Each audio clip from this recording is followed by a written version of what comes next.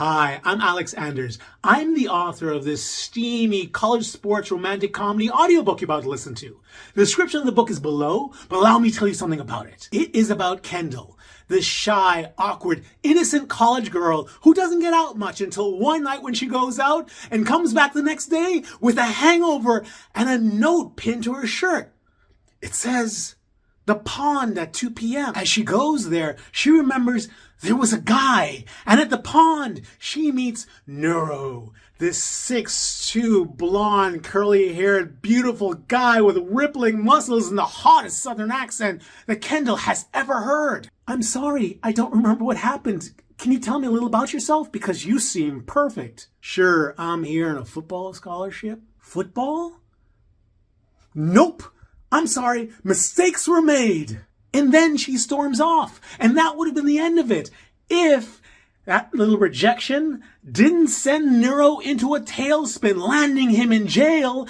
And if Kendall wasn't offered this prestigious opportunity that she would only get by counseling the college's star football player who happens to have a huge crush on her, and she's already rejected. What will happen next in this steamy, angsty college sports romance that I know you're gonna love? But before you listen to the story, I need to tell you that there's a version of this audiobook with world-class narration that exists on Audible. And if you live in the United States or the UK and you don't already have an Audible account, then you can click on the links in my description, sign up for a free trial, and get this audiobook for free. However, if you are ineligible for the free trial because of where you live or because you already have an Audible account, then you can click on the join button, becoming a member of this YouTube channel. When you do, you'll get access to the premium narration version of the story and access to every audiobook already uploaded to the membership program. And I write a lot of audiobooks. So if you want to learn more about it, you can click on the link above me. Otherwise, enjoy the story. My Weakness by McAnders. Chapter 1. Kendall.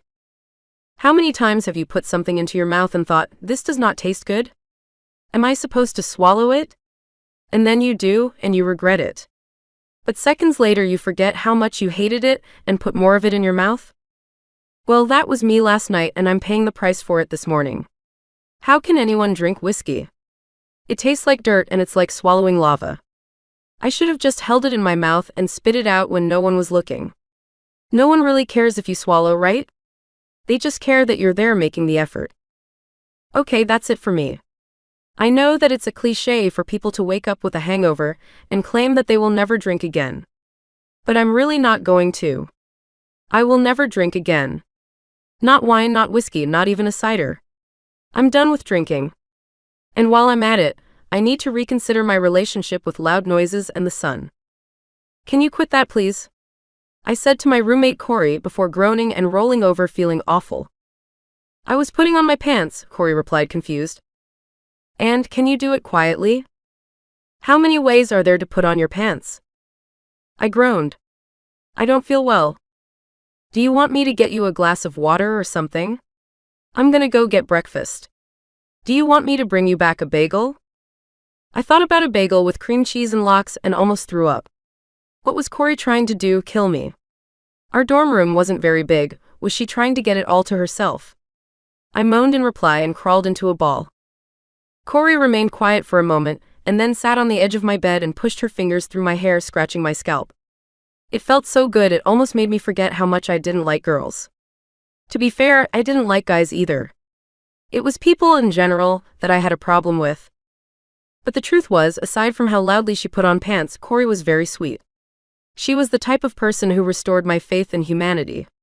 Not completely, of course, because you know people. But after years of living with her, I've begun to think that they aren't all bad. More than that, being around her has made me desire human connection. I even left my room last night in search of it. I, Kendall Sears, went to a campus party.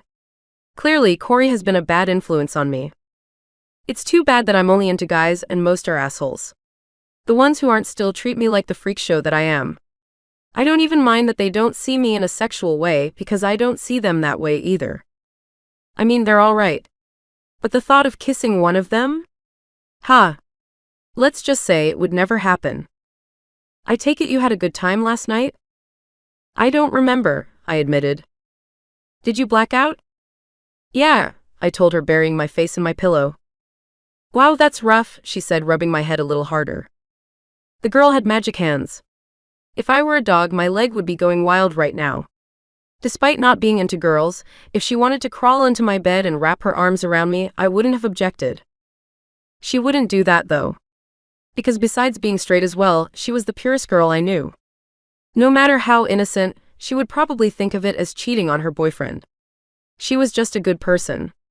I would probably spend the rest of my life looking for a guy anywhere near as great as she was. Can I ask you a question? Corey asked seriously. If I will marry you? If you're going to keep rubbing my head like that, the answer is yes. Corey chuckled. I'll keep that in mind, but that's not the question. Ooh, I groaned disappointedly. I'm wondering why you have a piece of paper pinned to your shirt. What? Corey moved her magic fingers from my scalp and tugged at something hanging from my t-shirt. It was the one I was wearing when I headed out the night before. And until the moment my memories went dark, the pinned paper hadn't been there. I rolled over to get a better look at it. Tilting it upwards, I saw words on it. It's written upside down, I told her as the whiskey's remains sloshed around in my brain. Corey chuckled again. Let me get that for you. She released the safety pin and stared at the note. Willow Pond at 2 p.m. What does that mean? What did that mean? I knew Willow Pond. It was my favorite spot on campus. It was where I went when I needed a moment to think. But what about at 2 p.m.? I was rolling over to ask Corey if she had read it correctly when an image suddenly flashed into my mind. It was of a boy of indistinguishable size and shape, and he was leaning into me. Oh God. I kissed a boy. I said, shooting upright. Apparently, it was a little too quickly, because with it came everything I consumed the night before. If our dorm room wasn't so close to the bathroom, I would never have made it. But when I returned from the porcelain god, I felt like a tiger on the hunt. That lasted about 30 seconds before I was reminded that the sun was the devil, and I had to crawl back under my sheets. Needless to say that the memory of me kissing someone for the first time in my life was a bit of a shock. I was never a popular girl. In high school, I could blame it on actively rejecting every girly expectation growing up in the South forced on me. But why was it the same in college? East Tennessee University wasn't like the suburbs of Nashville. The pressure to conform wasn't the same here. Because it wasn't, I didn't try so hard to fit out. I even saw guys around campus who dressed like me. Yet never once had I stumbled into a relationship with one of them or found a guy when I stopped looking for one, like people always say. Don't get me wrong, having my first kiss ever wasn't a big deal or anything. I'm just wondering how it only happened after getting blackout drunk. I know that alcohol lowered a person's inhibitions, so what was that saying about me and what I actually wanted? Are you okay? My roommate asked, looking at me concerned. I think I kissed a boy. I heard. Who? I don't know. How could you not know? Because unlike you, some of us make poor decisions and do things with complete strangers they don't remember apparently, I explained. I make bad decisions sometimes. Sure you do, miss. I've practically been married since I was 17. You probably don't even know what a bad decision is. I'm not perfect. Yeah, right. Whatever. So, do you think the guy you kissed is the same guy who wrote this? I sat up. I do now. So, this is like an invitation? To meet at 2 p.m. at my favorite spot? Yeah, Corey said with building excitement. That's kind of romantic. Romantic? I asked as if she were speaking a foreign language. I guess. You know, if you were into that sort of thing. Do you remember anything about the guy? I searched my memory. All I can remember is someone leaning into me. That's it. What about the angle? Leaning forward. Bending down? He was bending down. And he was big. I remember that. Big, like actually big. Or just bigger than you. I think he was big. Like, I think I remember him having large hands. Large hands, Corey said suggestively. What? I said with a blush. I'm just saying. Corey smiled. Okay, innuendo, hold your horses. We don't know anything about him. For all we know, he could be big because he was a statue. My drunk ass was doing inappropriate things too. But would a statue write a note telling you to meet him at Willow Pond at 2? I thought about that. Corey was right. Whoever wrote the note was human. The guy they first kissed was made of flesh and blood. Did this mean that I had met someone I liked who liked me back? You know, not that I cared. Kelly and I are going hiking, so I have to go grab breakfast. But you're meeting him, right? You mean the stranger who could be arranging the place to murder me? No, I mean the guy who kissed you under the stars and left you a trail to find him again. Corey got up and grabbed her keys and wallet. Kendall, as much as you've talked about how much you don't like people, there's no way you can't go. Think about it. You met someone who you liked enough to kiss. No matter how drunk you are, there's no way you're doing that unless you think he's someone special. Who knows, this could end up being the guy you spend the rest of your life with. Yeah, because he kills me and dumps my body in the pond. Corey laughed. Okay. Do what you need to do. But if I come back tonight and you haven't met this guy, I will be very disappointed in you. Yes, Mom. Good girl, she said before kneeling on my bed and kissing my hair. Ah. Corey really was too sweet for words. But enough about the girl leaving to meet her boyfriend.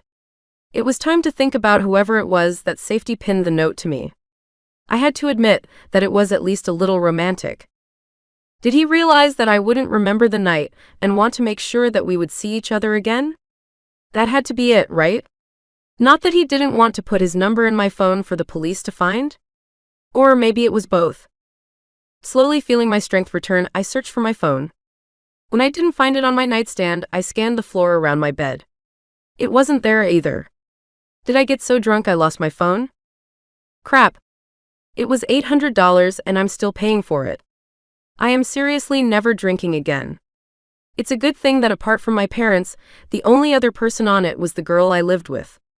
Thank God for being unpopular. Needing to get something into my stomach, I eventually made my way to the cafeteria and filled my tray. I didn't know what would stay down, so I got a little bit of everything. Looking up from my food, a guy the first recognized from class caught my eye and waved me to join his group. I waved him off, knowing I couldn't carry on a conversation in my state. Besides, I wanted to see what I could remember before 2 p.m. If I didn't know what he looked like, how was I going to find him when I got there? How did I know he wasn't staring at me right now? I looked up and scanned the room. There were a lot of people. Most of them were engaged in conversation or staring down at their plate. The only one who wasn't was staring back at me. After a moment of eye contact, he came over. Hey Kendall, did you get my text about study group? Did you want to join? He asked awkwardly. I knew him. It was the guy from psychology class who was always staring at me. I couldn't figure out what his deal was. Was there always something on my face, or was he just looking at the person behind me? I think I lost my phone, I said before wiping my mouth reflexively. Seriously? That sucks. Tell me about it. Did you need my number again?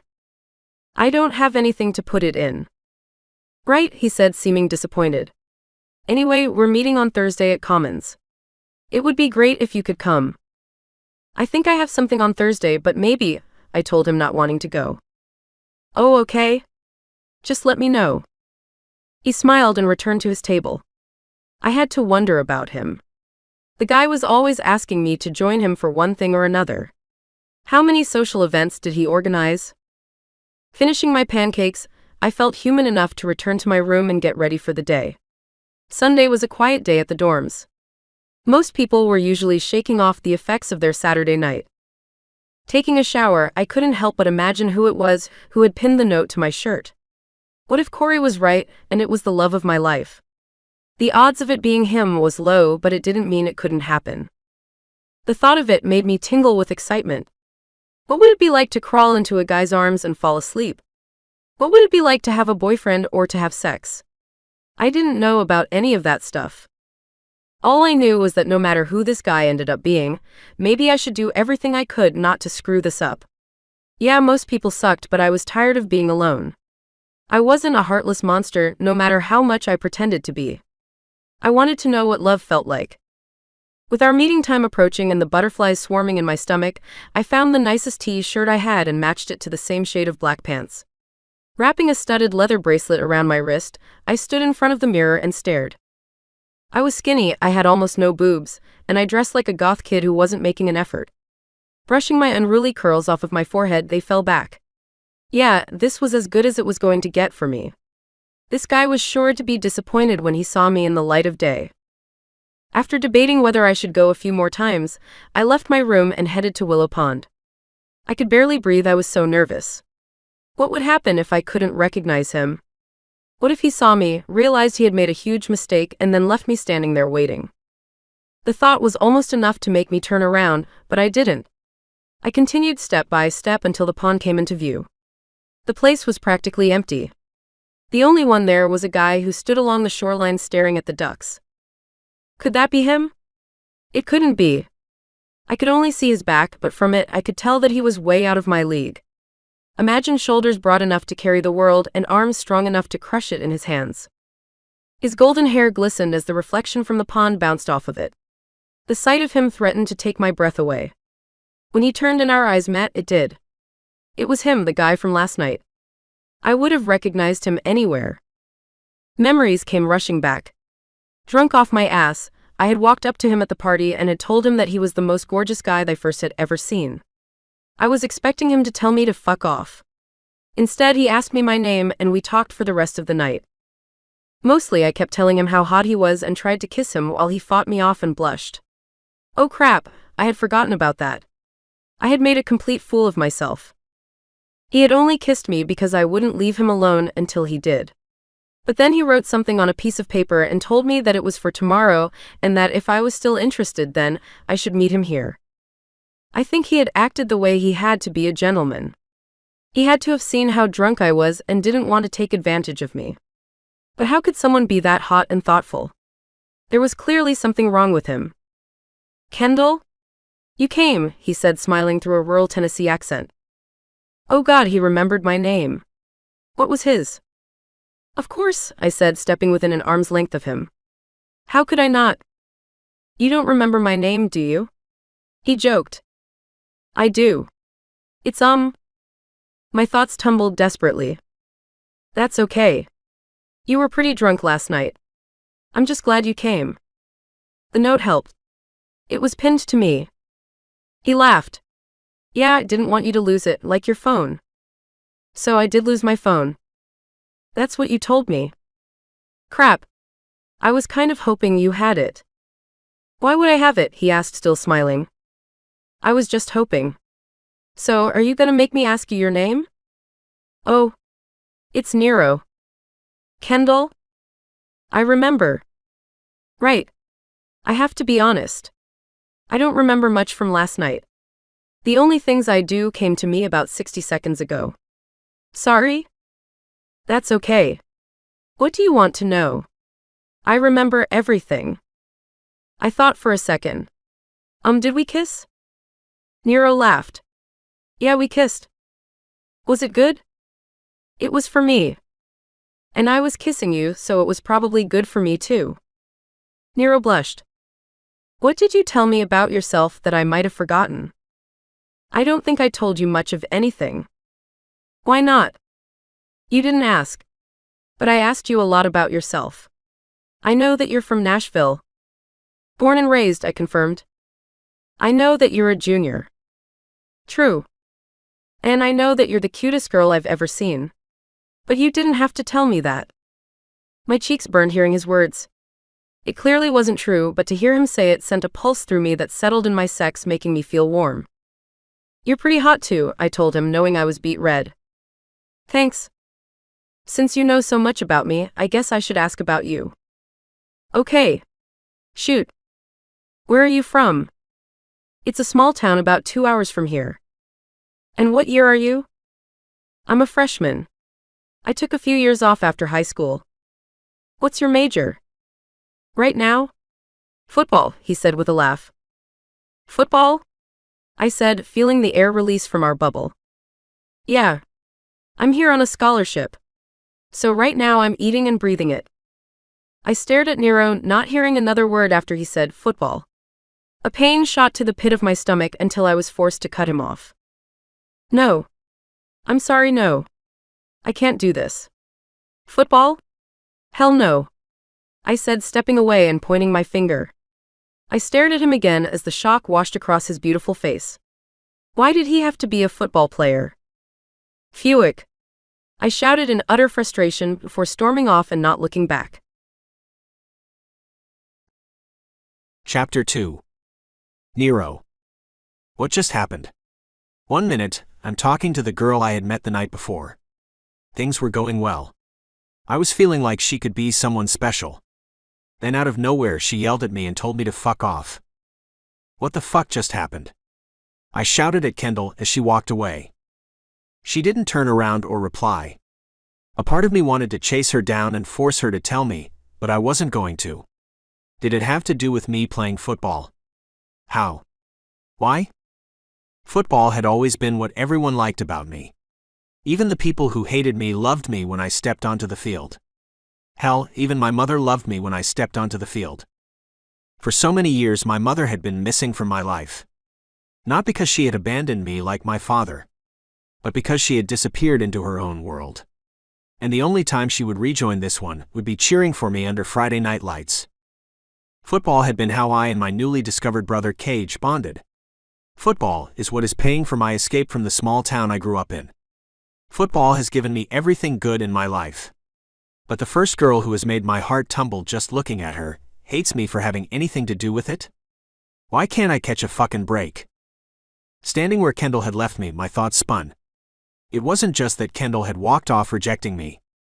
It was everything else going on in my life. Coming from Snowy Falls, big city life was hard. There was so much pressure. It took everything in me to stand out on the field. Waking up earlier than everyone else to run suicide sprints until I puked was just the beginning. Last night had been the first night I had felt okay about things. Meeting Kendall had made me believe that I could escape my past and maybe have a future. I had been as nice and considerate as I knew how to be with her.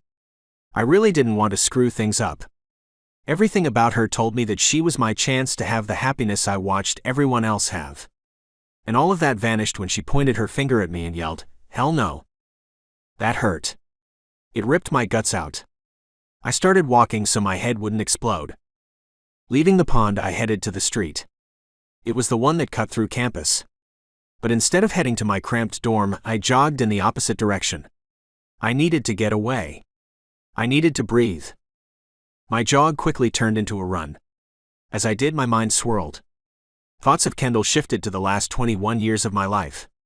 I had had to fight for everything. No one had given me anything. Not even my mother. While she was catatonic, I went to work. Someone had to make sure we had a place to sleep and food to eat. By 14 years old, the only person I could rely on was myself. Most of the time I wore clothes that were a size too small. I couldn't afford anything else. And when the first kid at school pointed it out, I whooped his ass for bringing it up. No one made fun of me for it after that. I went from doing errands that could have gotten me killed at 14, to betting on myself in fight clubs at 20. I had always done whatever it took to survive. If Cage hadn't found me and told me we were brothers, I would probably still be doing it. Instead, he introduced me to his college football coach, arranged for my scholarship, and rescued me from that world. Yet even with how far I've come, the girl I fell for still thinks I'm too hard to love. That had to be why my mother chose to vanish into her own world, and why I grew up without a father. I was too hard to love. I was a nobody worth nothing, and that was all I was ever going to be. Thinking that, everything became too much. My head throbbed and a painful agony ripped through me. I felt like I was going to explode. I needed to release it. So doing it the only way I knew how, I locked my eyes on the next parked car in front of me and let go. Kicking the door as hard as I could, the metal bent on impact. It wasn't enough. I needed to hear a crash. So balling my fist, I pounded on the passenger window. It wouldn't give in, so I slammed harder. Eventually, the glass exploded into 1,000 pieces. As loud as it was, that still wasn't enough. Kicking the back door, I dented that. About to climb on the hood and put my foot through the windshield, something stopped me. It was a siren. It woke me up as if I had been lost in a bad dream. Clearing my head, I stared at what I had done. I had demolished the car. This was bad. I had lost control of myself, and this was the result. Get on the ground. Someone yelled behind me. I said, get on the ground. I had just ruined everything. I was about to lose my scholarship and my only shot at life. If I were a smarter person, maybe I would have run. I didn't have it in me. I had done this. I had been the one to mess up everything good that I had going on, no one else. And I wasn't going to fight my self-inflicted destruction. Not getting onto my knees fast enough, someone shoved me from behind. I fell, landing on the broken glass. Before I could get off it, someone was pulling my wrist together and slapping on cuffs. They were tight enough to cut into my skin. You have the right to remain silent, he began. I didn't have to listen to the rest. I was familiar with it. I was going to jail. Since I couldn't afford bail, they were going to hold me for 2 to 3 days until I went up before the judge. From there I would be sentenced. And unlike when I was underaged, this crime would follow me for the rest of my life. I had done this to myself. And to be honest, I always knew it was a matter of time before I screwed things up. I followed the cops' instructions without resistance. In the backseat of the squad car, I let my mind wander. I thought about all of the things that had gotten me here. I thought about Kendall. Of all of my regrets, the fact that I had made her so upset was at the top of it. The truth was that last night's party wasn't the first time I had seen her. It was the day of Cage's graduation. We had locked eyes as she stood under a tree watching the ceremony. I thought she was the cutest girl I had ever seen. She was dressed in all black with a bit of an edge to her. Her mess of brown curls highlighted her angular features. And completing her I don't give a fuck look with delicate round-rimmed glasses told me that there was more to her than she let on. There was more to me than I let on. I was the thug who hosted fight clubs for money. I was ready to take someone out at the drop of a hat. But all I ever wanted was for someone to hold me and tell me that everything was going to be all right.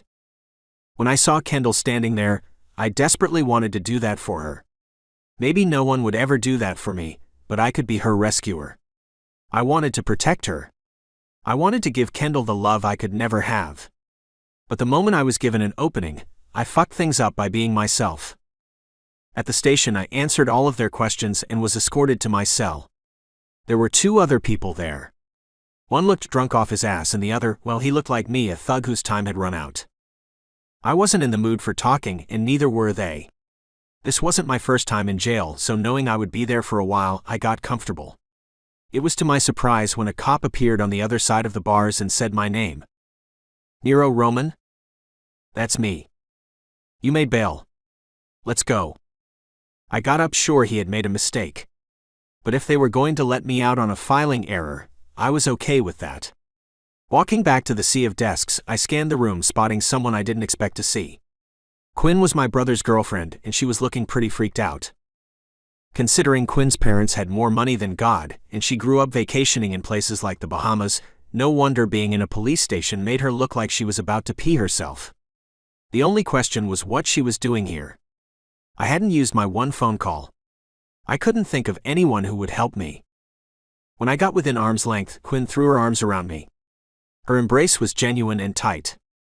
Jesus, Nero, what happened? What are you doing here? And why didn't you call me? I was about to answer when someone else I knew walked through the doors. Titus was my roommate and a guy they first knew from back home. He had been inspired to attend East Tennessee University by the same 2 people I had, Quinn and my brother. He approached and threw his arms around me too. What the hell is going on, man? And why did we have to hear you were here from some guy at campus security? It's nothing, I told them. I just did a little damage to a car. A little damage? Quinn asked, pulling away. They said you smashed in a window and a couple of doors? Like I said, a little damage, I said with the hint of a smile. Why? Quinn begged, her cutely nerdy face narrowing. I thought about Kendall and how she had told me to go to hell. I don't want to talk about it. You 2 got a ride out of here. Yeah, I'm driving, Titus told me, pushing his fingers through his shaggy coffee-colored hair. I'm parked out front. Let's go. The three of us headed to Titus's truck and drove back to campus in silence. Where am I headed? Titus asked as we turned onto Campus Lane. Am I dropping everyone off, or are we headed to Quinn's place for our usual Sunday dinner? I was about to ask him to take me to our dorm when Quinn cut me off. My place. Cage is driving down and he's going to want to hear about all of this. It may as well be over food. You didn't tell Cage, did you? I asked Quinn, feeling a pain in my chest about it. He was the first person I called after Titus told me. I looked at Titus, pissed. Look, man, campus security told me you had destroyed one of their cars and was in jail. Who else was I supposed to call? She was the only one who would know how to get you a lawyer. You called a lawyer? I asked Quinn. I didn't have to. Cage called the school and was able to smooth things out. He still has a lot of goodwill from winning them those national championships. So all I had to do was put up your bail and get you out. So I'm not going to lose my scholarship? I didn't say that. But I'm sure Cage will tell you everything you need to know about it. Seriously, Nero, what were you thinking? I didn't reply. So we're headed to Quinn's place? I looked out the window, resigned. Yeah. Cool. Lou told me she didn't have a date tonight. She's gonna be there too, Titus said with a smile. Both Quinn and I looked at him. What? She and I are friends. I know neither of you has much experience with having friends, but trust me, hanging out is a thing people do. I turned to Quinn. We were both thinking the same thing. Titus and Quinn's roommate were pretty close. I knew that being friends with a girl didn't mean anything. And Titus was a very friendly dude. But I couldn't help but think how cute the two of them were together. I would never say that to Titus because that wasn't something a guy said to his buddy. Besides, what did I know about relationships? And after what happened with Kendall, I realized I knew even less than I thought I did. Parking in front of Quinn's fancy dorm room, we headed up and were greeted by Lou. You brought the criminal, she said, staring at me. What did it end up being? Armed robbery? A B&E? How do you know what a B&E is? Titus asked. I watch Law and Order. I know things. Quinn interjected. I don't think Nero wants to talk about it. So. It was a classic smash and grab, wasn't it?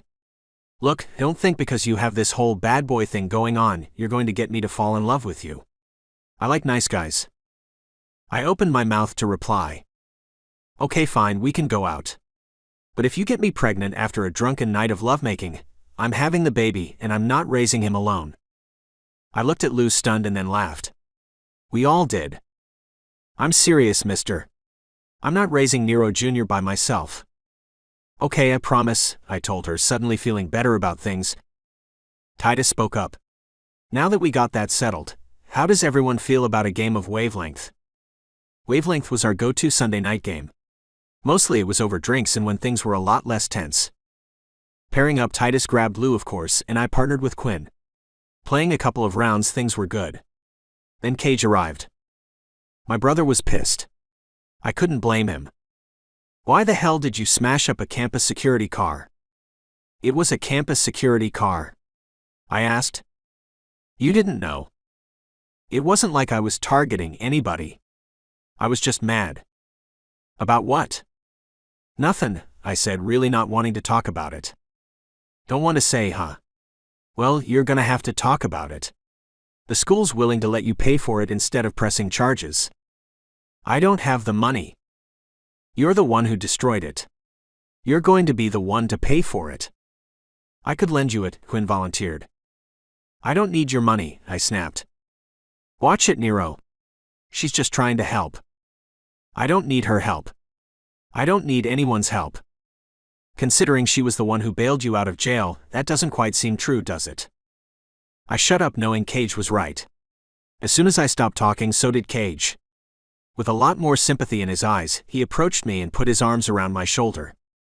Nero, you have a temper, and you're gonna have to get control of it. I'm trying. And yet my girlfriend had to bail you out of jail today. I don't know what to say, I admitted. Cage stared at me. I guess he didn't know what to say either. I'll think of something. I'll talk to the school and see what we can come up with. Don't worry, we'll get this straightened out. I'm here for you, man. I'm not going anywhere. None of us are, Titus added. Yeah, Quinn agreed. I looked at the people around me and wiped a tear from my eyes. Maybe everything would be all right. Maybe I wasn't as alone as I thought. Chapter 3. Kendall. Ah! I screamed, popping awake. I looked around. I'm in my bed and it's morning. Corey is sitting up staring at me. She looks startled. It was just a dream, I tell myself. That's all it was. Evan Carter. Corey asks me, slowly relaxing. Evan Carter, I admit. Fucking Evan Carter, my roommate said, making me feel a little better. I lay back down and tried to calm myself. I couldn't tell if the nightmares were getting worse, but they weren't getting better. Evan Carter was the football player who made my high school years hell starting my freshman year. There was something about me he couldn't stand. I always assumed it was because he was a small, dicked prick who targeted anyone who didn't know how to fit in. But if I were honest with myself, it wasn't like I tried. I experimented with the color of my hair, wild makeup, and the type of clothing I wore. Perhaps dressing like a boy for months was a little too far for him. I wasn't fighting to bring down the patriarchy or anything. I was just having a little fun. I was trying to figure out who I was. FYI, I'm not a girl who wears boys' clothes or wild makeup. And it isn't because Evan Carter bullied me to an inch of my life when I had. It just isn't my thing. But there came a point when the football meatheads couldn't take my fashion choices anymore. They told me that if I wanted to act like a boy, they would treat me like one. From then on, they shoved me every time they passed me in the hallway. I could be eating lunch and my head would jerk forward, followed by the sting from their open palm. And on a regular basis, they threw me into the boys' locker room while guys were changing. They took every opportunity to humiliate me in front of as many people as possible. The worst part was I could never see when one of their attacks were coming. It got to the point where my entire school day would be spent searching rooms for them. When I spotted one, I had to make myself as invisible as possible. If they saw me, they could attack or not. It was always random. But when they decided that today was my hell day, I wasn't safe anywhere. And if it wasn't the physical abuse, it was the constant teasing about being flat-chested. I know that all bodies are beautiful, but no one wants to be reminded of something like that every day. Also, if I hear the word dyke one more time, I think I'm gonna crack. It would be one thing if I was actually into women, but I wasn't. I just dressed that way, which didn't do me any favors with the girls who came out to me thinking I was lesbian. By senior year, I would cry as I got dressed in the morning, knowing that what I was putting on would bring Evan's wrath. I got to the point where I didn't even want to wear it. But I did it anyway because, who knows why anymore. I just refused to give in. Maybe I kept wearing what I did to prove to myself that I wouldn't succumb to pressure. Maybe I didn't want to give Evan the satisfaction of thinking he had won. Maybe I was just a glutton for punishment. Whatever the reason, I did it, and I barely had the will to live by the time high school was done. I was so glad to start university and get past all of that. I could dress how I wanted, and I could be my true self. I thought it was the greatest thing ever until the nightmares started. Granted, they were always there. But now they had sharpened and focused around one person, Evan Carter. He was the leader of the bunch. I still believe that if it wasn't for that idiot, the rest of them would have left me alone. I guess I'll never know that for certain, but what I'm sure of is that in high school I lost the battles and the war. Not only was I the one going through hell every day, but Evan Carter owned real estate in my head years later. It was such bullshit. The really sucky part was that until last night, the nightmares seemed like they were beginning to fade. I used to have them up to a couple of times a week. Corey knows all about that. The number of times I had woken her up screaming, it's a wonder she's still willing to be my roommate. It had been 2 weeks since my screaming fest before last night. I'm pretty sure I know what triggered it. I had kissed a football player. The thought almost made me throw up. Sure, Nero was nothing like Evan Carter or any of his asshole friends, but still. Football players have made my life a hellish nightmare of epic proportions since I was 14 years old. They threaten my will to live. I wake up screaming and dripping in sweat because of them. I didn't want to suck on a football player's face now. You going to class? Corey asked me, not having left her bed. Oh fuck. I exclaimed, remembering my early Monday morning class. My professor had to be a sadist. Who scheduled a core class at 8 a.m. on a Monday? It's ridiculous. But if I wanted to become a clinical psychologist, I needed to major in psychology and I had to take it. I scrambled out of bed and quickly got dressed. Getting ready, I loaded my backpack and hurried out. I walked into class late, but tardiness was graded on a curve at 8 a.m. Today you will be filling out the TEQ, the Toronto Empathy Questionnaire. Not only will it lead us into our discussion on empathy, it will tell you wannabe therapists out there whether you are right for the job, my professor said, suddenly grabbing my attention. I very much wanted to be a therapist. It was the only thing I had wanted since I was 12. I had read a Psychology 101 textbook cover to cover when I was 15 years old because I was so interested in it. I needed to do well on this test. When the paper was slipped in front of me, I saw that it wasn't very long. The questions were also fairly basic. I put my name on it and began. When someone is excited, I tend to be excited too, never sometimes or always. Easy. I may hide it pretty well, but I always am. Other people's misfortunes do not disturb me a great deal, never sometimes or always. Again, easy. Never, usually. I mean, if it were a normal person, who I assume this question is referring to, I never feel good about someone else's misfortune. But let's say Evan Carter gets hit by a bus. I'm not suggesting that he die, necessarily. I'm just talking about him feeling a fraction of the pain he put me through for 4 years. The question can't be referring to situations like that, could it? Or did it? Was the questionnaire trying to dig out your darkest thoughts? Was my lack of empathy for a psychopath who tortured me what will make me a bad therapist? I stared at the question, paralyzed. I couldn't get past it. I couldn't believe that after everything he put me through, the echo of it could prevent me from being good at the only thing I had ever wanted. Please hand your papers forward, my professor said, snapping me out of my trance. I'm not done, I told the grabby girl who took my paper from me and passed the stack along. She shrugged, barely acknowledging my struggle. I knew for sure that Ice Queen would make a horrible therapist. But what about me? Was empathy really that important? I didn't have to wait long to get an answer to that question.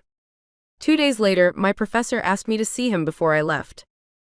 At the beginning of the semester, I asked you all what your goals were for the class, Professor Nandan began. Yes. And I said that I wanted to become a therapist, because I do. He looked at me confused. Right. Which makes me wonder why you would do this on a questionnaire designed to determine your level of empathy, he said, before placing my sheet on the desk between us. I know, I didn't finish it. You didn't. But that's not what I'm talking about, he said, placing his finger next to the doodle I had drawn in the top right corner of the paper. Looking at it again, I realized that it was less of a doodle and more of a sketch. I was known to draw on things when I was bored, and they weren't always happy pictures. This one was decidedly not happy, and had a message that was hard to miss. You drew a football player hanging from a noose in the corner of an empathy questionnaire? Is there something you would like to talk about, Miss Sears? My mouth dropped open as I looked up at the rounded-faced man in front of me. There was no question what had inspired this. Fucking Evan Carter. Okay, I can explain, I began, not knowing what I would say next. Go on, he urged patiently. Was I going to lie? Tell him the truth? This was feeling like a no-win scenario. I might have an issue with football players. You don't say, he said sarcastically. And I might have woken up from a bad dream about one of them right before coming to class. Did you want to talk about that dream? Not really. It was a pretty standard nightmare. Lots of chasing. Lots of running. You know, the usual. And then you came here and drew this, on an empathy questionnaire? It would seem, I said with an uncomfortable smile. Professor Nandan leaned back in his chair and stared at me. I couldn't tell what he was thinking, but I couldn't imagine it was anything good. The way we deal with childhood trauma is unique to each of us, he began.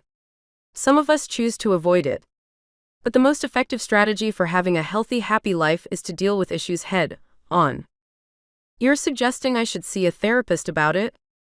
It wouldn't hurt.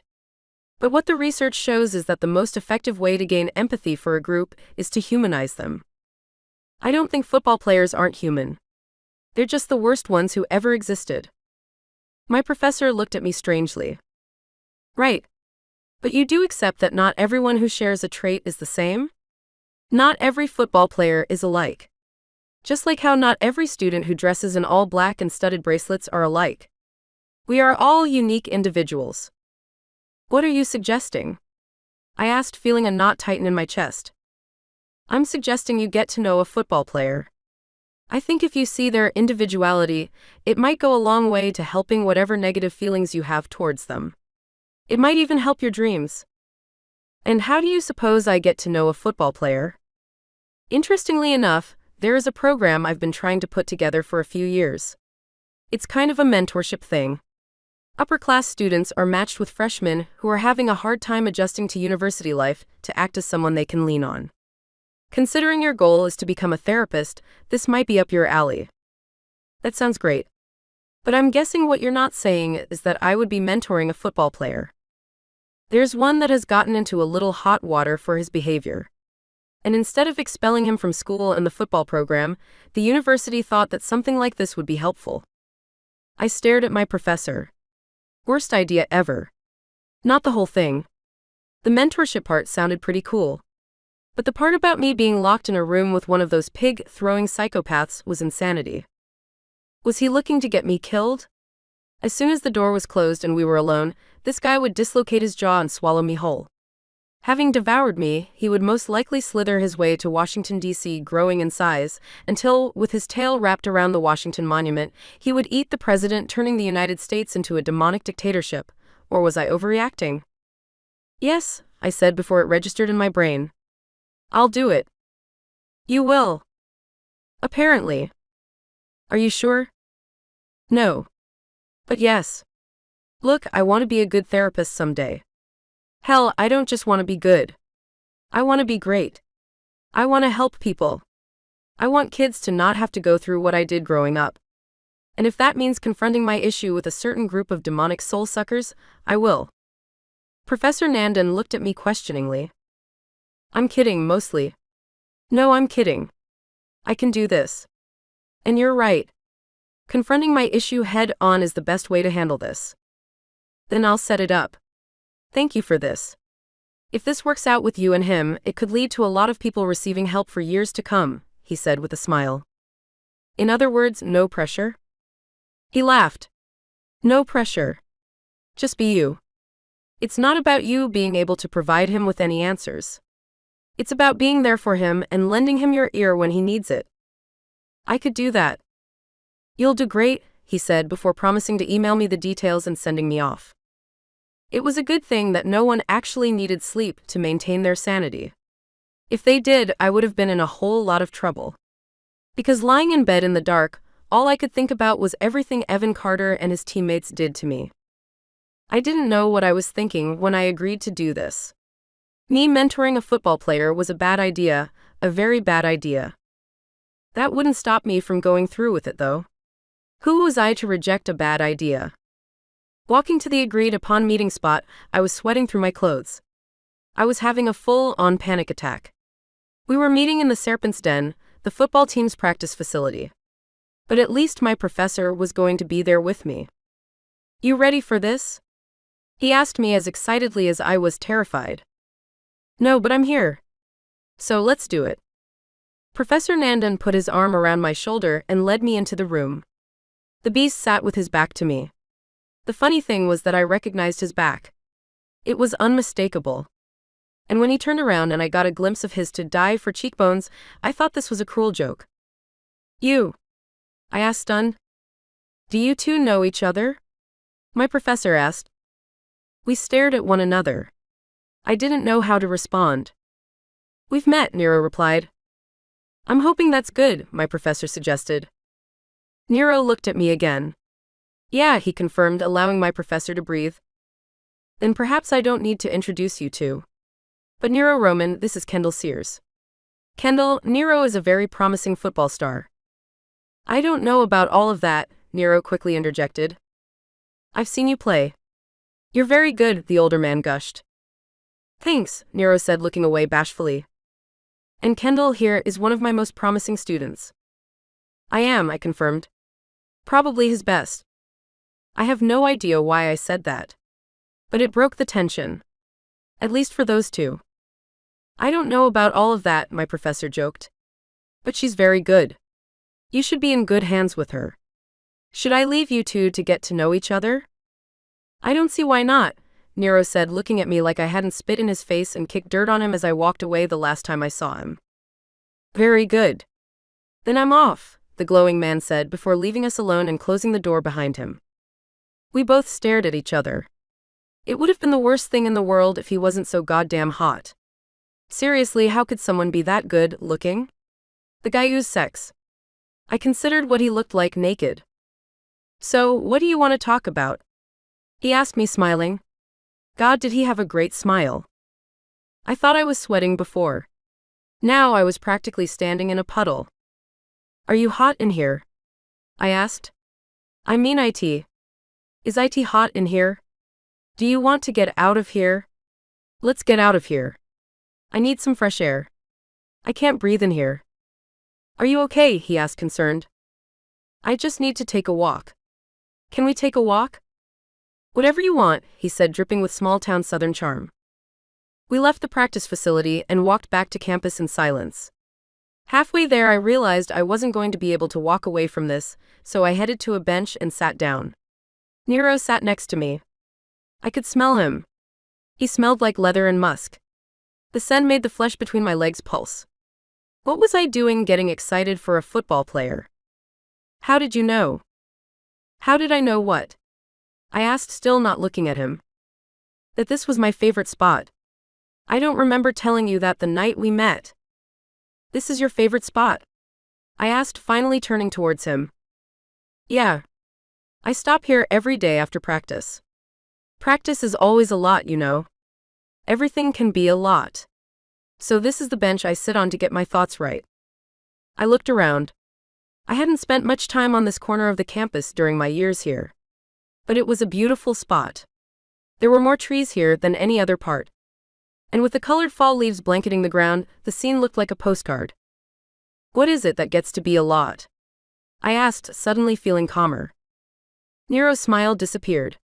You name it. Practice. Classes. Having feelings I probably shouldn't have. I stared at Nero, wondering what those feelings were. Can I ask you something? What's that? Is this Southern charm thing you do an act? Nero shifted uncomfortably. I don't think he was prepared for the question. You don't have to tell me if you don't want to. It's not that I don't want to tell you. Nero paused and looked at the sky as he took a deep breath. Let me turn it around on you. Is this edgy I don't like anybody thing you have going on an act? Because when we talked at the party, you were the complete opposite. I stared at him like a deer caught in headlights. I was really drunk that night. Doesn't that mean that you were being more of your real self? I stared at him speechless. He was saying what I feared to be true. And what made it worse was that I still didn't remember everything I did that night. It was possible that he knew things about me that I didn't know about myself. We're not here to talk about me. I get that. I was just trying to show you that it wasn't that I didn't want to answer your question. It's that you don't know the answer. You don't know if your charm is an act? I suggested. Is that bad? Nero looked at me with pain in his eyes. He looked like a guy intensely struggling with who he was. My heart ached for him. What does good or bad mean? I asked sympathetically. Well, one is something that's good. And the other is something that's bad, he explained, as if he were embarrassed that I didn't know the difference. I stared at him, not sure if he was being serious, until he dropped the act and laughed. I laughed too. Oh, that explains it. I never saw it in that way before, I joked. You're welcome, he said, grinning. Whether or not his charm was an act, it had worked on me. I don't know how, but it had. I was suddenly feeling a lot more relaxed. Anyway, now that you've explained that bit of wisdom, maybe you can explain to me what landed you here. Here. You know, having to hang out with me. Luck? I laughed. I'm serious. Me too, he said, laying it on thick. No, come on. I'm supposed to be here to help you. My professor said that you had an incident. Nero looked down and dropped the charm. Yeah, I had a run-in with a car. What do you mean? Nero hesitated and looked at me. Sometimes things can get away from me. When they do, I don't always make the best decisions. So, when you say you had a run-in with a car, I might have taken out some frustration on it. Oh. I dented a couple of the doors, mashed a window. Why? Nero stared at me for a moment and then looked away. I don't know. There are just times when things get away from me. Have you always been like this? Probably. For all of his charm, there was no mistaking what I saw. He wasn't a monster. He was a guy in a lot of pain. My heart broke for him. Things can get away from me too sometimes. Yeah. He said, looking back at me. Yeah. Like when I said what I said to you. Oh. Nero looked down. There was no mistaking the pain that memory triggered. I know you will never guess this, but I have a thing against football players. Nero smiled. I might have picked up on that. Why? As comfortable as I was starting to feel around him, I wasn't yet ready to go there. How about we not talk about me? Then what should we talk about? What's going well for you right now? So far today's going pretty well, he said, finding his charm.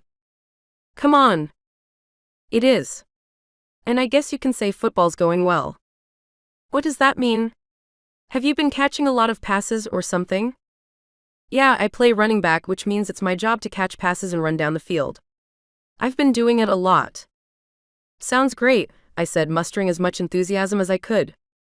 You have no idea what that means, do you? No, I do. Catching. Passing.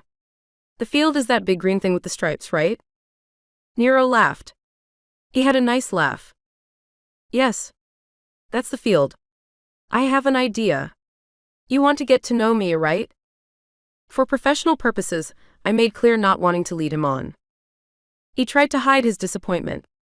It shouldn't have, but him being disappointed about that gave me a charge. Right, for professional purposes.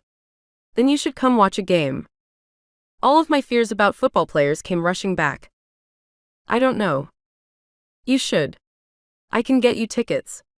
You can bring someone, maybe your boyfriend. Nero asked hesitantly.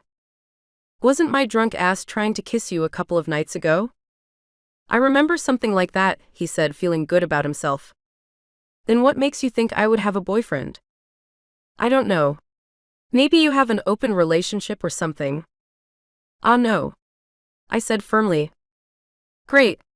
So will you go? I could seat you next to my brother and his girlfriend. They're both pretty cool.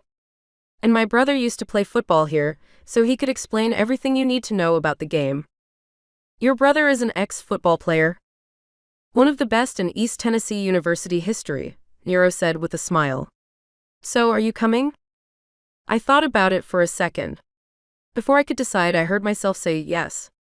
My mouth had a mind of its own lately. That's awesome, he said with delight. His excitement was genuine. I liked bringing him joy. It felt good to know I had. So, although I wasn't sure about it, I was going to go watch a football game. Who was I becoming? What would spending time with Nero turn me into? Chapter 4. Nero. If I knew that smashing up a car would get me to spend time with a girl like Kendall, I would have a long time ago. Staring into her eyes did something to me. All I could think about was kissing her. I wanted to slide my fingers into the hair behind her ear, pull her to me and press my lips on hers. Hey, did you end up finding your phone? No. I had to get a new one. That sucks. Yeah. I'll have to give you my number so you have something to put in it.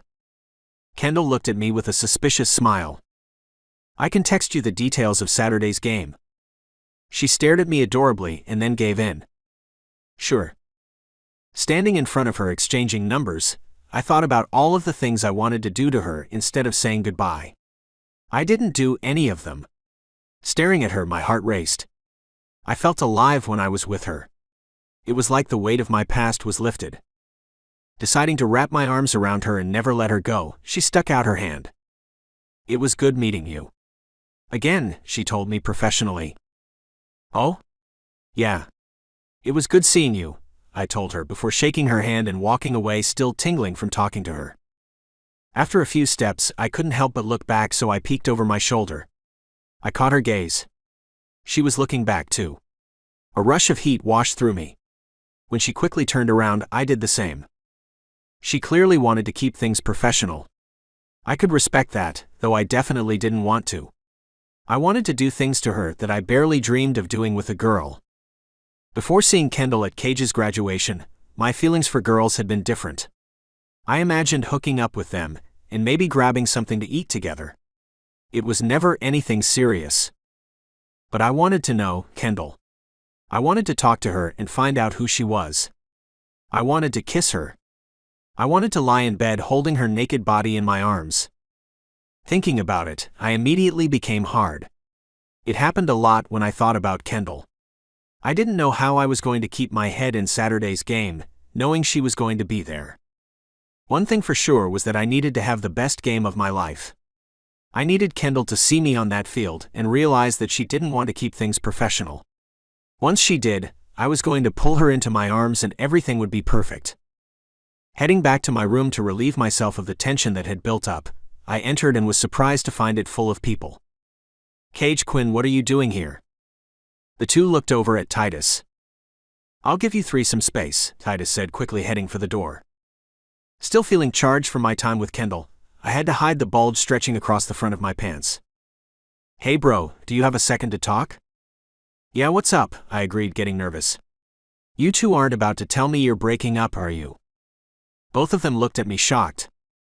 "God number. Things have never been better between us. Why would you go there?" "I don't know. Things have been going so well lately that I figured something would screw things up." "Things have been going well? Didn't you smash up a car less than a week ago?" "Yeah, but things have gotten better." "That's good," Cage told me before looking over at his silent girlfriend. "So things have been going well with us too. In fact, Quinn and I were thinking about taking things to the next level. We'd like to move in together." I thought about what he said. The only reason I was able to attend school was that after graduation he moved to Snowy Falls and was looking after our mother. For the last 8 years that had been my job. But Cage, who was working as the football coach for the local high school, was living with her in our mobile home. It was the arrangement that made my new life possible. I looked at Quinn. "You want to move into the mobile home?" "Not exactly," Quinn said, looking at Cage to explain.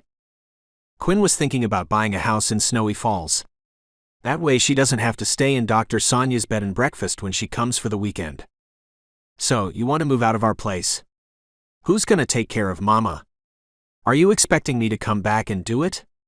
I asked, feeling a clench in my chest. I was enjoying my new life, especially now that Kendall was in it. I wasn't ready to give it all up. "No. That's not what we're trying to tell you," Cage explained. "We're telling you that Quinn is thinking about buying a house where we could all live. Mama would have a room. You would too. I could even get something with 4 bedrooms so that we could have somewhere for guests to sleep when they visit. I'm sure my parents would want to visit at some point. We're going to need enough space for them too. So, you're just going to buy a 4-bedroom house so you two have somewhere to hook up every other weekend? Must be nice." I didn't mean to be a prick to Quinn about how rich she was. But as a guy who had to do some fucking awful things to survive over the years, it was a tough pill to swallow. "Don't be an asshole, Nero. She's offering us somewhere to live rent-free.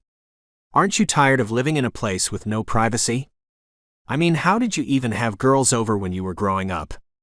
The walls are paper thin." "I didn't have girls over," I told him, not mentioning why I hadn't. With Mama the way she was and everything I was going through at a time, my life was a lot. I would have had to feel something special with someone to bring her into all of that. Having never felt it, no one ever got an invitation. "Well, if you have a bedroom with a real door, maybe you could." My eyes bounced between the both of them. "You two coming to my game on Saturday?" Cage flinched at my change of topic.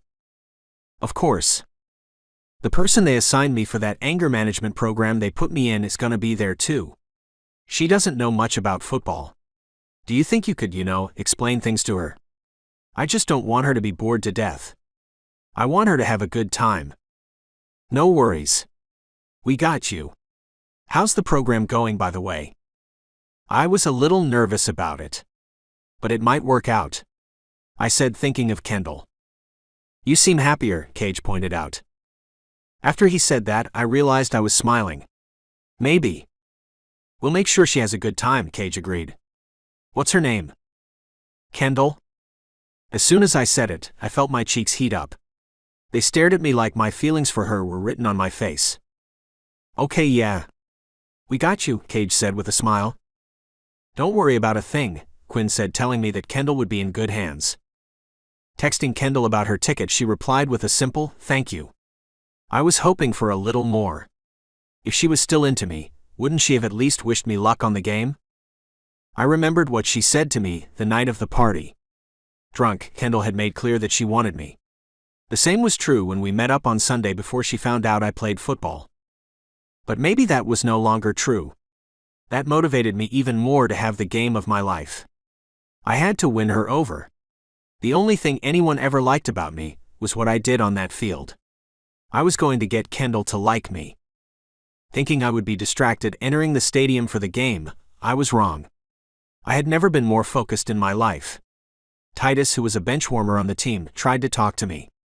When I ignored him, he got the message and made sure I had my space. Staring as our defensive team started the game, everything slowed down. I could see where everyone would move before they got there. So when I took the field with the offense, I looked into the quarterback's eyes. Immediately, he understood. Chapter 5. Kendall. Entering the stadium had to be the most out-of-body experience of my life. I was walking into the lion's den willingly. I couldn't tell you if I was doing it for professional purposes, or if I was doing it because I would get to see the guy that first was crushing on again. Neither changed how shaky I felt crossing the halls looking for my seat. Everything about the place triggered me. I seriously didn't want to be here. I would have turned around and walked out if it wasn't for the hot guy they first had come to see. Did I say hot? I meant the troubled guy who needed my help. I needed to remember what I was to him. I might not be his official therapist, but he needed to know that he could trust me. I couldn't cross that line. Remembering that, I pushed aside my hesitation and pulled myself together. Finding my section, I waded into the sea of seats. This was not like my high school stadium. It was huge. It had to seat 20,000 people. It was overwhelming. All I wanted to do was find my seat and pretend I was someplace else. "Are you Kendall?" a friendly girl said in an East Coast accent as I sat down. I looked at her and then the hulking guy beside her. The big guy had to be Nero's brother. They didn't look that much alike, but they were both the hottest guys I could imagine. The girl who had greeted me would better be described as cute. He was about my size with the same build. I wouldn't exactly describe her as nerdy looking. But she wasn't someone I would expect to be at a football game. "That's me. And you're..." I pointed at her and blanked on her name. "Quinn. This is my boyfriend, Cage." "Nero's brother?" "That's me," he said with the most charming smile. "Did killer smiles run in their family?" "Nero told us to make sure you have a good time," Quinn told me welcomingly. "Did he?" "He definitely did. So have you ever been to an East Tennessee game before?" "I've never been to any type of game before." "Oh. Neither had I until I met Cage. They're fun. You just have to get into the spirit of it." "I'm not much for team spirit," I explained. "It helps to have someone to cheer for," she said, turning to the field. "Okay. We're East Tennessee, so we're in blue. That's us over there. And Nero is..." Quinn searched the field for him. When she mentioned Nero's name, my heart skipped a beat. I swallowed. "There he is," she said with a smile. I turned and found him. He was one of the guys going to the center of the field. "Do you know the premise of the game?" "I know nothing," I told Quinn. "Simply put, they're trying to get the ball through the end zone, which is past that line there. So here you go, they are setting up a play and..." Quinn stopped talking when someone handed the ball to Nero. With it, a guy from the other team dove towards him. Nero spun, shaking the guy off of him, and then sprinted towards the end zone. The other team chased him. Each time Nero would dance around them or spin by them. The crowd stood as he got close to the line. I stood with them. And when Nero dove into the air to escape the last person attacking him, he crossed the line. The crowd exploded. I didn't care about football, but not even I could escape being swept away as 20,000 people roared. Does that always happen? I asked, leaning over to Quinn. No, it never does. He ran 90 yards for a touchdown on the first play. I guess he has his head in the game, Nero's brother confirmed. I wonder what inspired that, he said, looking at Quinn. Both of them then turned to me. I knew what they were implying, but I wasn't going to acknowledge it. At the same time, the thought that I had anything to do with what Nero had just done sent my body awash in tingles. Everyone says that Nero is really good, I said, prodding them for more. His brother replied, looking proud. It's early in the season, but so far he leads the division in yards run. That's good? I asked Quinn, hoping for a translation. He's doing it as a freshman, which means that he might have a shot at going pro. That's if he can keep his head on straight, Cage added. You're supposed to be helping him with that, aren't you?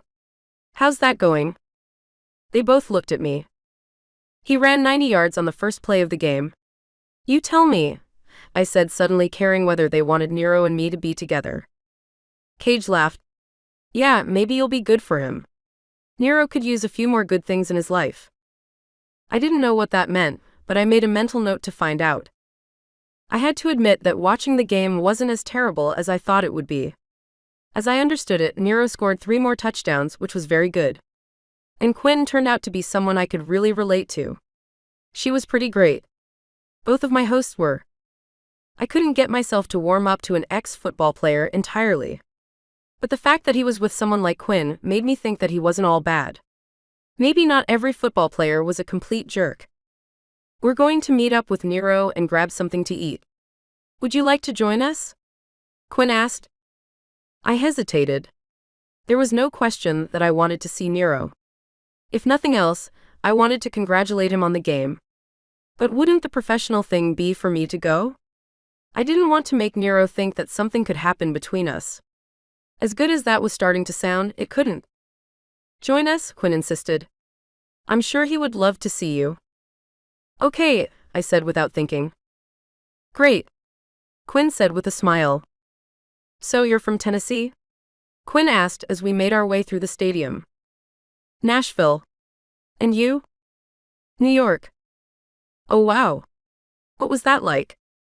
Quinn exchanged a knowing look with Cage. Unique. How so? Quinn then explained her complicated childhood. Both of her parents were super famous for changing the world. Her father owned an electric car and spaceship company that made them richer than God. And her mother was the most recognizable climate activist in the world. By the time she mentioned that she went to a small high school for gifted kids, I was officially obsessed with her. I wanted her in my life. Our conversation only stopped when Nero exited one of the hallways and joined us. Another guy followed him. As soon as Nero spotted me, our eyes locked. I felt hot staring at him. Every part of me wanted to kiss him again. You made it. Of course. I'm glad. I hope these two didn't bore you, Nero said, pointing at Quinn and his brother. No. I wouldn't have understood what was going on without them. I'm Titus, the friendly guy behind Nero said, offering me his hand. I'm Kendall. And how do you know our star here? I looked at Nero, not sure what I should say. She's a friend, he said, staring into my eyes again. The silence drew out. Okay, Titus said, grabbing everyone's attention. Is anyone else starved? Riding the pine can build up quite the appetite. I looked at him confused and then turned to Quinn. Riding the pine? It's what they call it when you're on the team, but you don't get to play in the game. Oh. Yep. Not everyone gets to play as a freshman like old Nero here. Then again, not everyone can play like him either. Titus grabbed Nero's shoulders and shook him. Nero lowered his head and blushed. I would never have guessed Nero was humble. So, is Lou joining us? Titus asked the group. Quinn replied. No. She has a date. Ha, Titus said, looking a little disappointed. I looked at Quinn. Lou's my roommate. Something told me that there was more to the story than that. I wasn't about to ask. As the group walked to a nearby pizza place, Nero fell back and walked with me. How did you like the game? He asked me with a proud smile. You were impressive. I could see why everyone says you're so good. It was my best game of the season. I finally felt like I had something to play for. Yeah, Quinn told me that you have a chance at going pro. Nero laughed. Yeah, that's what I mean. I guess that wasn't what he meant. And guessing what he actually meant sent a warm pulse through me. Did Cage and Quinn make you feel comfortable? They did. Quinn's really cool. She's like a regular girl. If you think she's a regular girl, then you two didn't talk enough, he said with a laugh. No. Right. She's about as far from regular as you can get. I meant that she seems genuine. Genuine? Yeah. You know how some girls can be a lot? Oh, you mean Lou? Nero joked.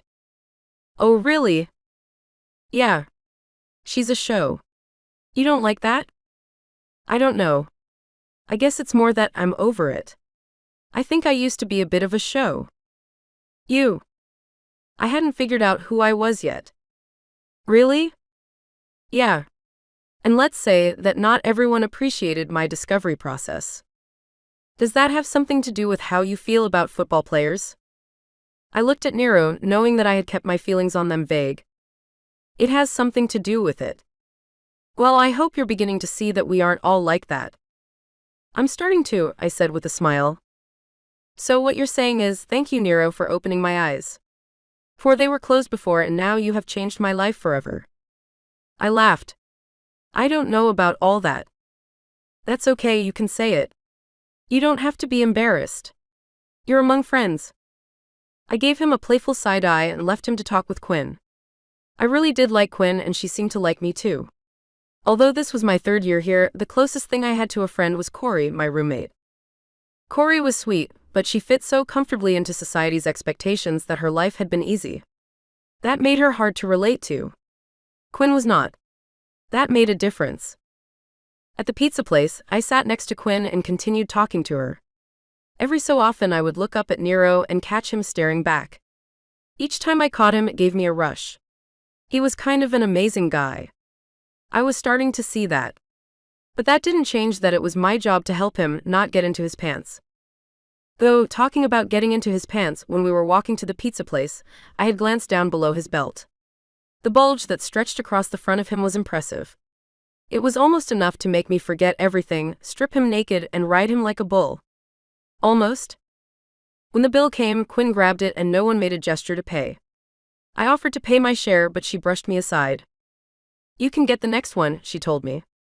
Hopefully we can hang out again. Yeah, definitely. I wasn't sure if she was talking about the whole group or just the two of us. Either way, I wanted to. I wouldn't have guessed that meeting Nero's friends would have gotten me to like him more, but it did. It was getting harder for me to keep things professional with him. And when he said bye to everyone else and walked me back to my room, it took everything to remember that this hadn't been a date. Did you have fun today? He asked with the sexiest bashful smile. I did. Your friends are pretty cool. They liked you. And I think you made a love connection with Quinn. I laughed. Yeah, too bad she's taken. Nero smiled. I guess you'll have to settle for whoever's left. Bummer, I said teasingly. Bummer.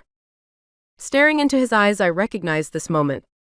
I might not have had any experience with guys or relationships, but I knew that if this was a date, this would be the moment he bent down and kissed me. I wanted him to. But as soon as he leaned towards me, I stepped away and offered him my hand. Anyway, thanks for giving me a glimpse into your world. It was life-changing? Nero asked, quickly shaking off whatever disappointment my gesture created. Yes, life-changing, I conceded. If I wasn't going to kiss him, the least I could do was make him feel good about himself. Thought so, he said cockily. He stretched out his arms. Hug. I hesitated, but only for a moment. Slipping my arms around him, I held him tightly. When he did the same, I didn't want him to let me go.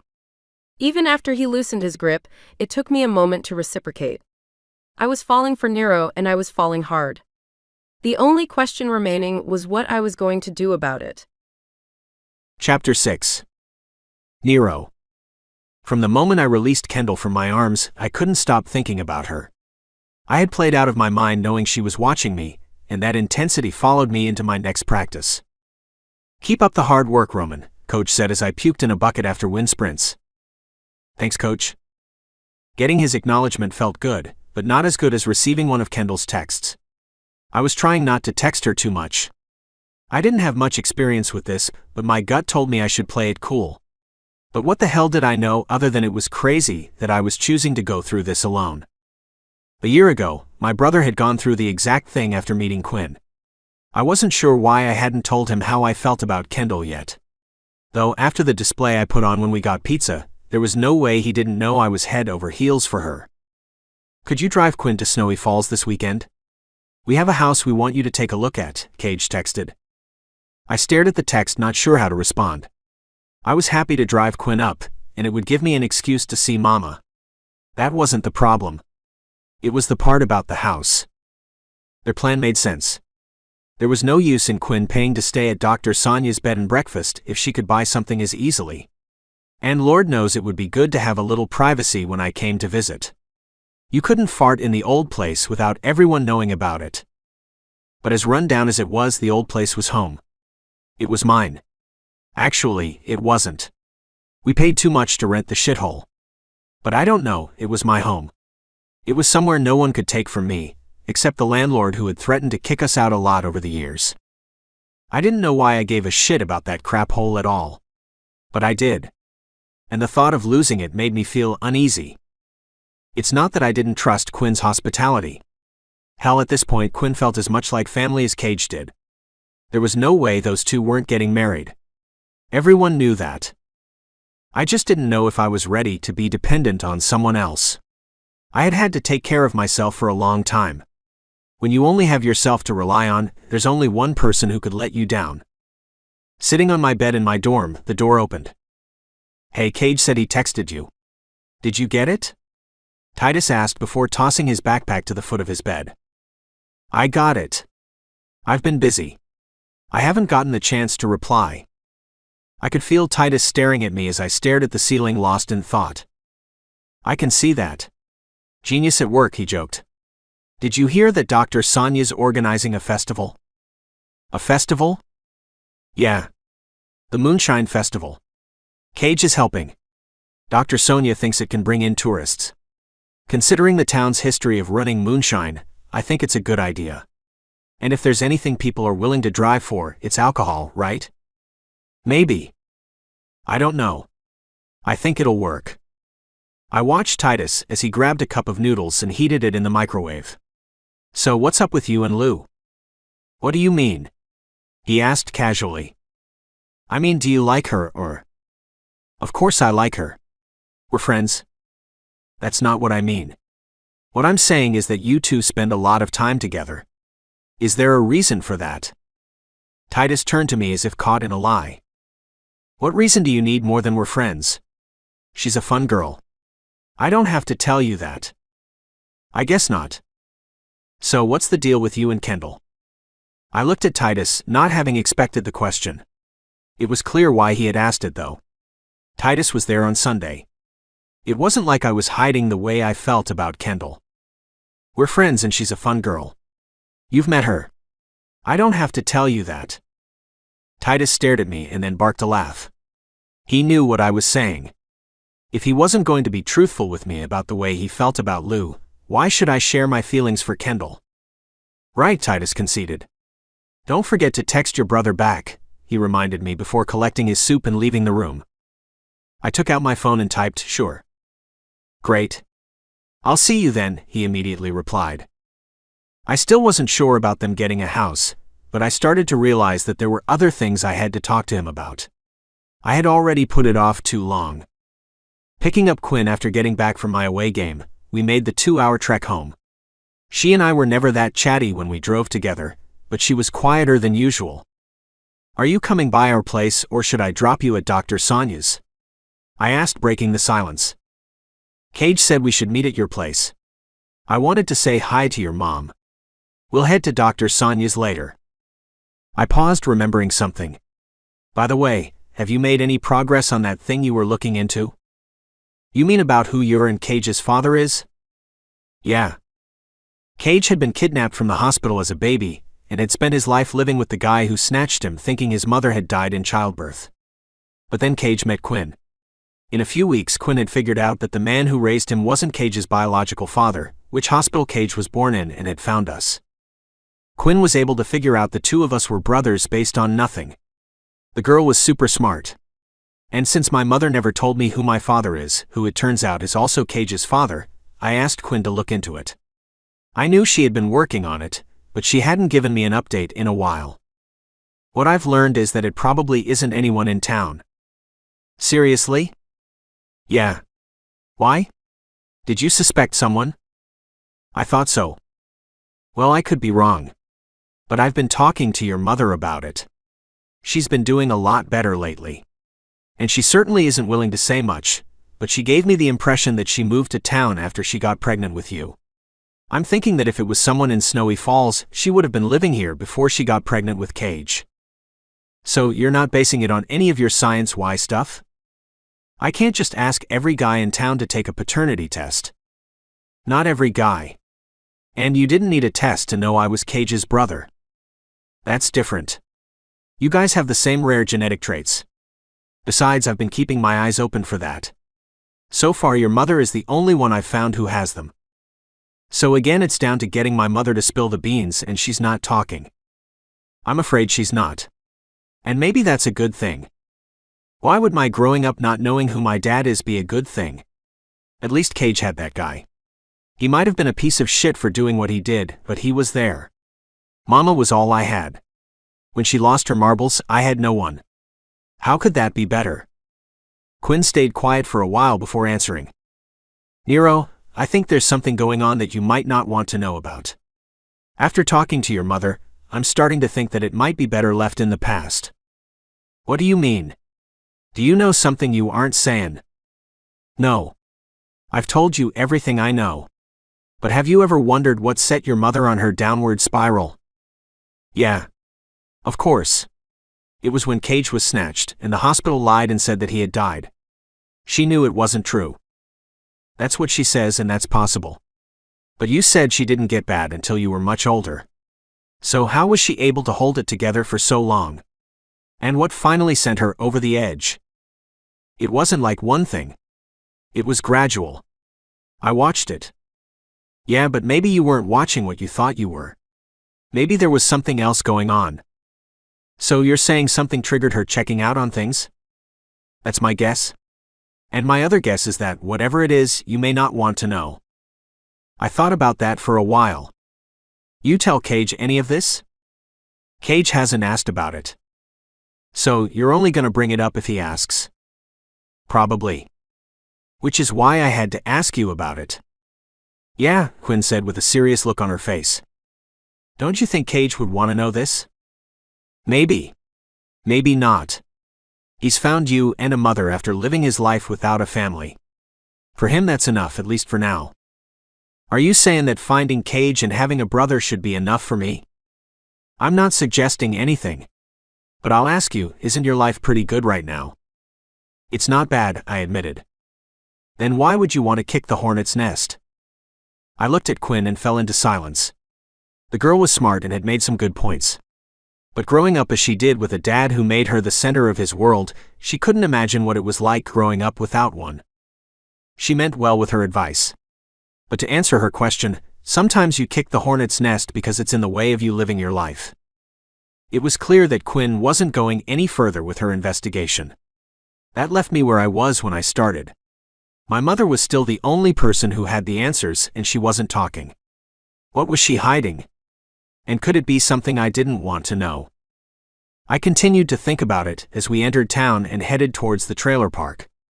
The closer we got, the more my thoughts shifted to the other thing I had to talk about this weekend.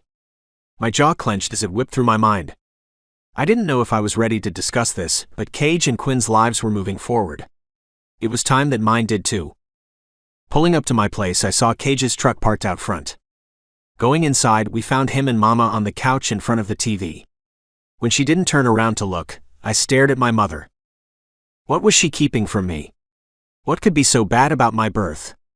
And after a lifetime of asking, how could I get her to tell me now? Dinner's ready if you're hungry, Cage said, turning to greet his girlfriend with a kiss. Sitting around the kitchen table for the first time, I realized how small it was. With 4 people, the plates could barely fit at the same time. As the smallest person, Quinn was tucked in the corner. There was no wonder she was willing to buy a house. Dealing with all of this had to be a nightmare for her. When are you planning on showing me the place? I asked Cage. Cage looked at Quinn and Mama. That was when I realized that he might not have told our mother yet. It's a nice house, Mama said to my surprise. Oh? So I'm the only one who hasn't seen it? You haven't been around, Cage explained. That's because I have games on Saturday and classes during the week. We know. We're not saying anything about it. Just that's why you haven't seen it. I looked at the 3 people in front of me. Everyone's lives were moving forward. And they were doing it without me. So when am I gonna see it? Tomorrow morning. Miss Roberts said she can open it up at 9. Why so early? It's a Sunday. Don't you people sleep in anymore? She said she has to be at the salon by 10 for appointments. People get their hair done on a Sunday? I asked, having lived here my whole life and never realizing it. Church. Bingo. Get-togethers. It makes sense, Cage explained. I guess? I looked at the 3 people I cared most about, wondering if this was the time. It wasn't. I was going to let Cage and Quinn show me their house first. That was the better plan. After Cage and Quinn took care of the dishes, they headed off to Quinn's bed and breakfast. I joined Mama on the couch. Her mental state had been night and day since Cage had entered our lives. It made me wonder if her life would have been better if I was the one who had been snatched instead of my perfect older brother. You good, Mama? I asked, putting my hand on hers. I've been feeling good, son. In fact, I've been meaning to tell you, I've been thinking about looking for a job. Her words stunned me speechless. 7 years ago, it was her unwillingness to hold a job that made me have to support us. I was a kid doing things that no kid should have to do. Now she was telling me that she was ready to get back to work. What the hell was going on? What inspired this, Mama? I've been feeling better. Having Cage back has made all of the difference in the world. Don't you love having your brother back? I do. He's good for you, Mama. He's good for all of us. Yeah, he is, I said, wondering if her improvement also had to do with her secret. One thing became clear as I lay awake that night. No matter what had sent her spiraling years ago or what had brought her back, my Mama no longer needed me. No one did. I could probably take off tomorrow without them noticing I was gone. That was a tough pill to swallow, but it was true. Despite how tired my body was from the hits I had taken during Saturday's game, I didn't fall asleep until after 4 a.m. That meant that I wasn't awake by 9 o'clock. It was a phone call at 9:15 that woke me. I didn't need to ask why Cage was calling. So I just picked it up and said, I'm leaving now. Where am I going? I texted you the address. I looked at my screen. Got it. Be there in 10. I recognized the address. Being a small town, there weren't many really nice neighborhoods. The house I was headed to was in one of them. The house closest to it was owned by Glenn, who owned the local general store, and his husband Dr. Tom, the town's only doctor. That meant that Quinn's house had to be nice. Pulling up to it, I turned out to be right. The place was 2-story with a huge veranda and an equally large yard. The ceiling of the veranda was shiny cedar, as were the floors in the giant kitchen and dining room. Actually, there were 2 dining rooms as well as 2 living rooms, even though Quinn called one a family room. There was also a 3-car garage. On top of that, there was marble and chandeliers everywhere. The bathroom attached to the master bedroom had a claw-foot tub in it. And where there weren't the nicest hardwood floors I had ever seen, there was brand new carpet. This had to be the most incredible house I had ever been in. I had thought Dr. Tom's house was fancy, but there was no comparison. This place had to cost $500,000. The rent for our mobile home was $300 a month. You can just buy this place? I asked Quinn. I mean, my parents will help me out with the down payment. But I've been working for my father this semester. While taking classes? Yeah. And the investments I've identified for the company have paid off. I'm lucky. Must be nice, I told her, still floored by what I was seeing. Yeah, Nero, nice for us because we're the ones who are going to get to live here, Cage said, giving me a look as he grabbed Quinn and kissed her head. Yeah, I said half-heartedly. Listen, there's something I've been meaning to talk to you two about. Cage let go of his girlfriend and both moved in front of me. What's up? Cage asked. So you two know that I've been playing well. We know. Your game last Saturday was insane. Yeah. Yesterday wasn't that good, but it was close, I informed them. That's fantastic. I'm proud of you, bro. Yeah, me too, Quinn said enthusiastically. Thanks.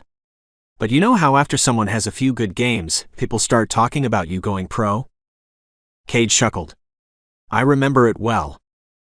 That started happening to me. Yeah? Yeah. And I'm considering it. You mean this year? Cage asked, surprised. Why not? I'll be 21 by draft time. That's the same age as most people going into the draft. Cage looked at me concerned. You get that running backs aren't what NFL teams are looking for right now, right?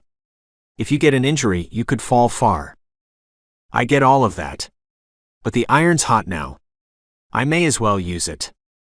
That's true, Cage said, not as excited for me as I hoped he would be. And I get that you had the chance to go number 1 in the draft, but chose us instead. Hey, I didn't go pro because I was injured. You don't have to bullshit me. I know you were feeling better in time to make it. And even if it wasn't last year's draft, you could have made it this year. But I didn't want that. Yeah, you wanted to be with us. I did. And now I'm choosing to go pro instead of doing what you did, I said, lowering my head. Cage put his arm around me and squeezed my shoulder. Nero, I made the decision that was best for me. I needed this. What's more, I wanted this. But because I chose this for myself doesn't mean you have to. The world is big. You should explore it. I can hold down the fort. I'm here so you don't have to be, Cage said with a smile. You hear me? I felt a tear on my cheek that I quickly wiped away. I hear you. Good. Cage let me go and rejoined Quinn. I watched them get comfortable in each other's arms. There's probably something else I should tell you now that we're talking about stuff. What's that? My brother asked. I think I want what you have. Cage twisted his head, confused. What I have? You know, Quinn, I said vulnerably. Bro, Quinn's taken, he said with a smile. You know what I mean. Actually, I don't. Come on, I said, not wanting to explain myself. You need to say the words, Cage told me, no longer hiding what he knew. My chest hurt looking at the two caring faces staring back. Taking a deep breath, I gathered myself. This was it. I was going to say it out loud. I think I've found someone I really like. It's early, but I think she could be the one. Kendall? Cage offered. Yeah. Was it that obvious? I wouldn't call it obvi. Yes, Quinn said, cutting him off. We could all see it. And I like her. She could be good for you. You think so? I asked, looking for encouragement. Yes? She has a way about her. She's very empathetic. She wasn't very empathetic when she found out I was a football player. What happened? Quinn asked, stepping out of Cage's arms. She basically told me to go fuck myself. I mean, she didn't use those words, but she may as well have. That surprises me. Did she say why? I asked her and she wouldn't talk about it. Maybe you should ask her again, Cage suggested. Some people need a little encouragement to talk about things, Quinn added. Cage looked at Quinn. Says the girl with no filter. Yes? There were things about me that I wouldn't have told you if it wasn't for Lou. So I owe all of my happiness to Lou? I'm hoping I can take a little credit for it too, Quinn said with a smile. Baby, I give you credit for making my life everything I've ever dreamed of. I can honestly say that I wouldn't be the man I am or have anything I do without you. Oh? Quinn said, tilting her head back and kissing her love. Let's take the house. I want to live here with you, Cage Rucker. Cage looked up at me. What do you say? Should we take the house? I looked at the couple I wanted to be. You should take it, I said with a heavy heart. I knew I shouldn't think this way, but it felt like the end of everything I had loved. Things were changing. There was no space left for me. I had to make things work with Kendall. If I didn't, I was going to be left with nothing. Miss Roberts, the realtor, was as excited as Cage and Quinn were that they were going to take the place. She promised to draw up the paperwork saying that we would be able to move in about a week. Quinn thought it was fast. I had no clue about these things. Deciding to spend the day with them, I tagged along when they headed back to Dr. Sonia's bed and breakfast. I had only been there once before, and I hadn't passed the doorway. This place was very nice as well. It was starting to feel like everyone had more than I did. It wasn't the first time I had thought that. But seeing how other people lived, it had never been clearer. "Oh good, you brought help," Dr. Sonia said with her usual high energy. "I was needing a few extra hands and here you are," she said, squeezing my arms in delight. Dr. Sonia put us all to work. Her son walked downstairs, saw us, and immediately headed to the door. "How are you getting out of helping?" I asked, recognizing him from high school. Callie was a freshman when I was a senior. He was also second string on the football team. I remembered him not being much for talking. That hadn't seemed to change. Ignoring my question, he said, "You just started at East Tennessee, right?" "Yeah. You thinking about going?" He looked back at Quinn. "I was thinking about it." "You're a senior, right?" "Yeah." "You still a kicker?" "He made a 60-yard field goal in a game last week," Cage said proudly. "Jesus. That's insane. You could be a walk-on as a freshman with a foot like that." "He could get a D1 scholarship with a foot like that," Cage confirmed. "East Tennessee would be lucky to get him." Callie turned red as we talked. "Well, if you need me to put in a word with the coach, let me know," I told him. "Mr. Rucker said he would take care of it for me." "Mr. Rucker?" I asked, confused. "Me?" Cage said, annoyed. I laughed. "Right. Mr. Rucker. Well, I'm sure you're in good hands. He got me my scholarship. And now they're lucky they have you. Don't screw things up. I need my credibility intact for this one," Cage joked. "Oh shit. You're screwed," I said, turning to Callie. Callie looked at Cage, scared. "He's kidding. Nero, tell him you're kidding." "I'm kidding, sort of." Callie looked at me, not sure what to think. "Callie, do I hear you in there?" Callie looked towards the kitchen, then quickly slipped out the door. Dr. Sonia entered the room and looked around. "You just missed him," I told her. "He mentioned something about football." It was technically true. Dr. Sonia looked at Cage. Cage shrugged.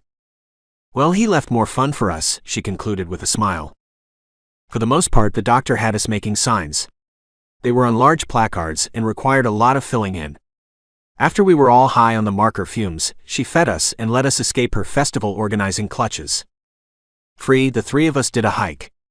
There wasn't a lot to do in Snowy Falls, but the hiking trails were world-class. The town got its name from what the waterfalls looked like in the winter. The rest of the time, the hikes were just a tree-lined miracle of nature. It was worth the trip. As Cage and Quinn chatted, I thought about what was going on between me and Kendall. I would love to invite her up and show her all of this. She seemed more like a city girl, but so was Quinn before coming here. Now she hiked through the woods like she grew up here. As soon as I thought it, Quinn tripped on a root and got a face full of dirt. "You okay?" I asked, knowing she was. "Yeah, I'm fine. I just didn't see the root." "That's because you're too busy talking," I said, teasing her. "It's a hike, not a chat-a-thon." "Chill out, Nero," Cage said, defending his woman. I could respect that. Because I did, I let it go. But the two of them did a fair bit less talking after that. I didn't actually mind their endless chatting. The only thing that got to me was that I didn't have Kendall here to do the same. Thinking of her again, I pulled out my phone to see if she had texted. "Checking for a message from Kendall?" Cage asked teasingly. "Chill out, Cage," I told him. Not finding one, I stuffed my phone back in my pocket. After a moment of silence, Cage spoke again. This time with more empathy. "She'll text. I saw the way she was looking at you after the game. She's into you too." I said, "Chill out, Cage." Despite my reaction, I appreciated what he said. Every time Kendall took an extended time to reply, I wondered if things between us were over. She had already told me to go to hell once. Should I expect her to do it again? I had to figure out the things she had against football players. She was helping me deal with my shit. As a football player, maybe there was something I could do to help her.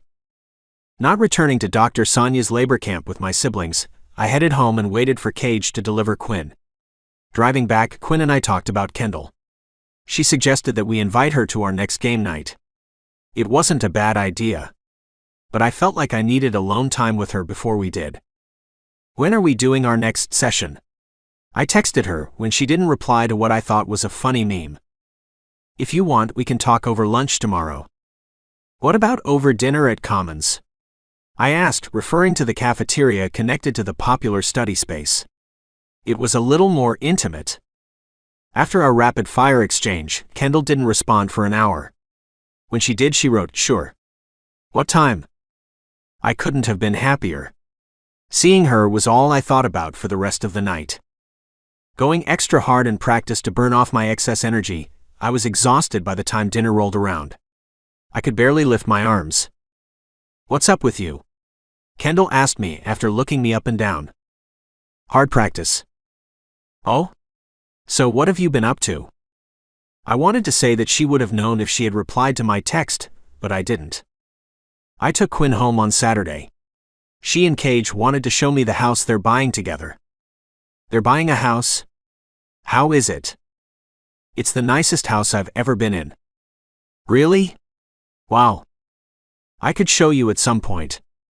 The realtor said they could move in a week. Oh? Yeah, Kendall said unenthusiastically. Okay. I gotta know. What is it that you have against football players? I don't have anything against them. Says the girl who told me to eat shit and die as soon as I mentioned that I was one. I didn't tell you to eat shit and die. You may as well have. I could tell that was what you were thinking. Kendall didn't reply. If this is gonna work, whatever it is that we're doing here, you're gonna have to let me in a little as well. I can't be the only one spilling my guts out. That's not the way therapy works, Kendall insisted. Well, this ain't therapy. If that's what this was, I wouldn't have agreed to do it, I said, meaning it. I could tell she knew I was being serious. She was slow to reply. Fair enough. I guess I have a small chip on my shoulder when it comes to football players. Small? Okay, fine. I have a giant boulder. I have the Grand Canyon on my shoulder. You happy? Actually, no. Why do you have such a big problem with them? I asked, a little heartbroken. Because they made my life hell. To this day, I still wake up drowning in sweat after dreaming about what happened to me. What happened to you? Just a lot of little things. Walking in the halls, they would push me or knock my books out of my hand. They would call me names. They would spread rumors about me sleeping with people or having STDs. They would give me swirlies. Wait, they stuck your head in the toilet? Yeah. A lot. And the toilets weren't always empty. I looked at Kendall, stunned. I could barely form words. Why? Because I cut my hair short and wore a tie to school. They thought it was funny to treat me like a boy since I dressed like one. Football players made every day of my life a living nightmare. It was hell on earth. I still have nightmares about it. Listening to Kendall tell me what happened, my face got so hot it felt like it was on fire. I was blackout mad. The rage that bubbled in me was beyond anything I thought I could control, yet I had to have looked as calm as hell because she asked me if I had heard her. I heard you. Would you like an apology? You don't have to apologize, Kendall said, looking down. Not from me. From them. I'm not gonna get an apology from them. I didn't ask if you were gonna get one. I asked if you wanted one, I said as prickles rippled under my skin. I guess. Then let's get you one. What? Do you know where any of them live? I know where all of them live. I wouldn't be able to sleep at night if I didn't. I closed my eyes, absorbing what she said. She couldn't sleep at night if she didn't know where they were. That was insane. There was no way in hell I was going to let them get away with doing that to her. There was no way. Then we're going. I got up, trying to be as calm as I could. Kendall didn't move. I looked back at her. I can't tell if you're serious or not. I mean, you look serious, deadly serious. But? She looked at me again. You know it's a 3-hour drive to Nashville, right? 2 hours and 45 minutes. I know, I told her. Wait, how do you know that? Kendall, are you coming with me or not? Because one way or another, I'm gonna get you that apology. But I would prefer you be there to hear it. I don't know. Kendall, I'm not asking you. I'm telling you. Let's go. As soon as I said it, a smile crept across her face. Okay, she agreed. Then without another word, she followed me to my truck and we were off. Navigating to the highway, neither of us spoke. Broiling, I didn't want to speak. I felt like I did when I was driving to one of my fights at the club. I would let everything that had pissed me off in life float to the surface and I would sit with it. By the time I arrived, I would be ready to rip people's heads off. That's what I felt now. Where? I asked Kendall when the highway offered an off-ramp. Stay on 40, she replied until we approached the Nashville city limits. Get off here, she said, directing me onto 155 and then into a neighborhood called Porter Heights.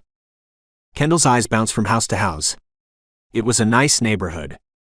There were a lot of 2-story brick homes on large properties.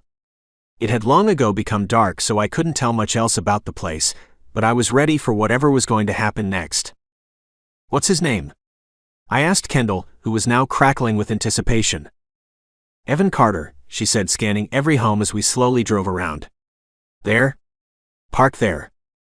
We pulled up in front of one of the few 1-story homes and parked across the street from it. Kendall stared at it wide-eyed. He lives with his father. His father's a piece of shit too. But his father's truck isn't there. That means that Evan is the only one home.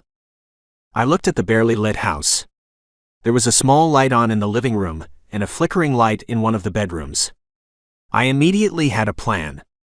I never thought that my messed up childhood would ever come in handy, but it was about to. Follow me. And be casual, I told Kendall before getting out of my truck and walking to the house. I was surprised to see how willing Kendall was to go along with things. I was calm because of how many times I had done this. I didn't know what was fueling Kendall. Maybe it was vengeance. I would understand that. You gonna break down the door? She whispered as we approached. No. There's a better way. Walking up the driveway whose only light was from nearby homes, I looked around to see if anyone was watching and then stepped onto the lawn and circled the house. There weren't many trees, so anyone staring out their window would see us. That wasn't a problem as long as we were quick. Don't touch anything. Nothing, I whispered. I looked back to get her confirmation. She looked like she was about to throw up. I had no idea what was going through her mind. I partially expected her to call it off. She didn't. She wanted this as much as I wanted to do this for her. Approaching the back door and examining it, I looked at Kendall one last time. Are you sure this is the right place? I'm sure, she replied, shaking. Taking out the gloves I kept in the truck and had stuffed in my pocket, I also pulled out my Jimmy. It looked like something you would use to smooth paint or scrape the ice off of your windshield, but was much better at prying open locked doors. Dogs? I asked, feeling the tumble slide back. I don't think so. He never had one. When the latch became free and all that was left was to enter the darkness, I turned to Kendall one last time. Ready? She paused. Forcing a shallow breath, she shook her head. This was it. Pushing open the door, I felt like I did every time I stepped onto the field. One of my senses was alert. My heartbeats echoed in my ears. The place was dimly lit and cluttered. Kendall was right, a woman didn't live here. And following the smell of pot, I crossed the living room to the bedroom door with the light pouring out from under it. Indicating for Kendall to hold back, I stared at the closed door, then put my ear on it. I couldn't hear anything. What was he doing in there? It would make all of the difference. Had he heard us enter? Was he staring at the door waiting for us with a gun? There was only one way to find out. Nothing beat the element of surprise. So quietly grabbing the knob and crouching ready to pounce, I turned it, burst in, and then froze at what I saw. He wasn't getting high playing a video game. He was watching porn with headphones on and his hard dick in his hand. I couldn't have planned it better if I tried. Seeing the movement in his periphery, he turned to find me. Stunned, he stopped jerking. "What the fuck are you?" was all he said before I rushed him, grabbed his t-shirt and shook him like a rag doll. He couldn't figure out what was going on. Letting go of his member, the first thing he tried to do was pull his pants up. I found that hilarious. Rewarding his stupidity, I slapped him around. I made sure to hit him hard, though I'm sure it wasn't nearly as hard as Kendall had gotten over the years. "What the fuck, man? What the fuck?" he babbled about to shit himself. Sure that he was properly terrified. I stopped and pulled his face inches from mine. "You piece of shit, you're gonna pay for what you did," I growled, wanting to crush his skull like a melon. "Who are you?" "I don't know you, man. You got the wrong person." This was it. I had his attention. It was time. "Come in," I said loud enough for Kendall to hear. I had to give Kendall credit. When she stepped into the doorway, she entered like she wasn't scared shitless, which she had to be. Everything about her had told me that she wouldn't be able to do this. Turned out I was wrong. "Kendall? What are you doing here?" he asked, confused. "Don't talk to me like we're friends, you piece of shit," Kendall demanded. I was so proud of her. "What are you talking about? We are friends. Tell him you know me." "We're friends," Evan insisted. "Friends? You think we were friends? You made my life hell for years. For years. You and your goon squad made me feel like crap every day of my life. The things you did to me." This guy's belief that everything was going to be all right slowly faded. Things were beginning to click for him. I was happy about that because that was going to make what I had to do next a lot easier. "What I did to you. They were just jokes. We were just having a little fun." "I swear," Evan said as his eyes bounced between the both of us. "Constantly hitting me on the back of my head when you would walk by. Bumping me into lockers. Sticking my head in a toilet?" Kendall said with building anger. "You came to school dressed like a boy. What did you think we were gonna do?" "I dressed like a boy because you told me you would get your friends to stop harassing me if I sent you a nude. Then when I stupidly did, you showed it to all of your friends and made fun of me for not having boobs for the next 2 years. You humiliated me, Evan. You made me not want to live." It was a joke. Already on the edge, I couldn't hear anymore. I lost it. Turning him to face me, I made sure he was looking into my eyes before I pulled back my fist and let it fly. He didn't try to stop me, or he didn't think to. And feeling the rage flow out of me, I beat him until my fists hurt. I was out of breath when I let him go. He dropped onto the bed battered. I had made a mess of him, but it wasn't anything he wouldn't recover from. I knew how far to take things. I'd seen worse in the ring. "Now," I said between pants, "you're gonna apologize."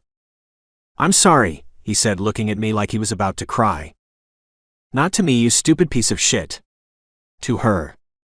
He was scared to take his eyes off of me, but eventually he looked Kendall in the eyes. "I'm sorry," he mumbled. "I didn't hear you," I growled. "I'm sorry. I'm sorry, Kendall." "For what?" I asked. "For making your life hell. For being an asshole to you. For everything. I'm sorry for everything. I'm sorry, man. I'm just sorry," he said before bursting into tears. I backed off of the asshole, deciding that he got the point. I looked back at Kendall. I was amazed that nothing she saw had fazed her. The girl was stone cold. "What do you think? Do you think he meant it? Or should I beat the crap out of him some more?" "I meant it. I swear I meant it." "That's good enough," Kendall said, relenting. "Are you sure? Because I don't mind." "No, please don't. Please don't," Evan begged. "No. I think I'm good." "Well, if you change your mind, just let me know. I'll come back and we can do this to him again." I turned to the guy in the bed. "Do you hear me? I could come back here at any moment for any reason, and you'll never be able to see me coming. Maybe I'll wait till you're asleep. Maybe I'll snatch you when you're going to your dealer. Or maybe I'll send someone else.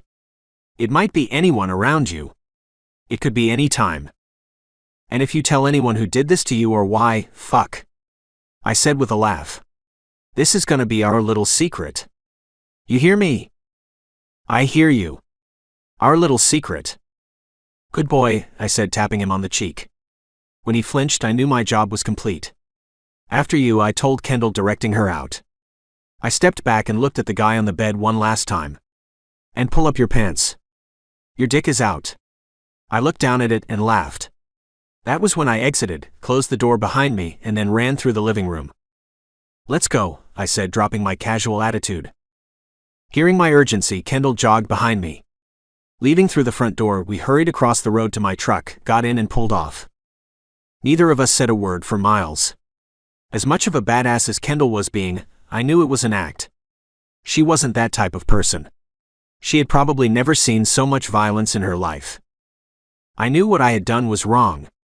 Not for what I did to the waste of space I had beat the shit out of, but for what I did to Kendall.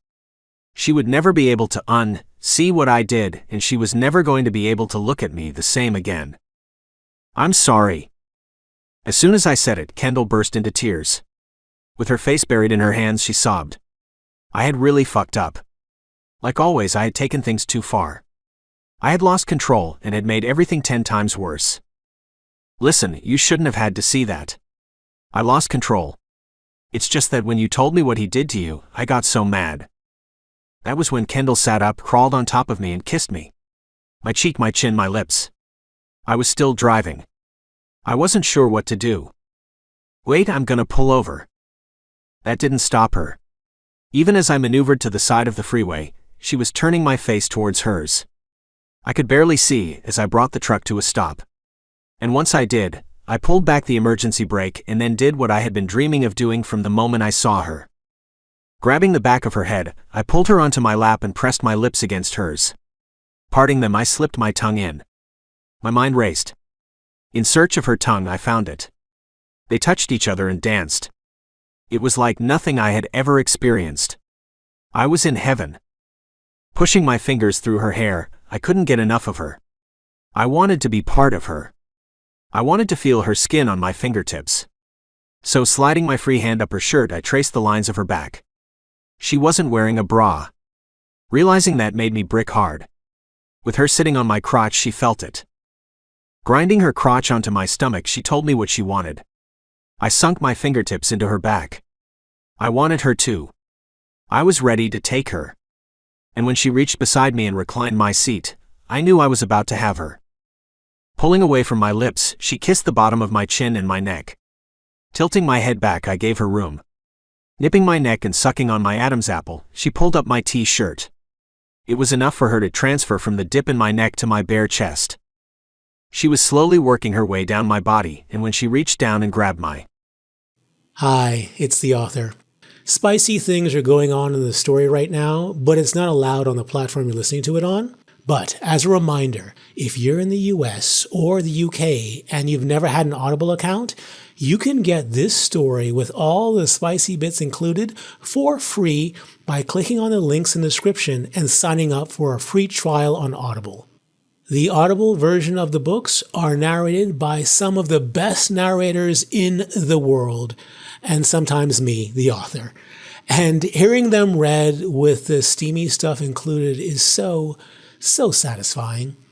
However, if you're not eligible for the free trial, you can get this audiobook with that premium narration by clicking on the join button and becoming a member of this YouTube channel.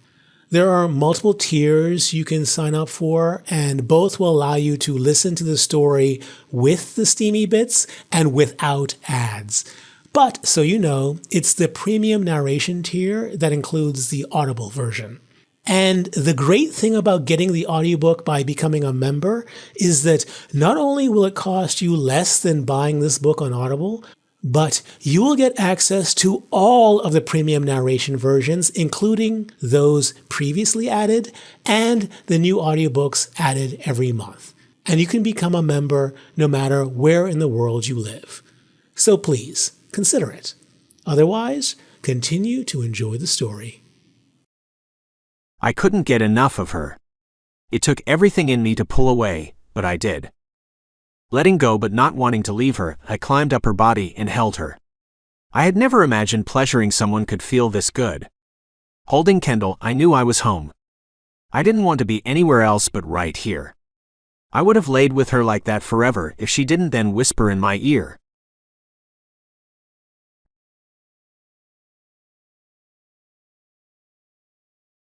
Chapter 7. Kendall. Thank you, I whispered, unsure what I was grateful for. Was it for what he had done to Evan? Was it for giving me the first and most incredible sexual experience of my life? At that moment, I didn't know and didn't care. I just knew that I was bathing in warm caramel, and I had never felt better in my life. But even though I didn't know why I said it, Nero thought he did. I'm glad you liked it, he said with a smile. I was willing to let him have his ego boost. After all, what he had done with his tongue had been pretty great. I was torn whether or not I should ask him for another round. Not at this moment, of course. Right now, my brain felt like it was in a popcorn maker. Thoughts were bouncing around in my head faster than I could understand them. I would have chosen to stay in Nero's arms a lot longer if flashing red and blue lights hadn't lit up the truck. Shit, it's the cops. Get back to your seat, Kendall. We don't want to have to explain what we were just doing to a couple of good old boys. Knowing Nero was right, I pulled myself from under him and climbed into the passenger seat. He got back into his and returned his chair upright. Pull up your pants, Nero said, having to remind me. As I said, a lot was going on in my head. I buttoned my pants and settled moments before a bright light filled the cabin. It was followed by a knock on the window and Nero rolling it down. What are you two doing out here? The cop said from behind a glowing ball. Nero replied, Are we not supposed to pull over here? I'm sorry, officer. I was feeling a little tired, and I thought it was better to pull over than risk it. The cop bounced his light between the two of us, then around the inside of the truck. When he didn't find anything, he turned it back towards Nero. You two been smoking anything? You know, that stuff's illegal in the state of Tennessee. Wouldn't dream of it, officer. Then why does your truck smell like weed? Does it? Nero turned to me. It must be on our clothes. We just left a friend. I don't want to get him in trouble, but we were in his room for a minute and there you go. I couldn't tell if the cop believed Nero. The good thing was that Nero was telling the truth. That must have come across because after only a few more dirty looks, he said, There's a rest stop 5 miles up ahead. If you need to rest, you should do it there. It's dangerous to pull over on the side of the highway like this. And parked on the line like you are, you could cause an accident. Sorry about that. I didn't realize. We'll keep it moving from here on out. I just needed a minute to wake up. I'm better now. I can keep driving. Still not hinting whether or not he believed us, the officer nodded and said, Use the rest stops if you have to. Otherwise, you two have a good night, you hear? You too, officer. Thank you, Nero said as if he were the most polite person in the world. Thank you, I said as the officer walked away. When he was far enough out of sight, we laughed. It had been a crazy night. We both knew to get home before anything else happened. Just like the drive to Nashville, the drive back to campus was a quiet one. Probably for different reasons. Driving there, my mind swirled about whether Nero was serious and what it might feel like to watch Evan get what he deserved. Driving back, I couldn't stop thinking about Nero's lips on me and what it meant. Should I drop you off at your dorm? Nero asked as we approached campus. It's pretty late. I reckon. Maybe we could talk about things tomorrow. We could do that. Maybe we can grab dinner together again. You know, without the 6-hour drive and other stuff. Without all of the other stuff. Because some of the stuff we did was pretty fun, Nero said, blushing. I couldn't deny that. We should talk tomorrow, I said, leaving it at that. Okay.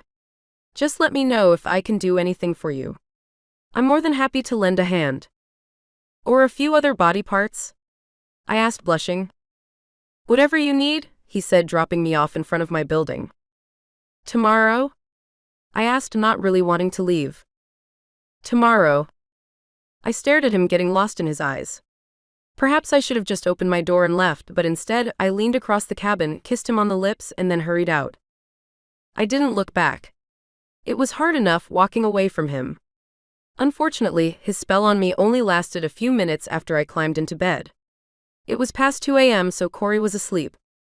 And it was way too dark and quiet for my mind not to return to what had inspired the night. I couldn't believe that I had watched Nero beat the crap out of Evan. As I thought about it, my body shivered. I don't know why, but as soon as that happened, I melted into a crying mess. Eventually crying myself to sleep, I was only awake for a minute before the tears began again. "You okay?" Corey asked, startled by the sound of me wailing. "I'm all right," I said through my sobbing. As hard as I've always been to live with, I never felt sorrier for Corey than I did now. At least previously I could explain why I woke up screaming or chose not to leave my bed. Today, I couldn't even do that. I was crying. That was that. Of course, as the day continued and the spontaneous bouts of bawling carried on, I got a better sense of why it was happening. These weren't tears of anger or frustration. They were from a soul felt release. These tears were from all of the times I hadn't cried as a kid. For so long I had thought that Evan Carter wouldn't get justice for the things he had done to me. I knew that an eye for an eye left everyone blind.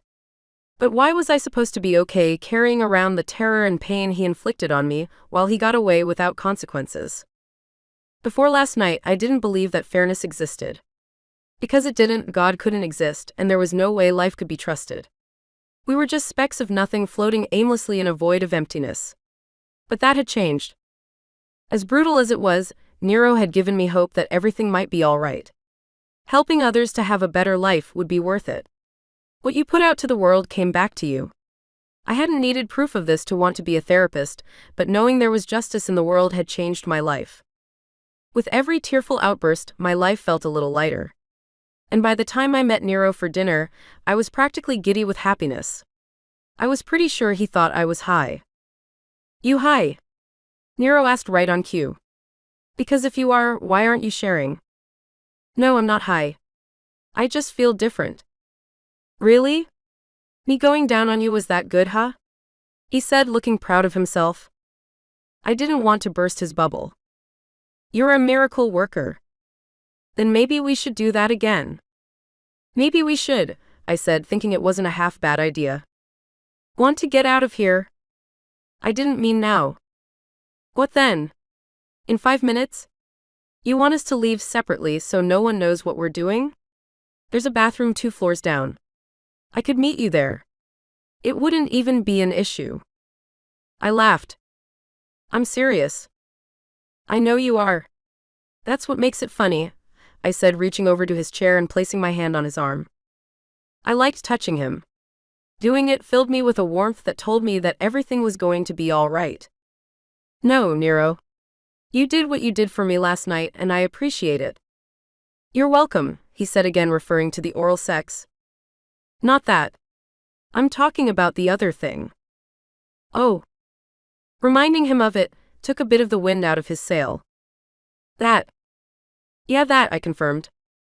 "I'm just glad I could help you get what you deserved. Honestly, after the things you described, I don't think a beating and his apology is enough." "It's enough. Besides, it wasn't the only thing that happened. You gave me my life back.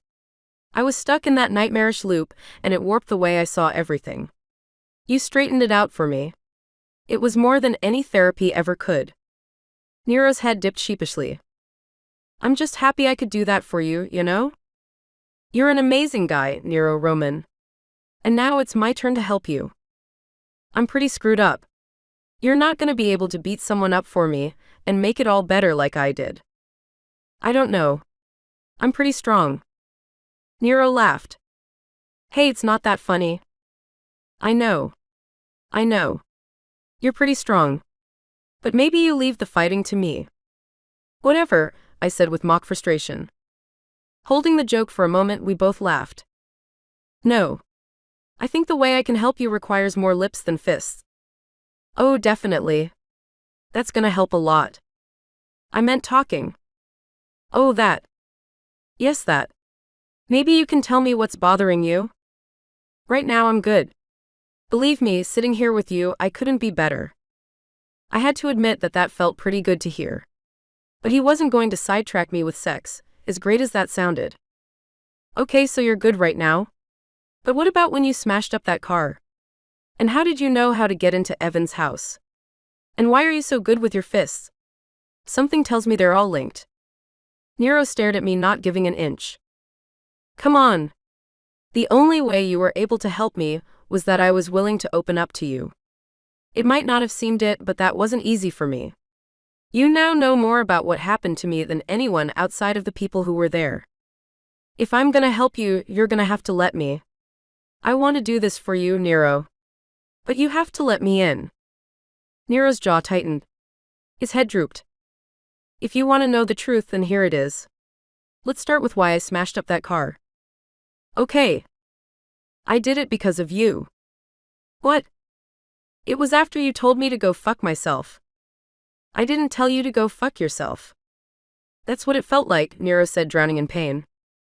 I'm sorry about that. It was shitty of me, even if you now know why I said it. There's no excuse for it. No, I get it. If what happened to you happened to me, I would feel the same way. I don't feel that way anymore, though, I said, touching his muscular forearm again. I'm glad, he said, offering me a gentle smile. Here's the thing, though. What I said was bad. It was. But what about it made you go video game on a car? I don't know. Come on. I'm sure you can give me some idea. Before you did it, were you thinking of anything? Did something else flash into your mind? Nero thought about it. Something did. Good. What was that? My father. Okay. What's your father like? I wouldn't know. Why not? Because I never knew him. So you and Cage grew up with just your mom? Cage and I met less than a year ago. Is he a half-brother? No, we're full brothers. Trying to work it out, I got very confused. You're gonna have to explain it to me. I'm not putting it together. Nero leaned back and then told me about the last year of his life. He told me how Quinn and Cage found him and where he was when they did. So you organized fight clubs? It was the only way I knew how to make money.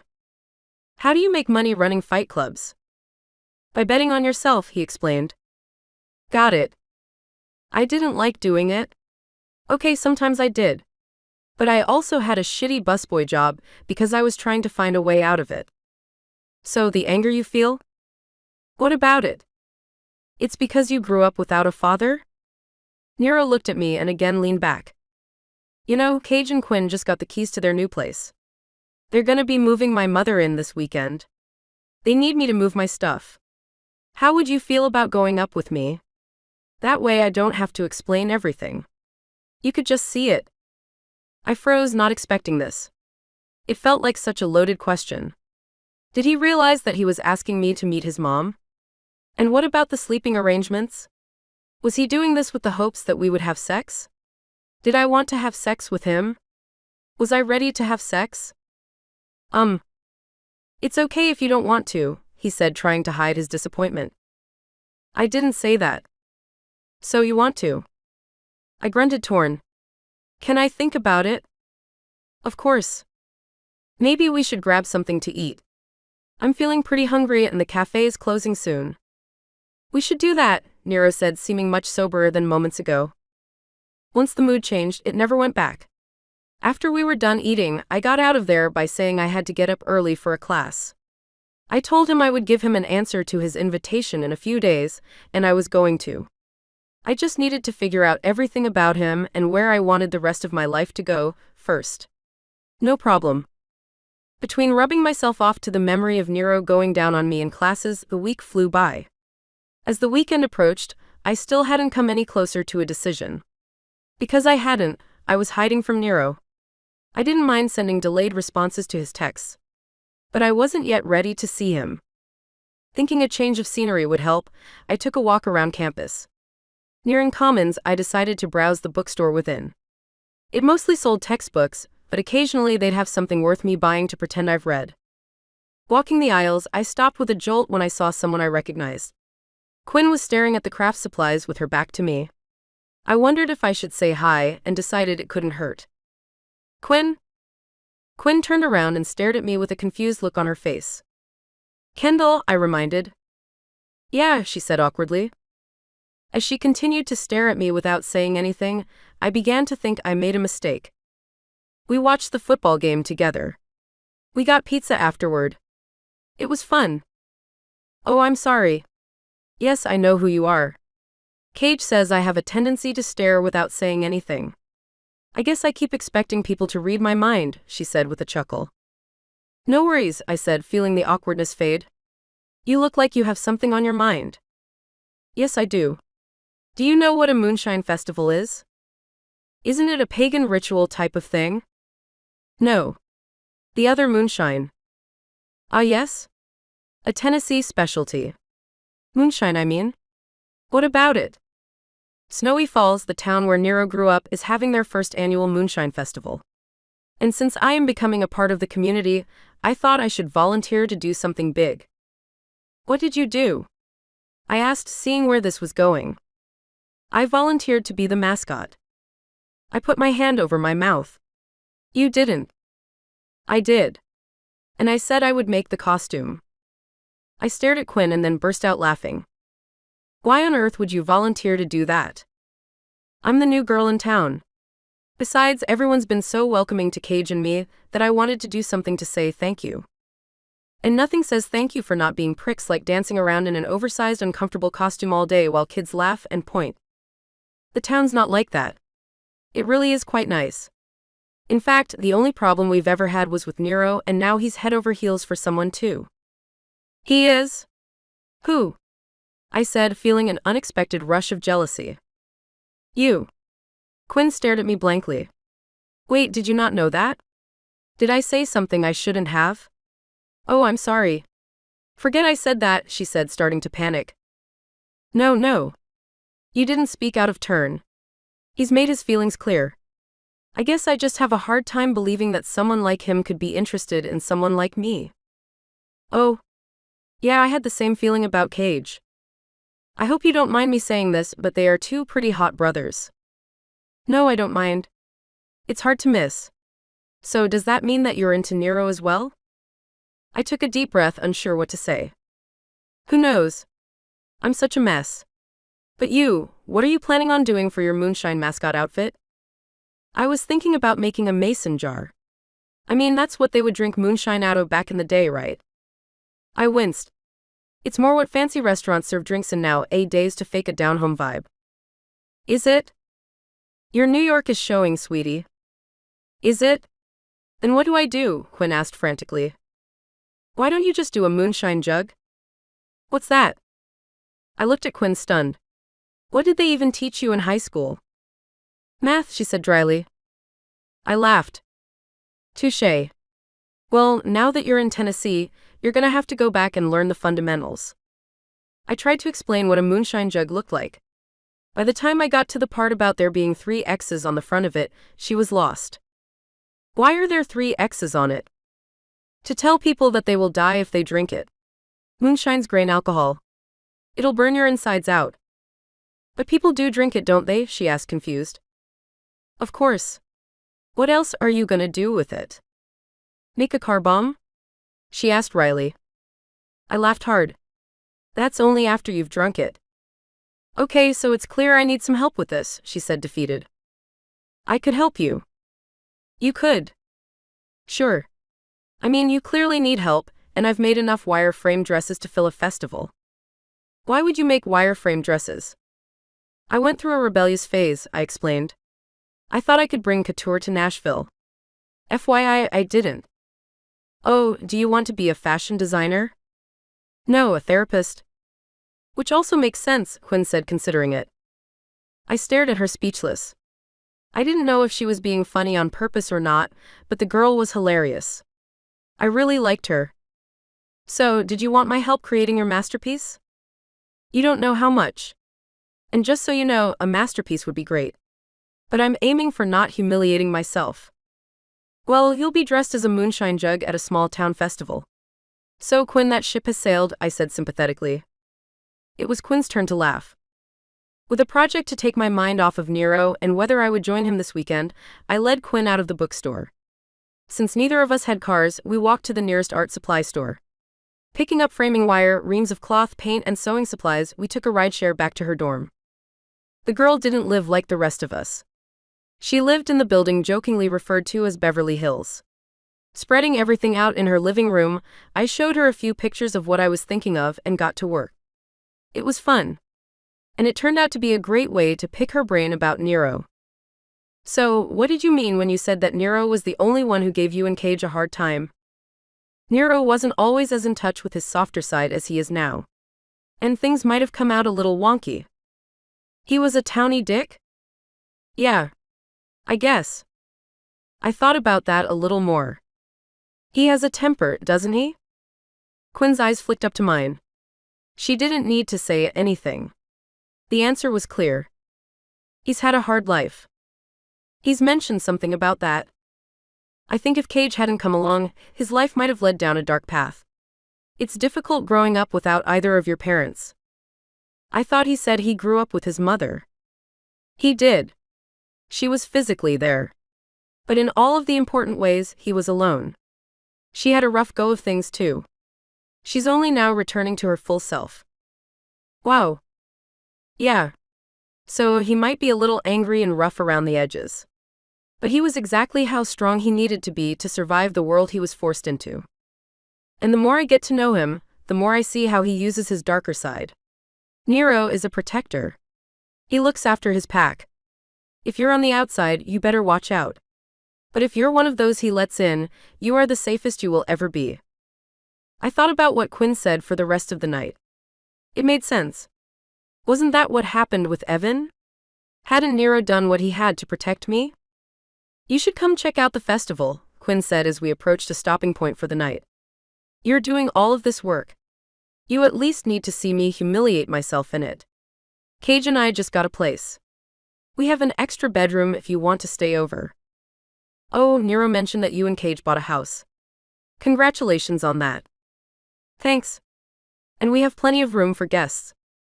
Nero had actually invited me up this weekend to help him move in. Oh.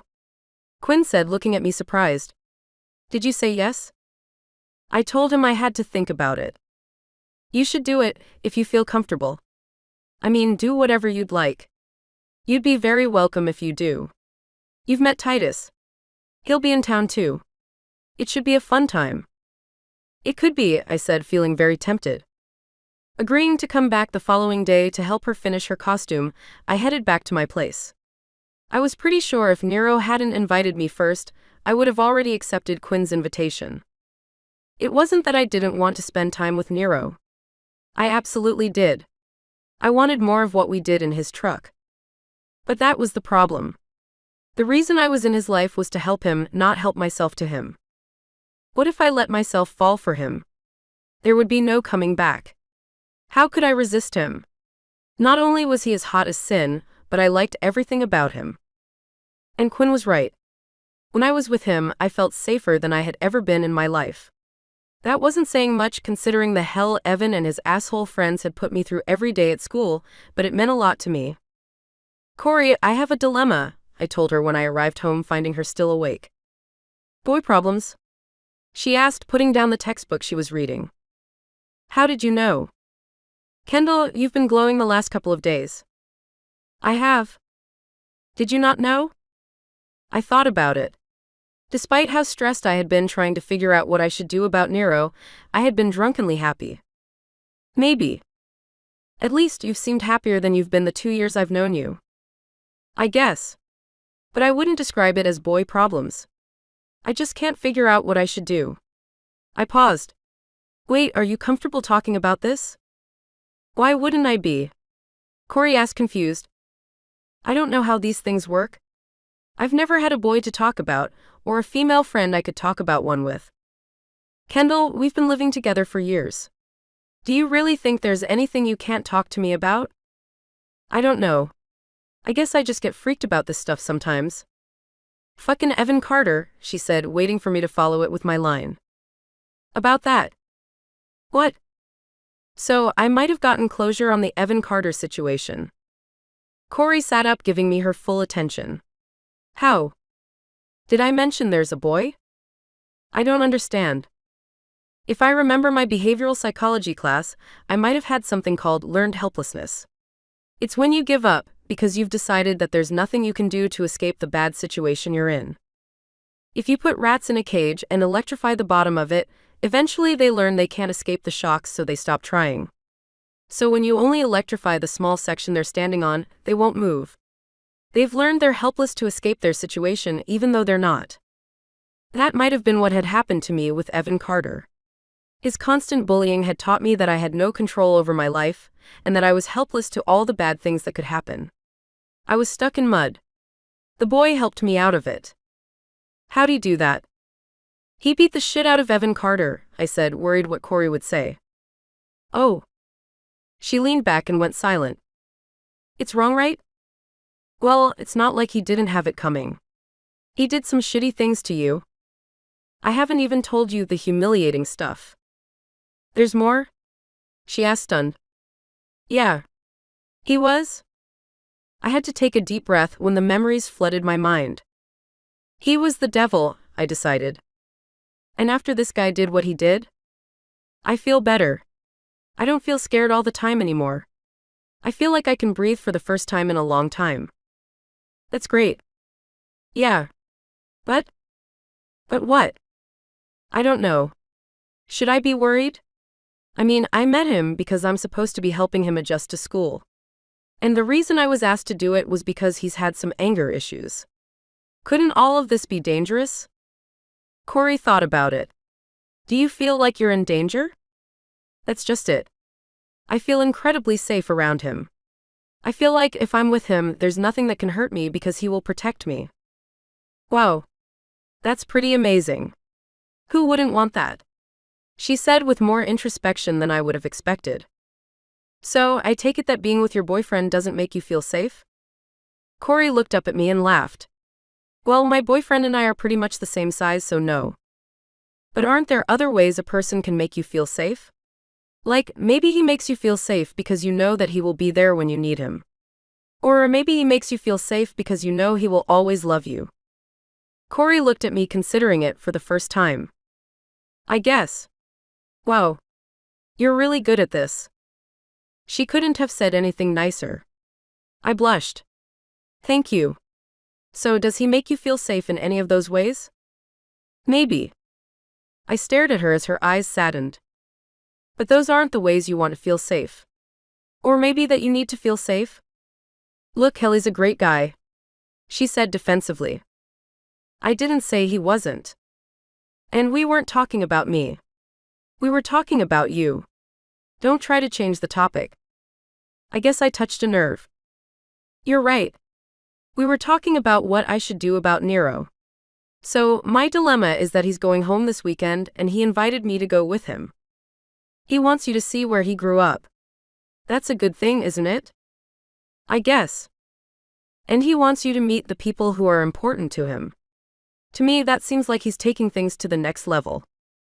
Actually, I've already met a few of those people. I was just helping his brother's girlfriend put together a costume for a festival his town is hosting this weekend. It's their place we would be staying at. And Quinn invited me to come up for the weekend too. This all sounds fantastic. Does it? Yeah. The guy invited you to learn more about him. And because his brother's girlfriend also invited you, the pressure would be off from it being a date. And Nero's brother seems nice too, even though he was also a football player. So you're now friends with two football players? I guess, I said with a smile. Kendall, I don't even know who you are anymore.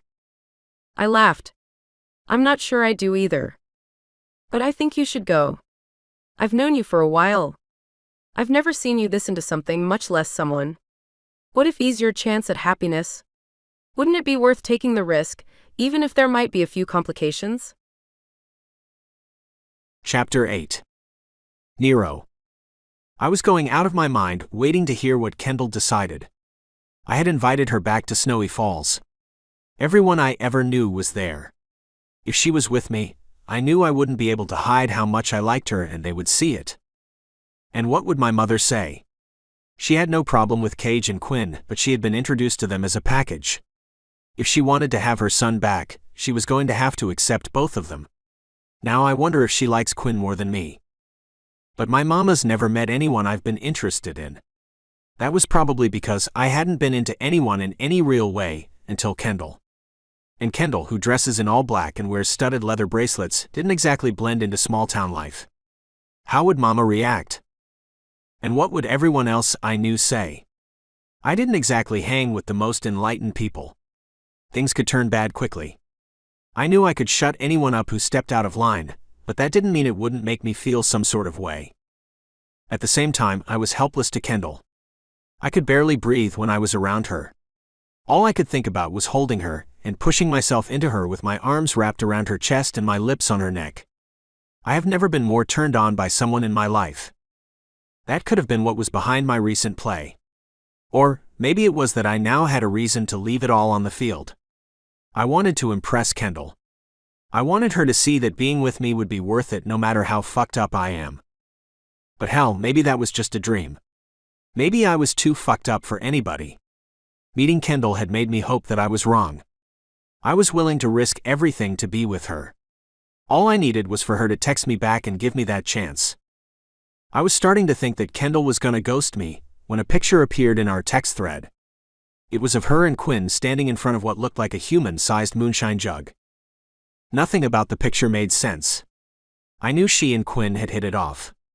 But when did they start hanging out together? And why was there a giant moonshine jug in Quinn's living room? How much of that moonshine did you two drink? I wrote back. Well, we had to empty the bottle, so? I was still very confused. Do you need someone to walk you home? Because I'm close. A picture was the next thing to appear. This time the two of them were pretending to be drunk as they drank out of the jug. They were clearly having a good time. You know that stuff will make you go blind, right? El Kajfoy, LKA, she wrote back. I laughed. Seriously, do you need me to come over? I'm 5 minutes away. No. We're good. I just wanted to show you the costume we made for the Moonshine Festival this weekend. The Moonshine Festival? You know about it? Know about it? I've been roped into helping set it up. You common, by the way? Quinn said they have a spare bedroom I could stay in. Reading that, my chest clenched. I had hoped she would want to sleep in my bed. There were a whole lot of things I wanted to do to her. They do. You should come. Those 3 dots danced on the screen for what felt like forever. Okay. Yes? I screamed, causing Titus to look over. Get some good news? It wasn't bad, I told him, unable to wipe the smile off my face. Are you going to Dr. Sonia's festival this weekend? I'll be there. I paused, not sure how to bring this up. And, you remember Kendall? From after the game? Yeah. She's coming too, I said nervously. Is she? That's great. I liked her. Maybe you can get Lou to come. I asked her. She has a date this weekend. She dates a lot, doesn't she? She does. That bother you? Why would it bother me? Titus asked, playing dumb. I stared at him, wondering if I was going to keep dancing around what was going on between the two of them. Look, if you like her, I think you're gonna need to step up and tell her. I don't like her. I mean, I like her. We're good friends. But I don't like her like that. Huh. Well, I guess it's a good thing you don't. Because if you did, hearing she's going on yet another date might drive you up the wall. Imagine all of the things she does with these guys. Imagine them holding hands. Imagine them kissing. Then when they invite her back to their place. She's a virgin, Titus said, cutting me off. What? Yeah. She said she dates a lot, but she doesn't go any further than that. She wants to wait for the right guy. Was she looking at you when she said it? What do you mean, if she was looking at me?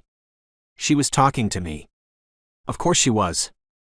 I stared at him, wondering how long he was gonna play this game. Okay. Whatever. I just think if you feel something for someone, you need to tell them no matter how chicken shit you are. You tell Kendall yet? He asked, throwing it back in my face.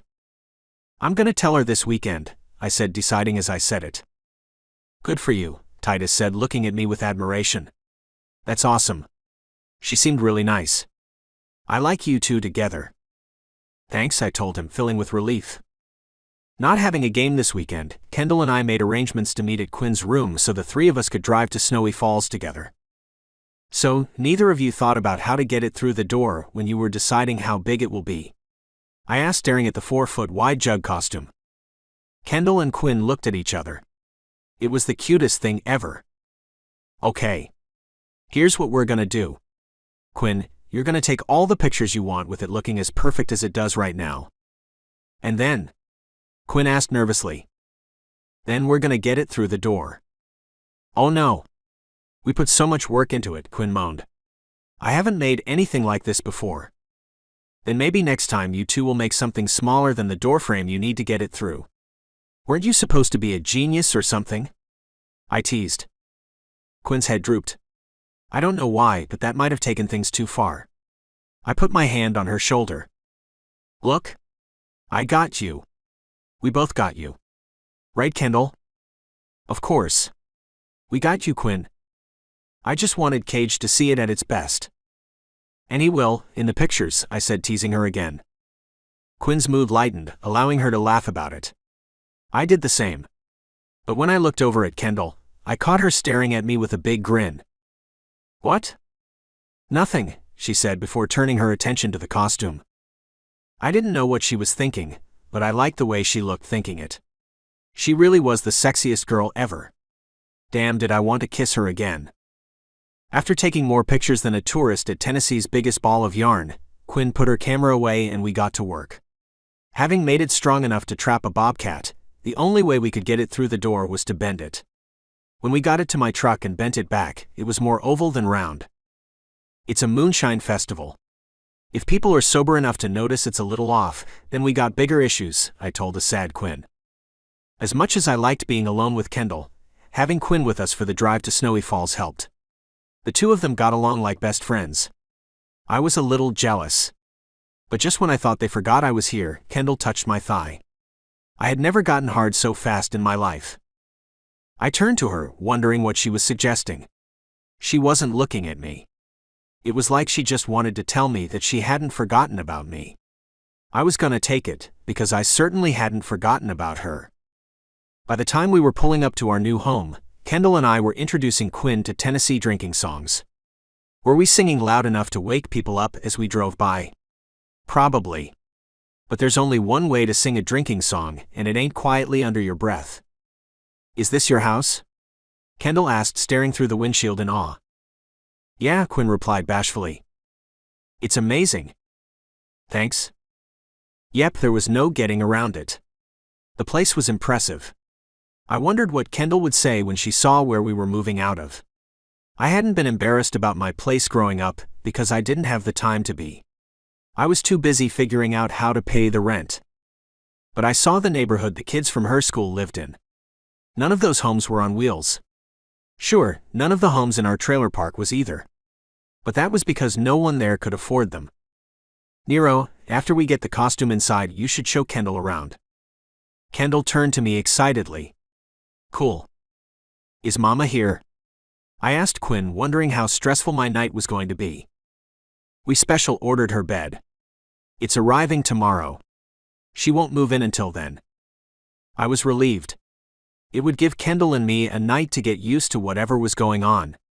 Once we moved the costume into the garage and said hi to Cage, that was what we did. They told me that this would be my room, I said, guiding her in and onto the bed. Nice, she said, looking around at the empty space. We're getting my stuff tomorrow. But I'm not sure how much of it I want to bring with me. Maybe it's better to let most of it stay in the past. You can't beat a fresh start. Yeah. I stared into Kendall's soft chocolate eyes. It was like she was asking me to pull her into my arms and never let her go. But as soon as I slipped my hand on hers, she stood up. So where's the room I'll be staying in? She asked, grabbing her backpack. I considered suggesting that she stay with me, but changed my mind.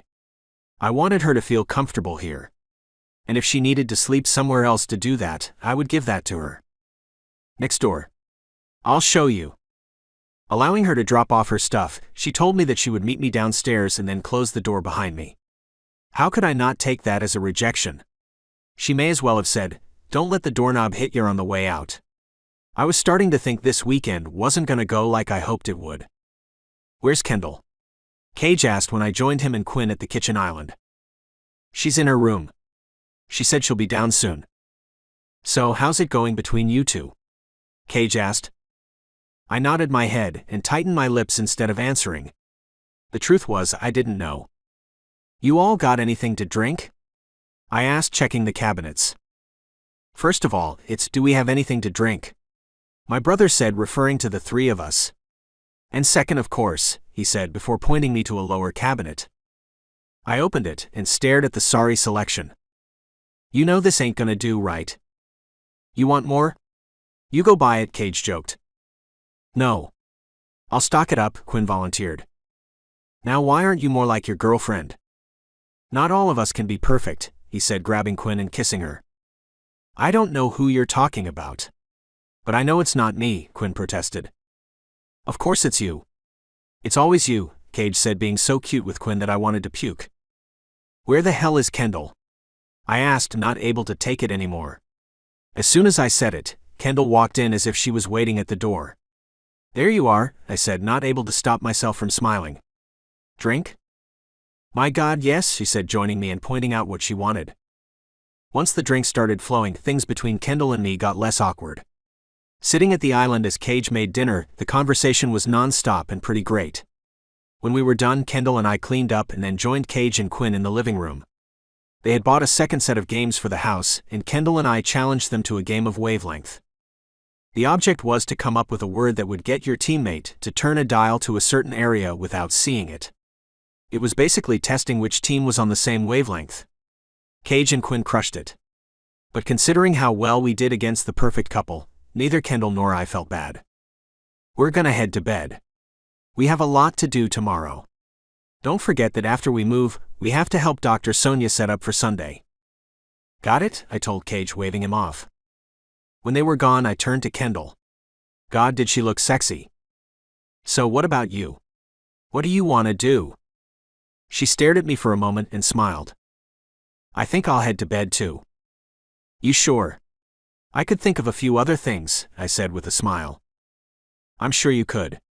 Maybe next time, Slugger, she said before leaning over, kissing me on the lips and walking away. I barely knew what to do with myself for the rest of the night. Deciding to go to bed, I stared at the wall, knowing she was on the other side of it. I tossed and turned restlessly before I took things into my own hands and relieved some of my stress. It was only then that I could think warm thoughts of Kendall and slowly drift to sleep. I woke up early the next morning, not being able to stay away from Kendall for very long. Lying in bed, I stared at the wall separating us. Was she awake, staring back? If she was asleep, what was she dreaming of? Way too antsy to stay in bed, I pulled on a pair of shorts and left my room. Her door was still closed. Convincing myself not to knock, I headed downstairs, finding Cage and Quinn in the kitchen. Morning, Cage said as if he had been awake for hours. Mornin'. How did you sleep?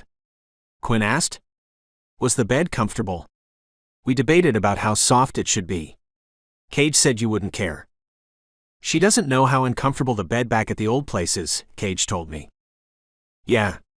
Anything would be an upgrade from that, I agreed, trying not to take my brother's criticism personally. But it was all we could afford, you know. Hey, for a place that was being paid for by a 14-year-old, it's amazing. I still can't believe you were able to do it, Cage told me. But it's not just you anymore. We're all in this together. And now we have a new home. Yeah, I said half-heartedly. I knew Cage was trying to make me feel like this was my place too, and I appreciated it. But it wasn't. I didn't think it could ever be. It was too big of a leap from the place I could afford. You could fit the mobile home in it multiple times. It was too different from everything I've ever known. How could I not feel like a guest? Is Kendall still sleeping? Quinn asked. I guess. She took the guest bedroom. Oh? Cage was wondering if he should start making breakfast. Do you know whether she's a late sleeper? I wish I knew that type of information, I said, hoping that I would know it soon. Okay. I'll give it a few minutes and then get started. It'll take a while in either case. Maybe she'll be up by then.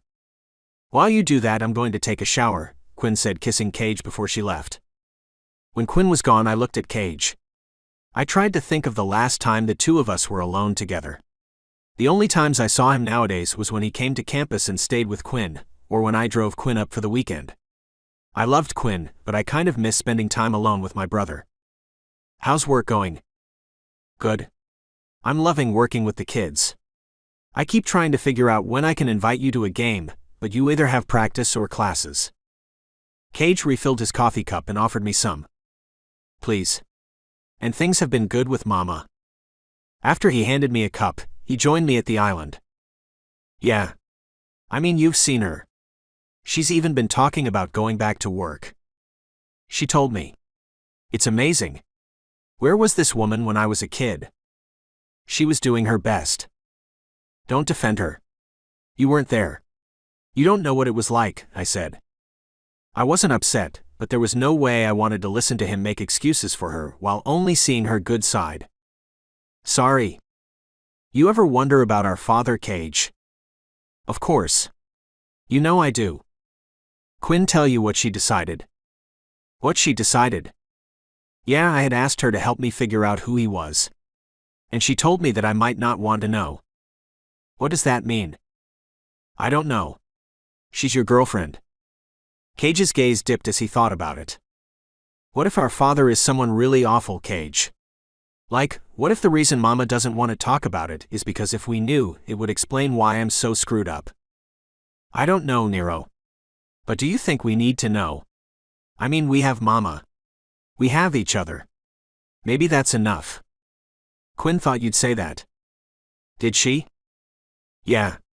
But I don't know if it's enough for me. It's like a missing piece in my life.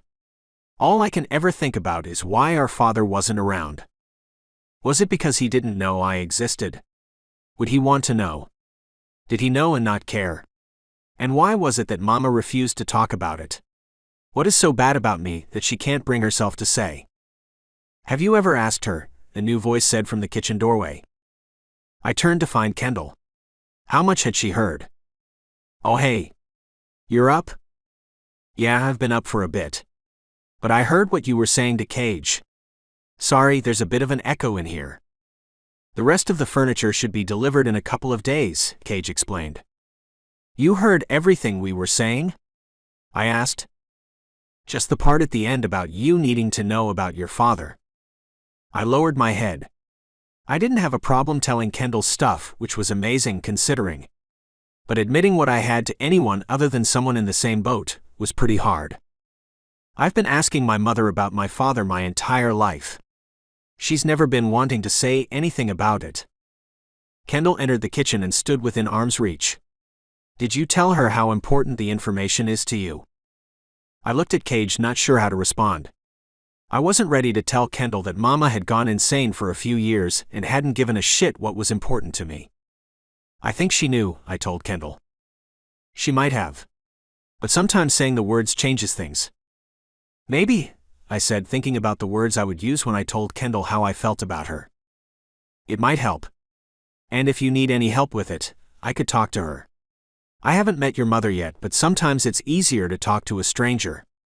I didn't think anything she said would work, but I thought it was sweet of her to offer. I took her forearm in my hand. Her smooth skin glided under my slowly circling thumb. I appreciate you offering. But maybe you should meet my mother first. Kendall's confidence quickly vanished. Yeah. Of course. I didn't mean to. You didn't do anything wrong, I said, cutting her off. It's just that our mother was dealing with stuff as I was growing up. So she wasn't much for talking. She's doing a lot better now. So maybe things are different. Hell, maybe if I asked her again now she'd tell me. You never know, Kendall encouraged. You never know, I agreed.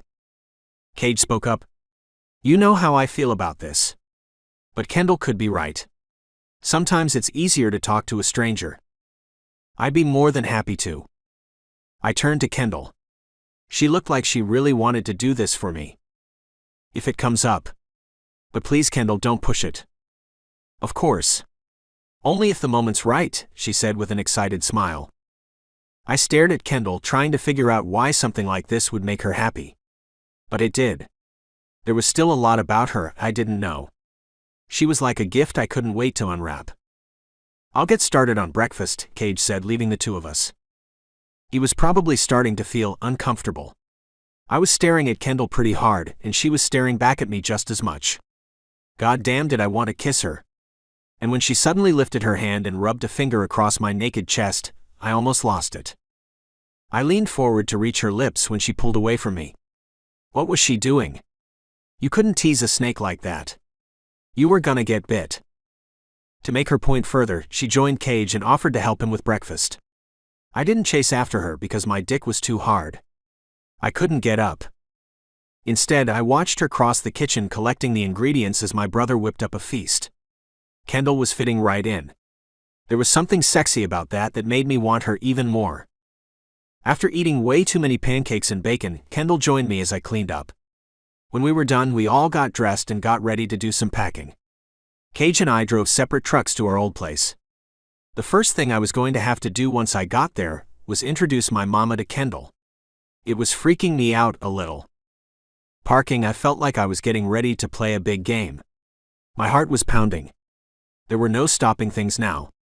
I didn't know what I was going to say. How was I even going to introduce Kendall? As much as I wanted her to be, she wasn't my girlfriend. But just calling her a friend didn't seem right either. Kendall must have picked up on my anxiety because before we got out of the truck, she took my hand and squeezed it. You can do this, she told me. Do what? I don't know. Whatever it is that's got you so stressed. It's my mama. I know that you and I aren't anything yet. We're something, she said, cutting me off. What are we? We're friends. Just friends? Because the things I want to do to you aren't the things I want to do with someone who's just a friend. I waited, wondering if what I had admitted would freak her out. I expected her to tell me we were nothing at all. We're good friends, she said with a smile. You know I wouldn't mind us being more, right? I really like you, Kendall. I've never liked someone so much. I stared at her. I had poured out my heart. Why wasn't she saying anything? She said, fading off. I helped Mama pack most of her stuff yesterday, Cage said, approaching my window. We'll donate most of the kitchen supplies to Goodwill. Mama's okay with it. But if there's anything with sentimental value, you should get it now. I didn't know if Cage had saved me from hearing Kendall tell me she wasn't interested or not, so I wasn't going to complain about his interruption. You got it, bro, I said, gazing into Kendall's eyes for a moment longer. You ready to meet my mama? For the first time, Kendall looked nervous. Yeah. Catching up with Cage and Quinn as they entered, we poured into the space, proving once again that our family had outgrown the place. Hey mama, Cage and Quinn said, with each of them kissing her. Mama, I want you to meet someone, I told her, trying to breathe. She turned to me. Her eyes quickly jumped to Kendall. This is Kendall. She's someone very special to me, Mama. Mama looked at Kendall. Is this your girlfriend? She asked, taking things further than I expected. No.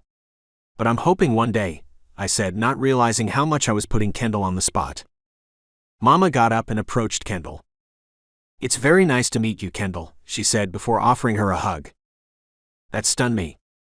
She barely gave me hugs. I couldn't remember the last time she had given me one.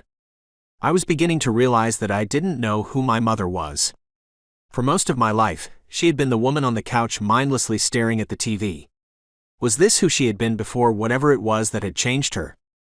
It's nice to meet you too, Kendall said, hugging her back. Are you excited about moving? Mama let her go. Oh yes? Very excited. This place hasn't been so bad, has it, Mama? I asked, feeling a bit of a sting. This place has been our home. But it's time to put this part of our life behind us. We could all use a fresh start. Don't you think? She asked, squeezing my hand with a smile. Although I didn't answer her, I knew she wasn't wrong. It was time for all of us to move on. What did that mean in my case? How much of my future involved Snowy Falls? If I declared for the draft, I could end up on a team on the other side of the country. Was I really gonna return here in the off-season? What here do you want me to pack? Kendall asked when we retreated to my room. I looked around at the space that was barely bigger than my bed. Anything that had meant something to me, I had brought with me to my dorm. I think I'm gonna throw it all out. Kendall turned to me, surprised. Everything? Yeah. She looked around, pulled a yearbook from a shelf and flipped through it. Even this stuff? Get rid of everything. Mama's right. It's time for a fresh start. I don't know why, but Kendall rubbed my back and rested her head on my shoulder. I wasn't complaining. It felt nice. I wanted more of it. But I was pretty sure she was doing it because she thought the junk around me meant more to me than it did.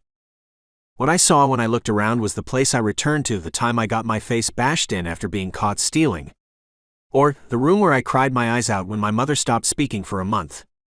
I had been terrified she would never speak again. They could burn this shit as far as I'm concerned, I told her, grabbing a handful of crap and tossing it into a box. Once I decided that, packing took no time at all. Where's the pile for the dump? I asked, pushing out 4 full boxes. All of it? Cage asked. Everything. Cage looked behind me at Kendall. I turned around in time to see Kendall shrug. I didn't know what to make of the two of them, but it rubbed me the wrong way. You guys need any help packing up the rest of this shit? We're getting through it okay, Cage explained. Was there any of this that you wanted to keep? No. I don't think my lucky spatula is in there, I told him, feeling done with the place. If you don't need us anymore, I think we'll take off. I'm gonna show Kendall a bit of the town. Are you still planning on helping Dr. Sonia set up for the festival? Cage asked. Yeah. I'll head over this afternoon. Quinn, are you gonna need help with the costume? Kendall asked. Not today. I'm good. You two have a good time. Snowy Falls is beautiful this time of year. You'll love it, Kendall, Quinn said with a smile. Hiking the falls was one of our first dates. And then you fell through the ice and we had to rush you to the doctor, Cage said with a laugh. Oh right. I forgot that. Whatever you do, Kendall, don't walk on the ice in someone's footsteps, Quinn said with a smile. Kendall looked at me confused. Are we going to be walking on ice? Don't pay attention to her. That was just a city girl learning a little backwoods lesson, I teased. We'll catch up with y'all later. I'll take these boxes to your truck. After Kendall and I carried the last of my old life out, we got into my truck and took off. So where are you taking me to? How do you feel about hiking? Well, I'm wearing my hiking boots, she said with a smile. I looked at her feet and saw she was wearing her usual black Doc Martens. You been hiking before? I asked, confused. Hiking? Peef. When have I not gone hiking? She said sarcastically. You've never been hiking, have you? In my defense, hiking gets you all sweaty. And? It gets you all sweaty. That's enough. I laughed. Well, there are places I want to show you, but it might require you to get sweaty to get there. So, you want me to get all hot and sweaty with you? Is that what you're saying? That's exactly what I'm saying, I said, loving her suggestion. We'll see tonight. Until then, how about you show me this place you're excited about, she said with a flirtatious smile. You sure you could take it? The hike, I mean. You'll just have to take it easy on me because it's my first time. I paused, wondering what she was referring to. Wait, you've never hiked before? Never. Have you? I grew up here, so I've hiked a few times. But I've never hiked with someone I've really wanted to hike with before, I told her, hoping we were still talking about the same thing. So, if we hike together, it would kinda be the first time for both of us? Yeah, I guess. But I've thought about hiking with someone like you plenty. And you're the type of girl I'd like to hike with for the rest of my life. How would you know? We haven't even hiked for the first time yet. Because I've never wanted to hike with someone more. Kendall stared at me. I just want to be sure. We're both talking about sex, right? I was. So you've never been with someone you've had feelings for? No. And you have feelings for me? She asked shyly. The thought of being with you, it keeps me up at night. Kendall slid closer to me on the bench seat and put her hand on my thigh. She looked at me for only a second and then returned her gaze ahead of us. I'd love to see whatever you want to show me, she said, turning a shade of pink as she did. But in time, she clarified. When you're ready. Thank you, she said, moving her body against mine and getting comfortable. With her next to me, I was tempted to never stop driving. I loved the feeling of her touch. Unable to resist, I wrapped my arm around her, pulling her even closer. Just the smell of her made me hard. I also wondered if she would start kissing me again. She didn't.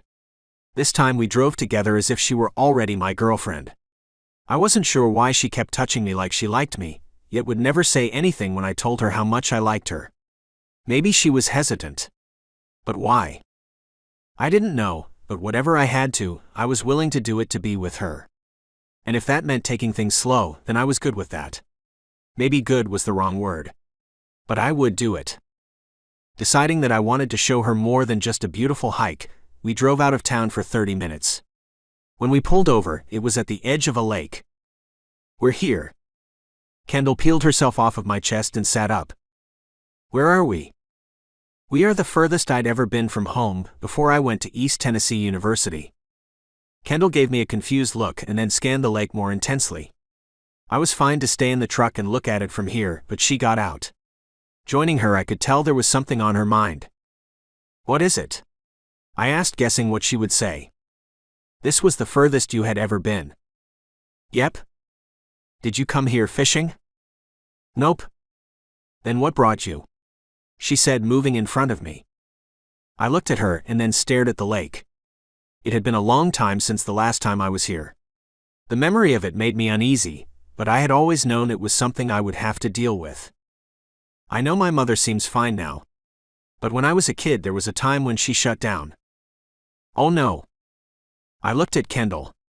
I appreciated her sympathy. Yeah. She stopped working.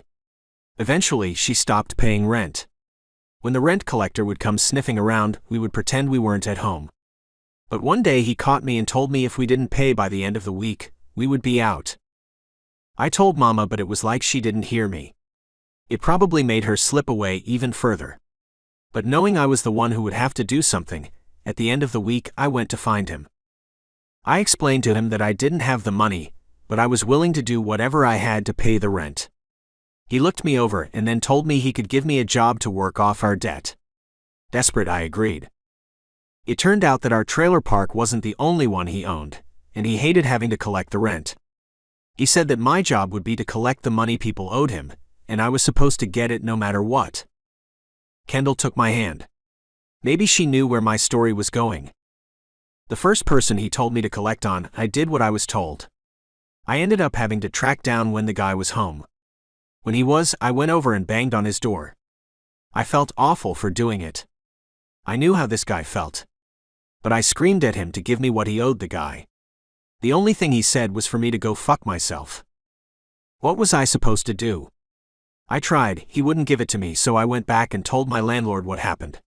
When I was done, he walked up, looked down at me and slapped me across the face. He hit me so hard he knocked me to the ground. Oh no. Climbing on top of me, he started punching me. I didn't know what was going on. I hadn't even been in a fight before. And he was a big guy. His rings were cutting into my face.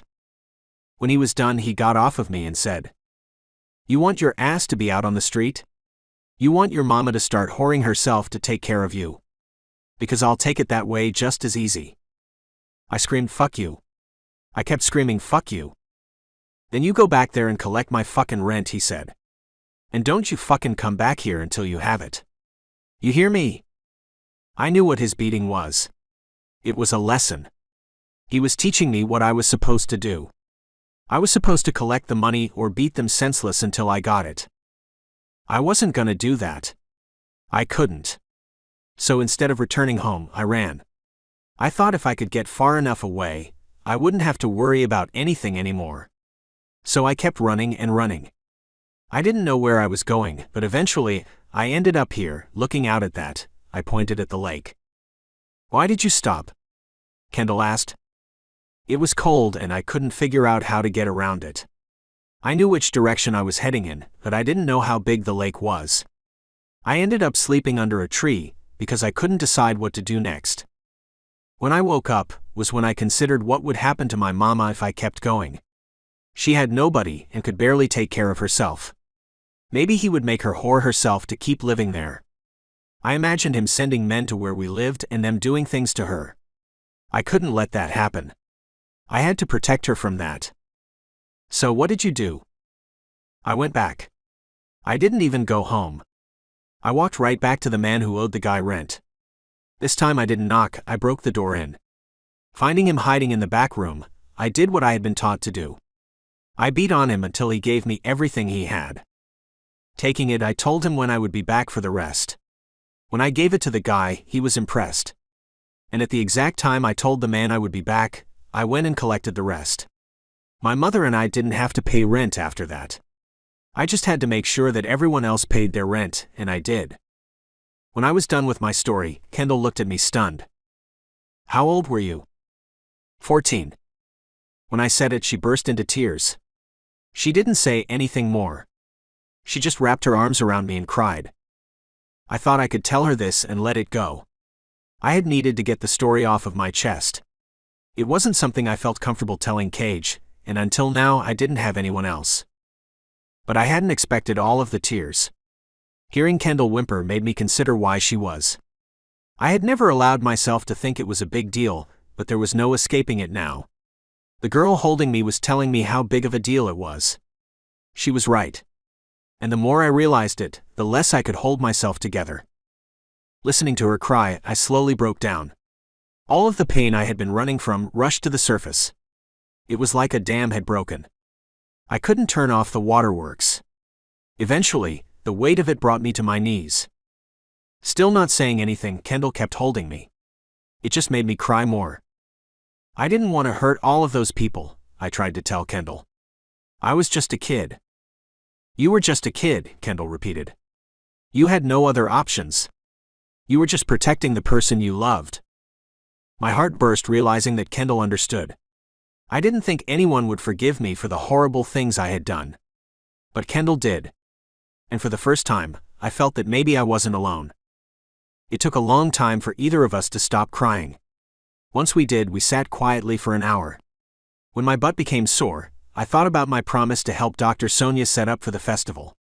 I wasn't sure I was in the mood for it. I had told everyone I would, though. So gathering my strength, I cleared my throat. We should go back. I told Dr. Sonia. We don't have to. We can stay here as long as you'd like. No, I said I would. Besides, I think I'm losing feeling in my ass, I told her, shifting and making a face. Kendall tried to resist and then laughed. I lost feeling in my butt 30 minutes ago. I don't think I can move my legs, she said humorously. Didn't you say something about hiking? You didn't warn me about sitting on the ground. I don't have nearly enough padding for that. Hey, I like your ass. Don't you be talking bad about it, I said with a smile. Then you can have it. I would much prefer to have yours. Don't you go tempting me like that unless you mean it. You know what I meant, she said with a smile. Yes, I do. That's why I was warning you. Kendall looked at me with playful frustration and fought her way to her feet. She was as shaky as a fawn walking for the first time. It was adorable. All right, come here, I said, picking her up and carrying her. That's okay. I got it. No. If you're going to listen to my long story and sit there while I cry about it, the least I could do is carry you to the truck. Giving in, Kendall wrapped her arms around my neck and relaxed. If you insist. I do, I said, looking into her big brown eyes. As I looked at her, she reached up and kissed me. It wasn't a long one, and when I tried to make it longer, she leaned back. Carrying her, I had no way of reconnecting with her lips. Placing her on the passenger side of the truck, she scooted away from me. I was starting to believe that she was teasing me on purpose. Driving back to town, Kendall explained how much my experience had shaped my life. I think that's why you destroyed that car. It's because, at a young age, you learned that violence is the solution to all of your problems. Isn't it, though? Violence paid my rent. Not only that, it got me my football scholarship. And wasn't it my violent tendency that won you? Let's face it, violence is what gave me everything that means anything to me. She paused. I had her. At least I thought I did. It's not your violence that got you your scholarship. I've seen you play. You've gotten what you have because you're good and you're fast. How many hours have you spent working on that? It was your hard work that got you that. What about you? Wasn't it what I did to that asshole that got you to think about football players differently? She was quiet again. It's okay if it did. I'm used to it. But I don't want you to be. I don't want you to think that that's the way to solve your problems. You smashed up a car. Look where that got you. Smashing up that car got me sitting here now next to you, I said with a smile. I was very happy to have won this debate, but not as much as Kendall hated losing it. Kendall? Don't talk to me. Come on now. Don't be like that. You can't always win an argument. You think I care about winning an argument? It really seems like it from where I'm sitting, I said, unable to contain a smile. She looked at me frustrated. Well, I don't. I don't. She yelled, getting upset. All right. No need to get away about it. You don't understand. If you think the way to solve every problem is with violence, what happens the day I become the problem you have to solve? Will you do to me what you did to Evan? What? No. Why would you even think that? Isn't that what you were saying? Weren't you saying you have a violent nature, and that violence got you everything important to you? My face went white hearing her words. I felt like throwing up. The only thing I could do was pull over and shut off the truck. I turned to her quickly and she flinched. She thought I was going to hit her or something. As soon as I realized it, I raced out of the truck and emptied my breakfast into the weeds. The retching didn't stop. Every time I thought it was done, I would picture her flinching away from me and I would dry heave again. Eventually, Kendall came over. Are you all right? I would never do anything like that to you, I told her in the middle of convulsions. Never. You gotta believe me. I wouldn't. Okay, I believe you, she said, kneeling next to me and rubbing my back. I'm sorry I let you do what you did to Evan. I can see now that I wasn't helping you by letting you do it. I did it, not you. You didn't let me do anything. I gave you his address. I practically drove you there and sicked you on him. It was just that I was so angry. So now you know how I felt, I said, looking at her. When I act like I do, it's because I get so angry. But I know that one day you're not gonna find someone to beat me up no matter what stupid thing I do. Just like there is nothing I would ever do to hurt you. But how do I know that? She asked sincerely. You're gonna have to trust me. For me, trust is hard, she explained. It's not like guys like you have given me any reason to. And it's not like anyone in my life has given me a reason to trust them. But I'm willing to trust you. I don't know why, but I am. I'm asking you to do the same. Chapter 9. Kendall. I stared at the man in front of me. He was not who I thought he was. When I first met him, well, I couldn't remember our first meeting. But when I saw him by the pond, all I could see was how gorgeous he was. He may as well have been a picture in a magazine. That's why it was so easy to dismiss him when I found out that he was a football player. When I was introduced to him as my client, or whatever he is, I saw him as a hot bad boy. But what did that even mean? Who did I think I was talking to? Standing over him as he wiped the puke from his mouth, I realized that I didn't know who he was. Telling him that I was scared of him hurt him so much that he tossed his breakfast. Who was capable of such sensitivity? Built like a Greek statue, Elle assumed that he would be the strong one. And maybe he is, but it isn't in the way that I thought. Sure, he could pound a guy like Evan Carter to mush. But he was also capable of trusting me when every moment of his life had taught him to trust nobody. That was his true strength. In that way, he was stronger than me. How could I not love that about him? How could I not love him for it? Oh shit. I love him for it. I'm in love with Nero, my football player client. What was I supposed to do now? I trust you, I told him. At least I'll try to. Nero, you're unlike anything I could have imagined. Thank you? He asked, looking at me confused. I don't know if it's a compliment as much as it is an admission that you aren't like anyone I've ever met. And because you're not, I have to consider you without weighing you down with my baggage. I don't know what that means. I don't know what it means other than that I think you're special. And because you're smiling, I'm assuming you mean it in a good way, and not the way a teacher tells a parent that their kid is special? I laughed. No, I mean it in a very good way. You are pretty great, I said, feeling my face get hot. Okay, I could work with that. I think you're pretty special as well. It's more in the parent-teacher way. But that could be good too. I hit him on the shoulder in jest and he laughed. Come on. No, I'm kidding, he said, getting up. I think you're pretty great too. He took my shoulders in his hands and looked into my eyes. Staring up at him, my heart thumped. I started to lose my breath. I had to swallow. I wanted him. I wanted everything about him. I wanted him in me. I was about to lean forward and get it, until he said, I would kiss you right now. But I just spent the last little bit. He pointed at the remains of Cage's pancakes. Right. Maybe we should head back to town. Weren't we supposed to help set up for the festival? I know I was. But no one roped you into doing it. You don't have to feel obligated. Is that where you're gonna be? I asked. I guess so. Then that's where I want to be. Nero smiled as much as I was. More than that, I could feel the flesh between my legs throb.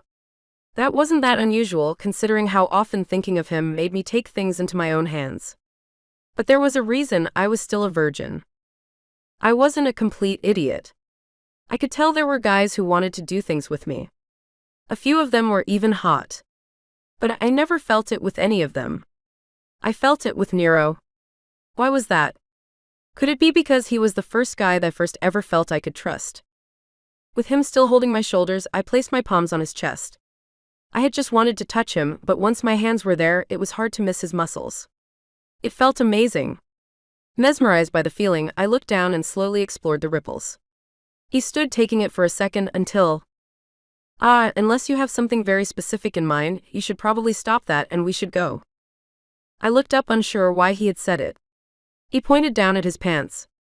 It took only a glance for everything to become clear. Nero was not only hard, but the guy was huge. And when he flinched, it sent a pulse through me that made me weak in the knees. Yeah, we should go, I told him with a swallow. Driving back to town, I couldn't help but touch him. It was all that I wanted to do anymore. With his arm around me as we drove, he told me stories about when he was growing up. I got the feeling that he was avoiding the horrible stuff. But what he told me gave me a clear picture. Since the age of 14, Nero had been living a double life. Not wanting people to know what was going on with his mother, he didn't tell anyone about his after-school job. He went to classes and football practice, and then once he got off, he became the rent collector. Do you think it affected who you dated? I asked him. I didn't date. So probably. I thought you said that you've dated a few girls in Snowy Falls. I said I hooked up with a few. We didn't really date. So it was just sex? I asked, unsure if I wanted to know the answer. Something like that. You know how it is.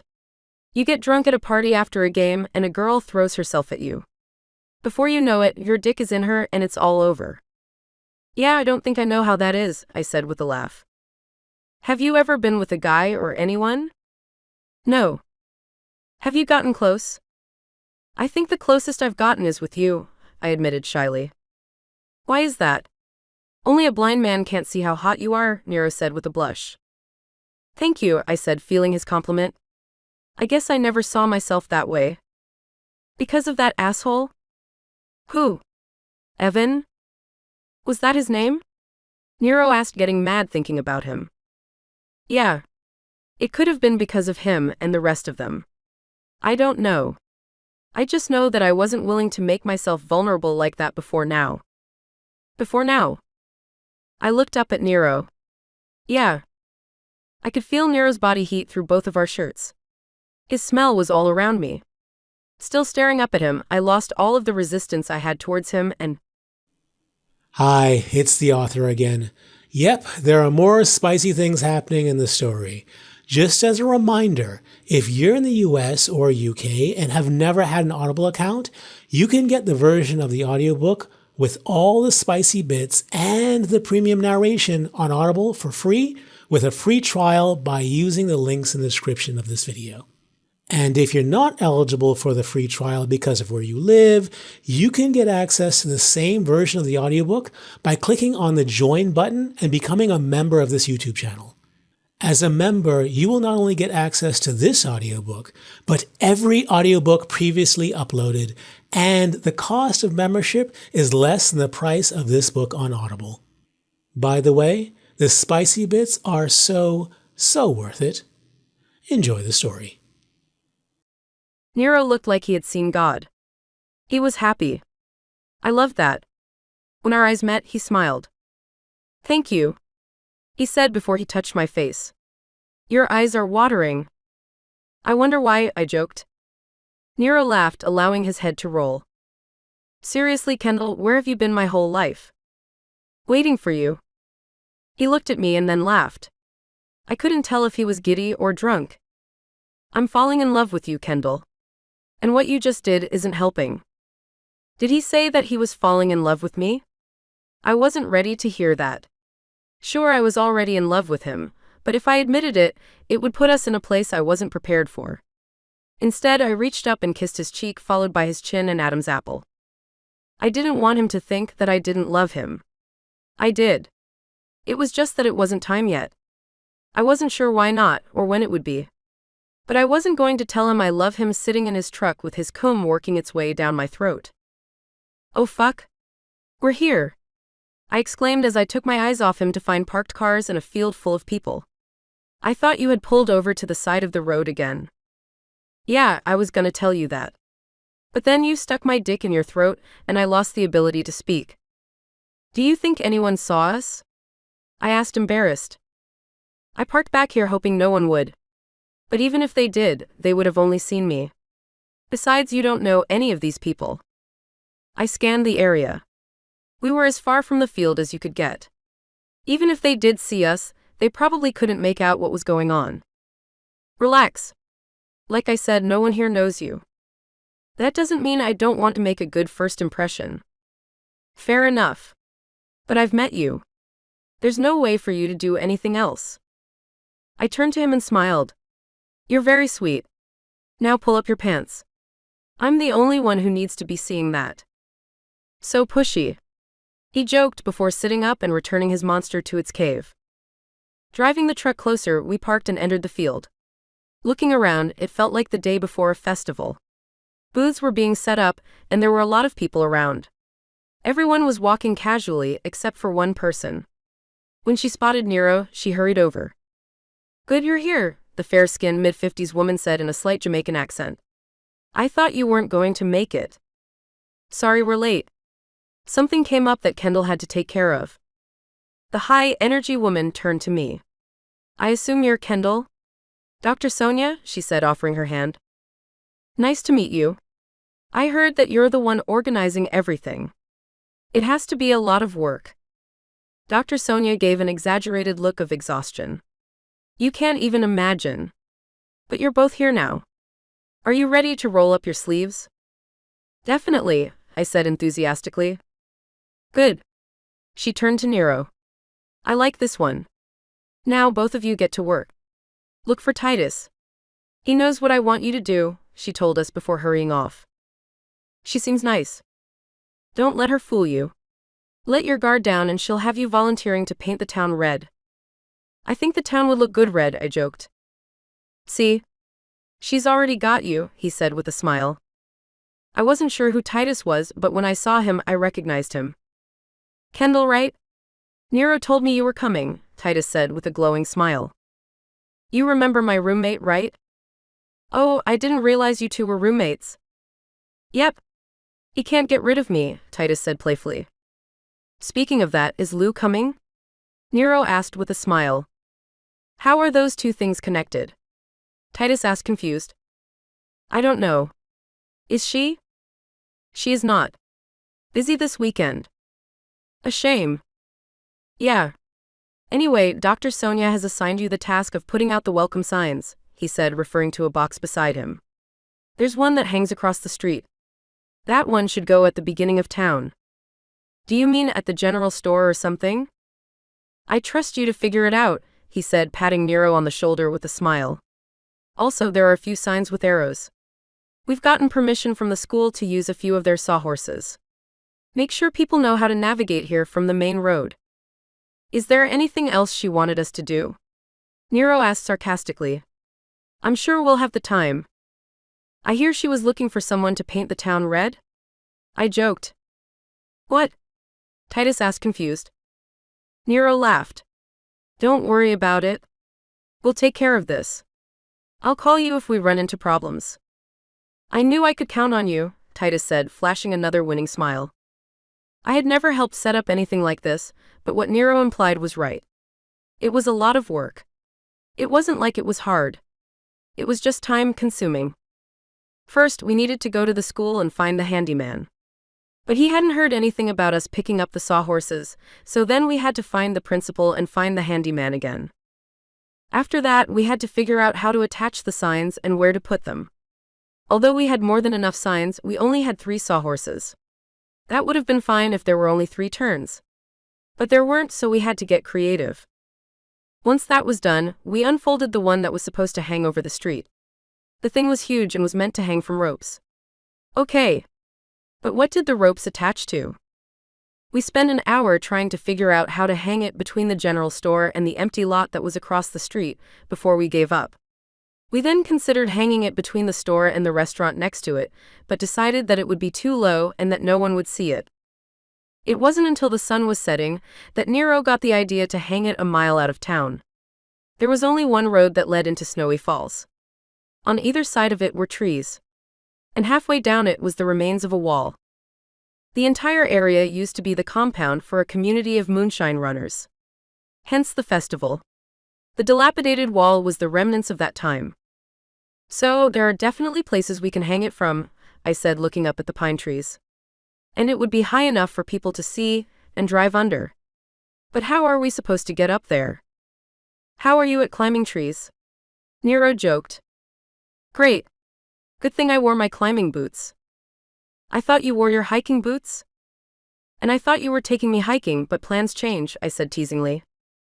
We had a lot of other ideas about how to hang a 25-foot sign between trees 20 feet in the air. None of them were good. As it got dark and we got desperate, Nero decided to do the obvious, climb the trees. It was impressive. I wasn't an outdoors type. So to see him get physical with nature gave me thoughts. I'm gonna lower the rope and I need you to attach it to the sign, he told me as it came down. This probably wasn't the best plan, I told him, tying it off. I'm open to suggestions if you have a better idea for the other side. Oh, and is there a knot you can use for us to pull it from side to center it? Even in the dark 20 feet below, I could see the glare Nero gave me. Sorry. You're doing great, I said, giving him an enthusiastic thumbs up. He stared at me for a second, then went back to work. When we were done, we hadn't done a half-bad job. I like it, I told him.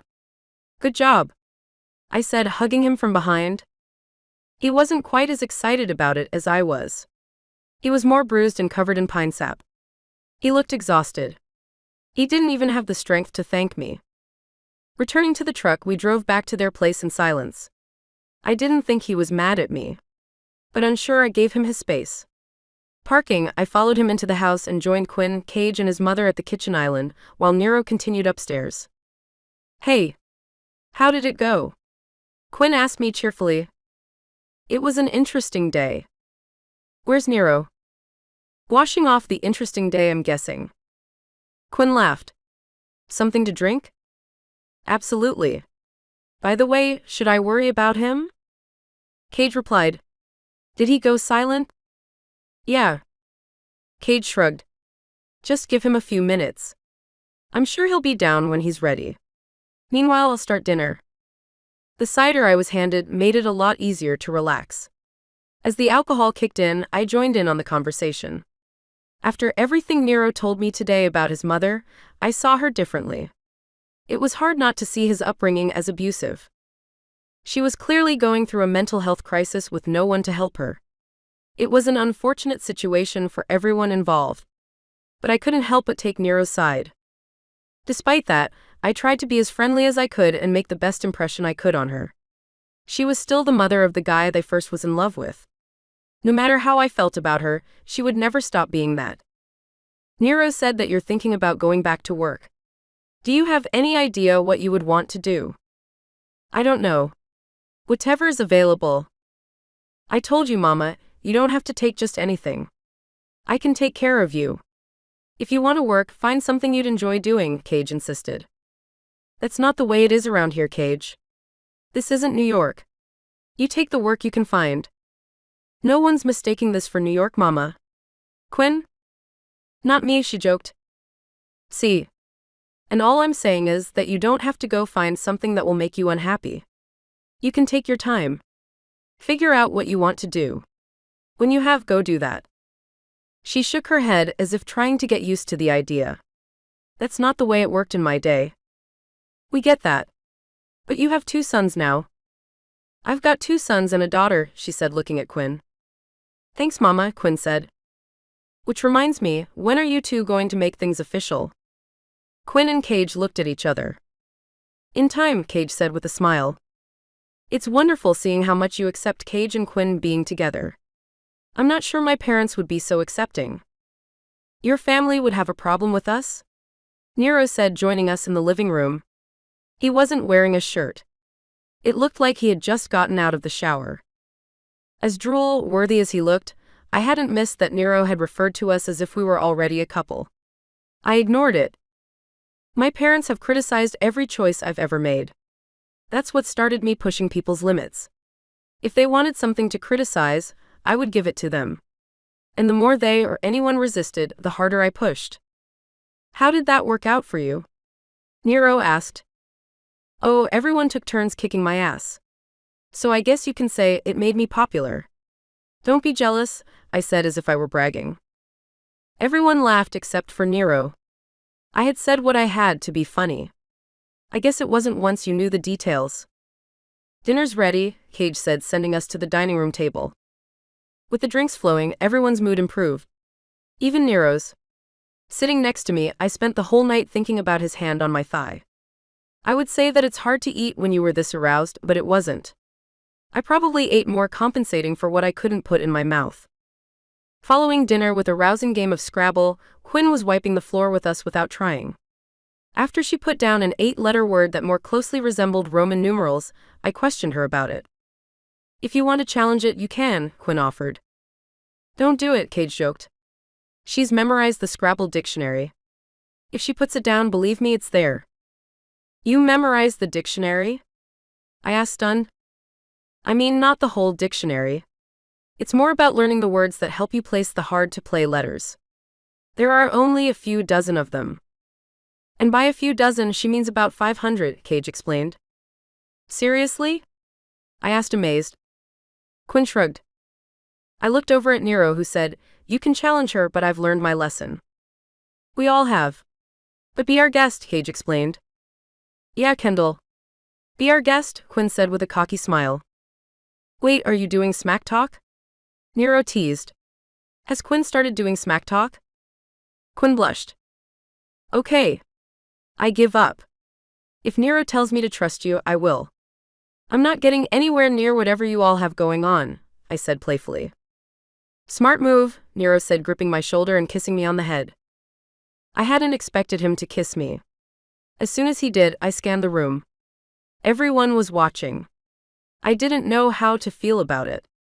But it did feel good seeing how comfortable he was showing affection towards me. It filled a hole in my life that I didn't know I had. With the Scrabble scores calculated and the person in second place declared champion, everyone else headed to bed. Did you want another drink? Nero asked. I'm good. I'm still feeling the last one. But thank you, I told him with a smile. The two of us looked at each other. When Nero didn't make a move, I did. Putting my hand on his thigh, I rubbed his leg. Did you want to head to bed? I asked him. I guess. Hey, how did your mattress feel?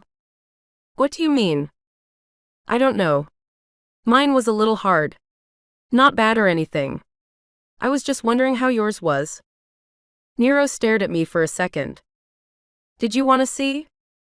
I guess for comparison, I said, unable to contain my smile. Then let's go, Nero said, getting up and taking my hand. As we crossed the living room to the stairs, my heart thumped. There was no question what I wanted to happen next. I was in love with Nero. I wanted him to be my first. And approaching his bedroom, electricity danced across my skin with anticipation. Flicking on the soft nightstand lights, we entered. Nero sat on the bed first. I don't know. It feels pretty good to me. What do you think? I sat next to him, allowing our arms to brush against one another. "It's nice," I said, suddenly at a loss for words. "You know I like you, right?"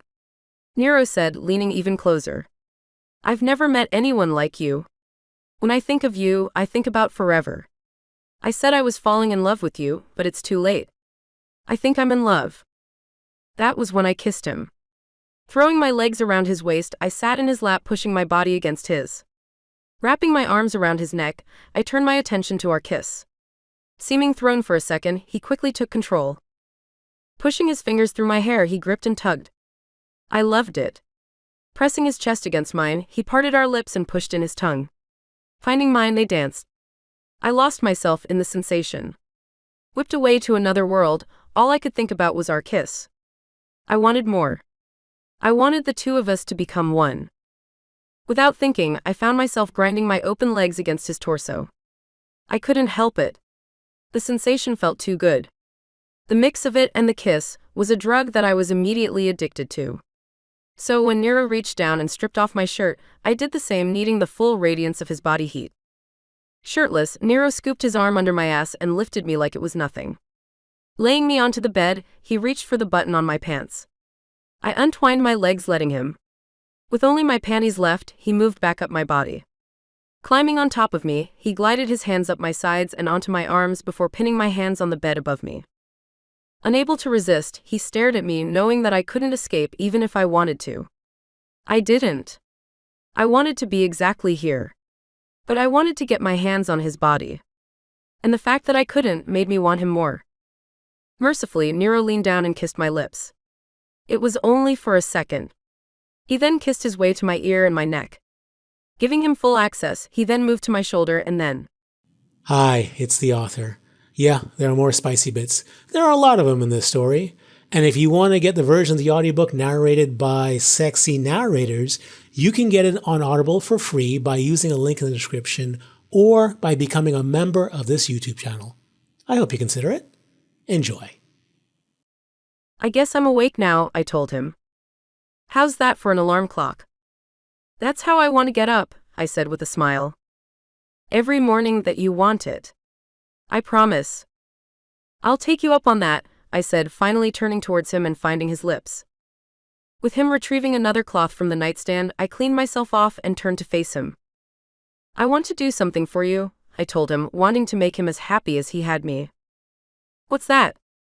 I want to find out the situation around your birth father. I told you can try. Thanks. But I don't think she'll open up to me if I just ask her. Do you know if she's going to the festival today? She is. And you don't know how much of a miracle that is.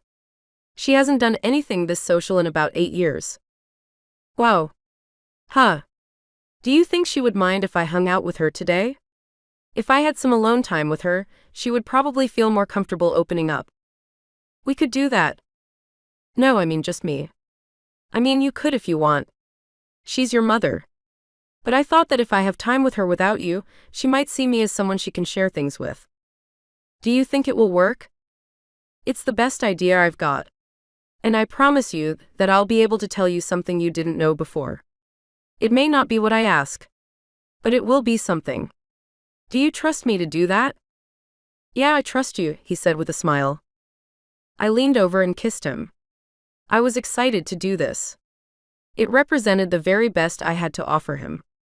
Showering separately, Nero stayed in bed until I was done. I wanted to head downstairs first to start putting in time with his mother. Morning. Everyone said, looking like they had been up for hours. Morning. Are we late for breakfast? A little. Where's Nero? I can scrabble a few more eggs to go along with the French toast I've cooked, Cage suggested. You made French toast? I turned to Quinn.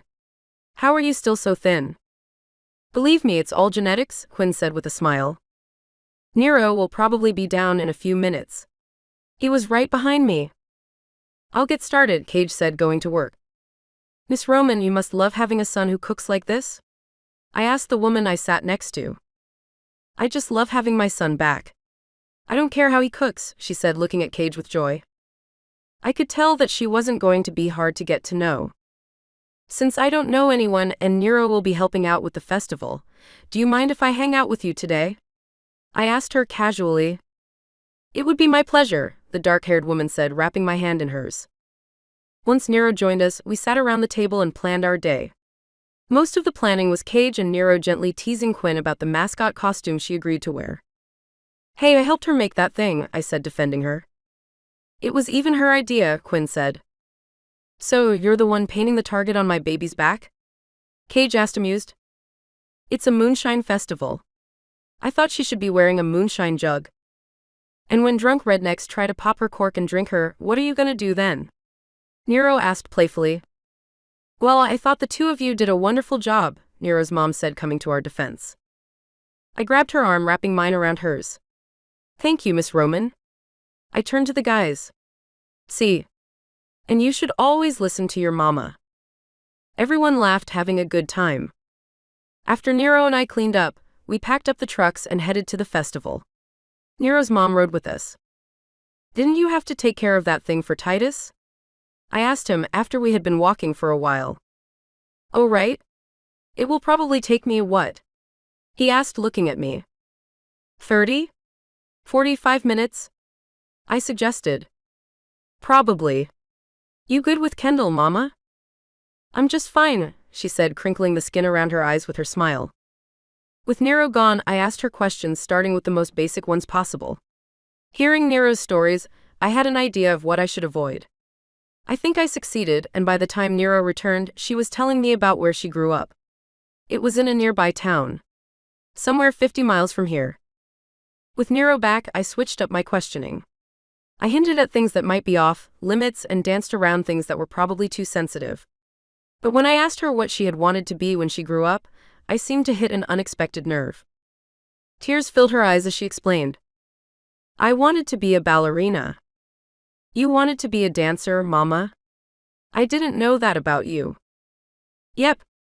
I took classes and was very good. That's why you can dance around the field like you do. You got that from me. Not from his dad? I asked casually. She didn't respond. I was thinking she would ignore it completely until she said, he got his athletics from his dad. He got his dancing from me. I didn't react because I was trying to keep her comfortable. But Nero couldn't help himself. He stared at her with his mouth hanging open. I got it from my dad? That's what I said. Now, how about we try some of those moonshine muffins over there? Do you think they have alcohol in them? Maybe. But what I really want to know is... I subtly put my hand on his forearm to silence him. He took my suggestion. Now that she unlocked the door, I knew I could get her to open it. But it was going to be a delicate operation. I was glad that Nero trusted me to execute it. Purchasing a few of the muffins, we ate them as we caught up with Cage and Quinn. Quinn was walking around in her mascot costume, posing for pictures with people while Cage attentively kept watch. It's quite the turnout, Cage said, scanning the area. Dr. Sonia should be pleased. Titus should be too. He's all about these types of things, Nero said. I turned to Quinn. You all right in there? We didn't make armholes or a hole to breathe through. Oh yeah, I realized with a laugh. Sorry, it was my first moonshine jug costume. I'm dying in here. You can take it off whenever you want, you know? I think you've done your duty, Cage told her. No, I can do it. I just need some water. Quinn, why didn't you tell me that? Okay, I'm gonna get this one some water. What do you think? Pop the cork and pour it in? Cage said with a smirk. It's not funny. Quinn exclaimed. We all silently laughed. We had made eye holes, but we had covered it with a fabric that made it hard to see through. I didn't think she would catch us. You know I can see you laughing, right? It's not funny. That's right, everyone, Cage said, pretending he wasn't laughing too. It's not funny. Quinn is doing something very nice for the town. We should all thank her for it. Quinn, you're doing a great job, Miss Roman said. Bang up job, Nero told her. You are wearing that moonshine jug, I said enthusiastically. Whatever. Cage led me away from here. You got it, gorgeous, Cage said, looking back at us with a playful glare. We're gonna have to make that up to her, Nero decided. Yeah. I'll invite her to dinner when we get back to school, I told him. I thought she looked quite nice, Nero's mother volunteered. After a few more hours of food and moonshine shots, the sun began to set and Nero, his mother and I headed home. Miss Roman was in a very good mood. Nero was too. So, when I suggested that we have drinks on the veranda, everyone agreed. When did you move here? I asked her. A long time ago. I can barely remember it anymore. What brought you here? I was pregnant with Nero, she said, putting her hand on his forearm with a smile. I can't imagine raising a baby by myself. Did you know anyone here? I didn't know a soul. Then why here? I don't know. I didn't want to move too far, and I had always heard about this town. I didn't know anyone heard about this town, Nero snipped. I held up my hand, quieting him. I was getting a lot of answers, so I didn't want him to accidentally change the mood. Seeing my gesture, he listened. That was one of the reasons I chose here, because the town wasn't well known. I hear a lot of people like small towns because it gives them a chance to be anonymous. Was that you? Her pleasant demeanor melted into deep thought. That was one of the reasons. I matched her mood. Did it have to do with what happened to Cage? I can't imagine what it must be like to be told he had died when you knew he hadn't. It was very hard on me. How did you even function after something like that? I didn't. Not for a long time. I guess it helps to have someone supporting you as you did. I didn't have anyone. What about Cage's father? He must have been there for you, wasn't he? He didn't want me to have Cage in the first place. Oh no. He was completely against it. But he knew you were pregnant? Yeah. And you told him what happened at the hospital? I told him. And the look he gave me afterward told me all I needed to know. What do you mean? What did his look tell you? That he had something to do with why I didn't have my baby, she said, looking into my eyes with sadness. That's horrible. What do you think he did? I don't know. Do you think he had Cage kidnapped? I can't be sure. All I know was that it changed me. I couldn't get back to the person I was before, and eventually, he didn't want to have anything to do with me. That's when I came up with a plan. I was going to get back what he took from me. What do you mean? I asked. One day I asked to come by his place, telling him if I did, I would leave him alone forever. He agreed. When I got there, I made him his favorite drink and dropped something in it that I had gotten in Nashville. I had made a special trip there to find it, she said with a smile. What was it? It was something that would help me to get what I deserved from him, but he wouldn't remember. And that's how I was born, Nero said, realizing. That's how I got you, she said, squeezing his forearms and staring into his eyes. You drugged him? Her tight lip smile dropped. She let him go and sat up. I did what I had to do to get back what he had taken from me, she said, looking down. So I'm only here because you. Nero, do you mind getting me another drink? I said, cutting him off. He turned to me, knowing what I was doing. I stared at him wide-eyed and shook my empty glass. He looked like he was about to ignore me when headlights lit the veranda. It was Cage and Quinn pulling up. I'm feeling tired. It's been a long day. I hope you two don't mind if I head to bed early. Of course not. Do we, Nero? Nero met my unwavering glare and then relented. Of course not, Mama. She got up. Then tell Cage and Quinn I said goodnight. We will, I told her before she went inside and disappeared for the night. When she was gone, Nero turned to me and snapped. What did you do that for? What did I do? You kept shutting me up like that. You wanted answers, right? I was getting you your answers. The only answer I got was that I'm here because Mama raped some man. Shish. Keep your voice down. Don't tell me to shut up. You heard her. She was mad because my dad took what she really wanted from her, so she drugged and raped him to get me. You heard her say it. I was trying to think of some other way I could frame it, but my mind wasn't moving fast enough. He was right. That was what she had just explained. How do you make someone feel better once they learn that their existence is the result of rape? What are you two drinking? Cage said, standing in the doorway with a smile. Nero looked at him with anger. What? Nero stared at him for a moment more, then said, "Nothin'," and pushed past him, headed inside. "What just happened?" Cage asked me, confused. I wasn't sure how much to tell him. This had to do with him as much as it did Nero. But was it my place to say anything? On the other hand, if he knew, maybe he could help Nero process it in a way I couldn't. "Your mother just shared something about how Nero was born," I told him hesitantly. "What?" he asked, approaching me. I'm not sure if I should be the one to say.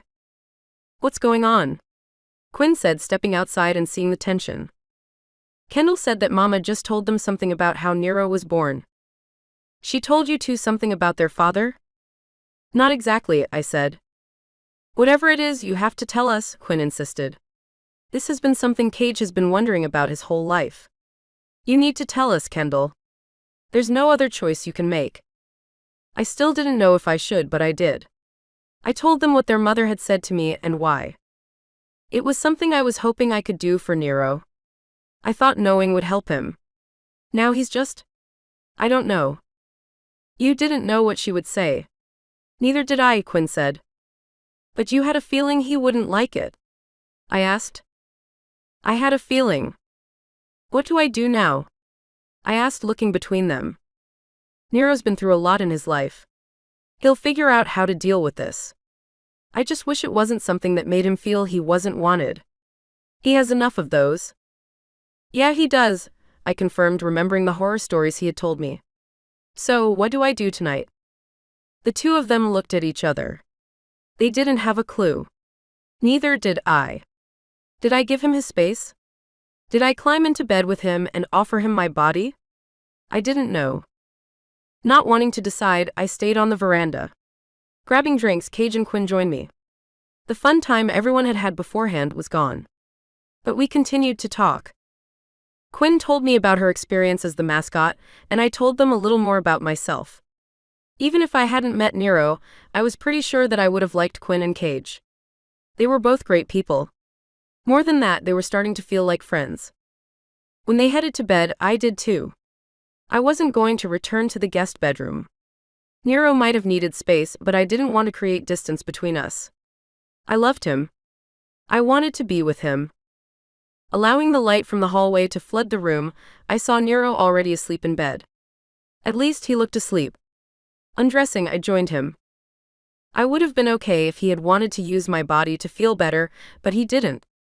The closest we got all night was when I couldn't take being apart from him anymore, and I rolled over and touched his back. It was only then that I was able to fall asleep. When I woke up the next morning, he was gone. The bed was empty. Getting dressed and going in search of him, I found him downstairs ready to leave. I was the last one down, so Quinn and Nero were waiting on me. "I'm sorry. You could have woken me," I explained. "That's okay," Quinn said. "My first class is this afternoon." "Yours is at 8 a.m., isn't it?" Nero asked. "Oh, Jesus. Yeah. What time is it?" I asked. 6:15, Nero said, looking at me like we were strangers. "Yeah, I guess we should go. Is your mother up?" "I should say goodbye." "She doesn't usually get up until 7:30, Cage told me. "And she had a few drinks yesterday, so she might decide to sleep in." "Then I'll get my stuff." I said goodbye to Cage, letting him know how much fun I had had. And driving back to campus, it was again Quinn and I who did all of the talking. "What building is your class in?" "I'll drop you there." I told Nero, and we pulled up in front of it. I was only 10 minutes late. "I had a lot of fun this weekend," I told Quinn, who sat in the back seat. "Thank you so much for inviting me. We're all really glad you came." I looked over at Nero. "This weekend was nice?" He didn't look at me. "Yeah. I'll text you." I wanted him to kiss me bye. He didn't. After being as affectionate as he had been all weekend, it couldn't be because Quinn was there. It had to be what he had learned about his birth. He was clearly having a hard time dealing with it. "Okay," I told him before collecting my travel bag, getting out of the truck, and watching him drive away. As much as I wanted to stand there thinking about what I should do next with Nero, I knew I had to get to class. Entering as quietly as I could, I found a seat in the back and pulled out my phone to take notes. When the class ended, my plan was to sneak out. Kendall, can I speak to you for a moment? Professor Nandan said as I tried. As large as the class was, I didn't think he would notice that I was late. I was readying my excuse when he brought up something else. How's your experience with Nero going? Oh, of course he was asking me about my time with Nero. The student counselor program is what he had been working on his whole career. I think it's going well. In fact, that's why I was late. He had invited me to the town where he grew up, so I could get better insight into the origins of his issues.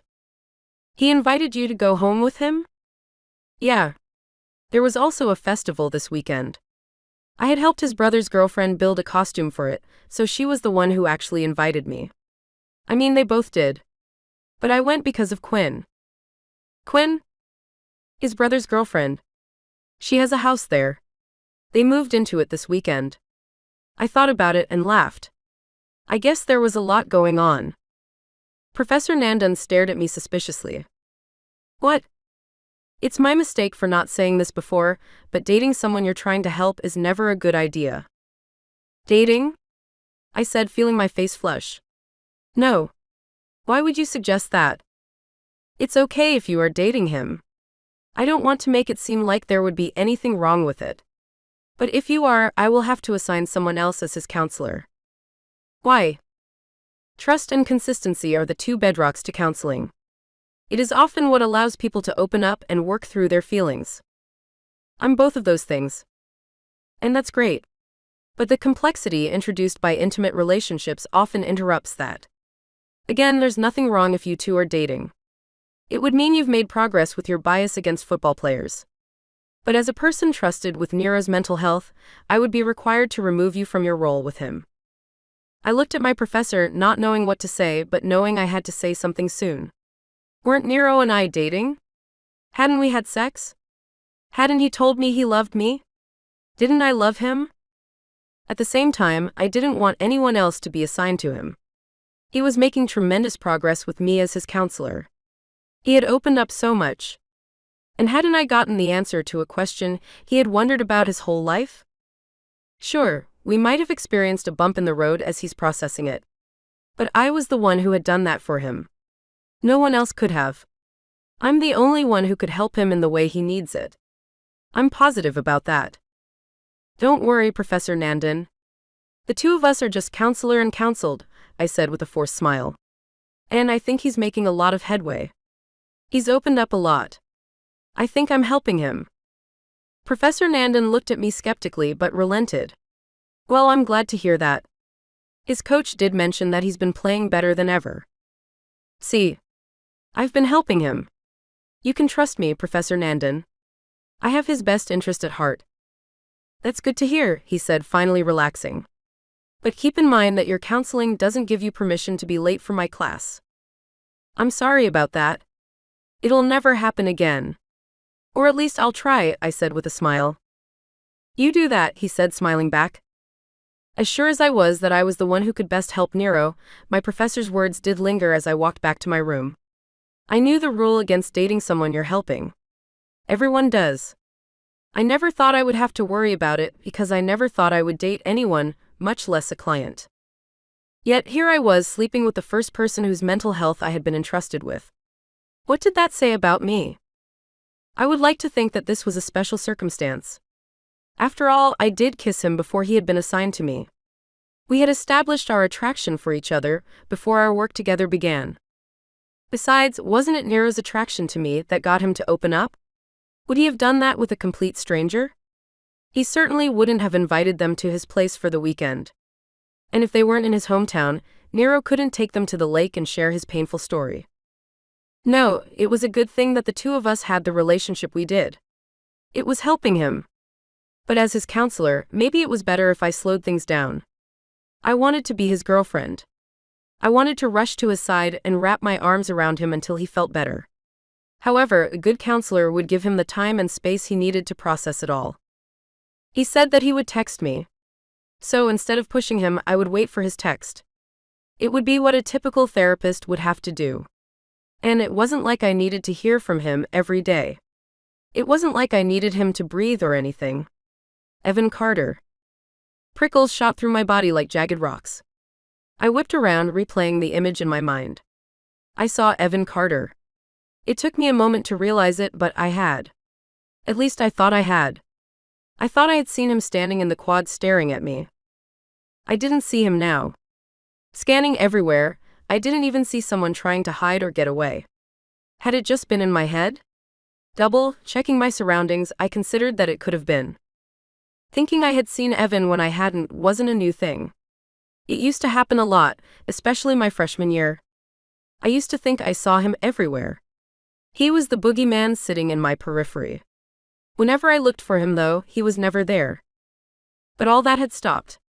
I had barely thought about him after Nero beat the shit out of him. I had gotten my justice. What Nero had done had allowed me to move on. Re-centering myself, I took a deep breath and continued to my room.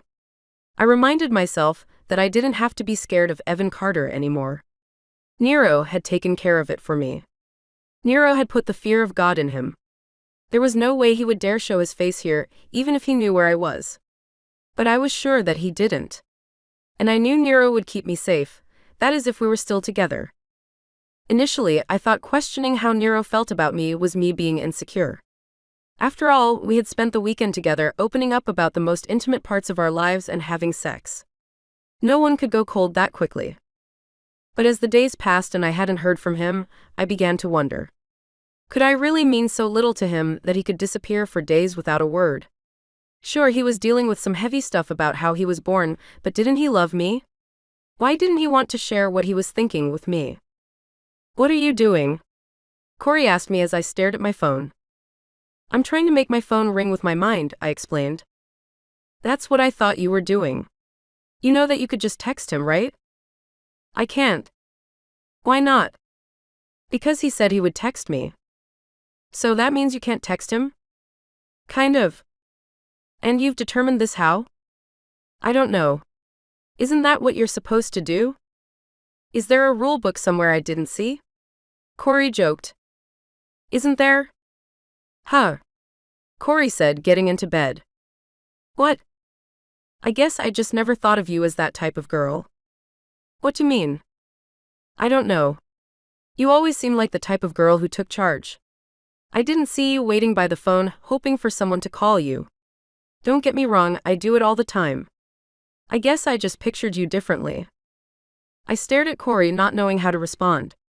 She was implying that I wasn't being active in the creation of my life. That didn't sit well with me. The reason I had gotten my ass kicked so much in high school was because I wouldn't conform to what others thought I should be. When they tried to put me in a box, I broke the box. I was an active participant in my life. I didn't like Corey suggesting I was being passive. "You're right. If I want to talk to him, I should just text him. I don't know why I was waiting." I stared at my phone. "Then why aren't you texting him?"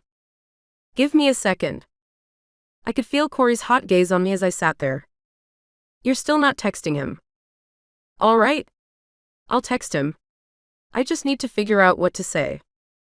"Hi." "Hello. Why haven't you texted me all week, you inconsiderate asshole?" "Those are all good options." I stared at Corey, surprised. "You should not be more upset about this than I am. It's just that you said things happened between you two last weekend and then he ghosted you. That's bullshit. First of all, he didn't ghost me. At least I don't think he did. And second of all, he's got stuff going on." "You've got stuff going on. Hasn't he thought about that? You deserve to be happy too, you know?" As grateful as I was for Corey's righteous anger, I had to wonder where it was coming from. "Is everything all right, Corey?" "What do you mean? You seem animated tonight. Is everything good between you and Kelly?" "It's just that he never talks about his feelings or what he wants. It's like I'm supposed to read his mind or something. Everything's a guessing game with him. It's so tiring.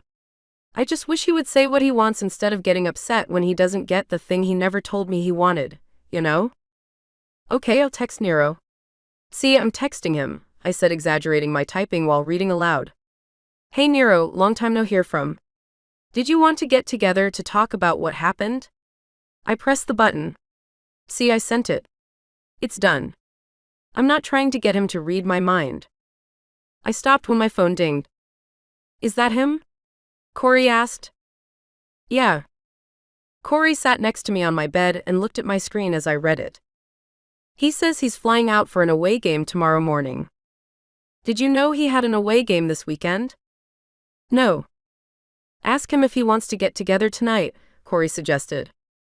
I looked at Corey to figure out what was going on. You are awfully invested in this. What? I just want to see you happy. Text it. I did what she said and quickly got a reply. Can't. Getting up early, I read. What do I text now? I asked with a hint of snark. Corey leaned back deep in thought.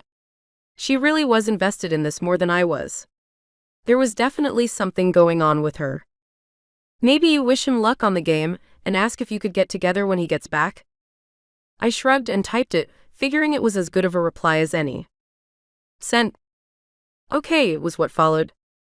Corey returned to her bed looking more nervous than I was. It felt like she was living vicariously through me. What was up with that? I certainly appreciated not going through this alone. But she was a happily married woman, or something close to it. Why would she want to vicariously live my mess of a relationship? I set that mystery aside and returned my thoughts to Nero.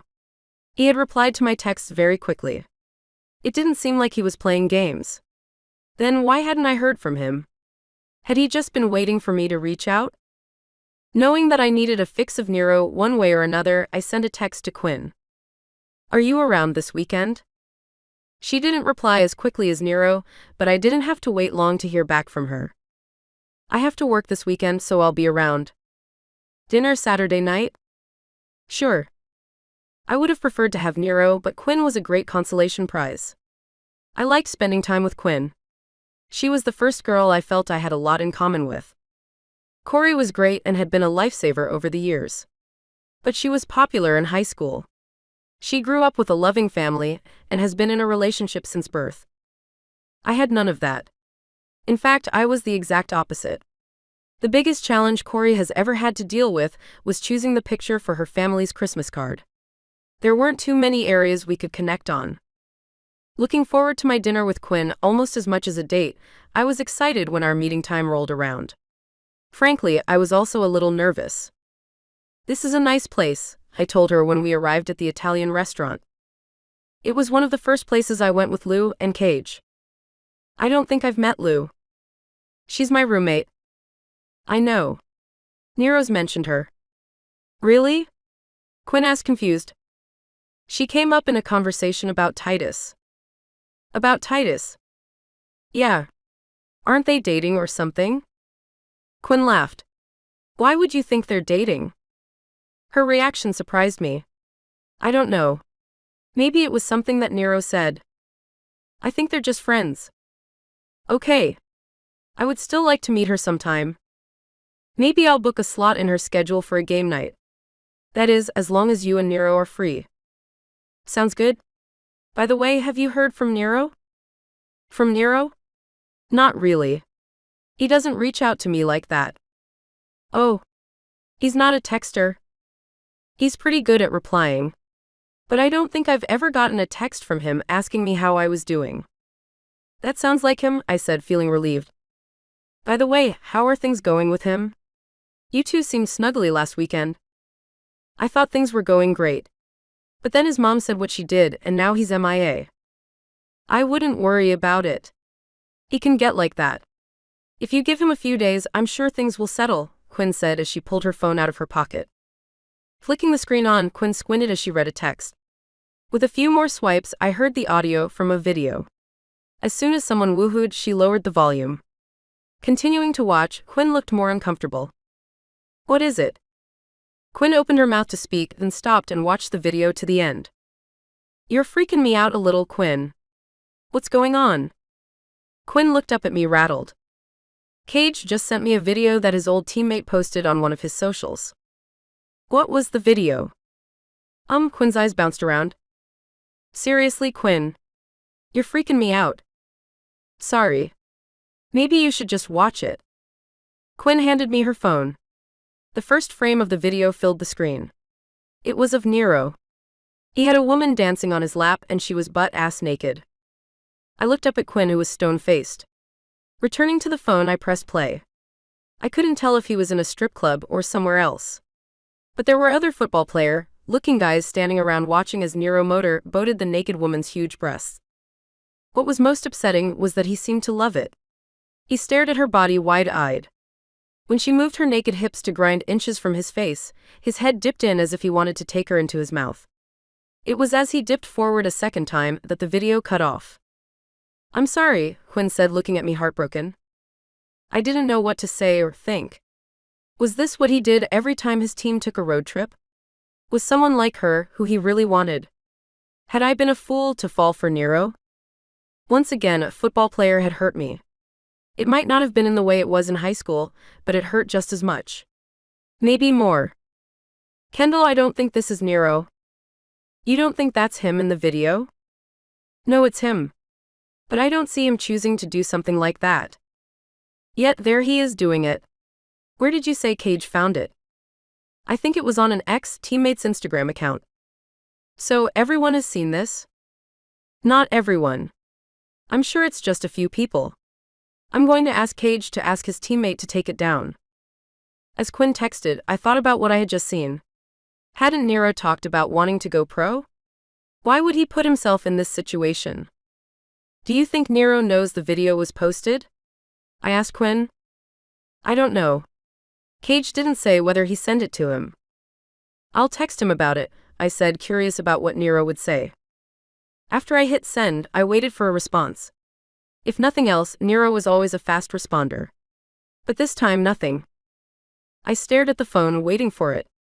When it became clear that nothing was coming, I placed my phone beside my plate face up. It was possible that whatever was developing between Nero and me was over. Maybe this was his way of telling me. It would be an insanely self-destructive way. But if he wasn't in a good place, he could do anything. Cage sent the video to Nero. I told him to let me know if he hears back from him. Quinn and I continued to eat dinner, but the night was clearly ruined. It felt like neither of us had anything to say. If things were over between Nero and me, didn't that mean that Nero would take Quinn with him? They were practically family. Who was I past a girl Nero had sex with? When dinner was over, I reached for the check to split it, and Quinn insisted on paying. I let her. Nero had told me Quinn's background, and I had spent the weekend in her home. If she wanted to treat me to dinner, I was fine with it. "So I'll see you soon?" I asked her as we stood in front of the restaurant. "Yeah. We should do this again." "Absolutely. Whatever weekend you're not heading up to Snowy Falls." "Sure," Quinn said with a smile. I wanted to hug her, but I didn't think she was a hugging sort of girl. I wasn't sure I was either. So instead, we went our separate ways and I walked home. Crossing back onto campus, I checked my phone. Nero still hadn't replied. Was it because he was on a plane? Was he just ignoring me?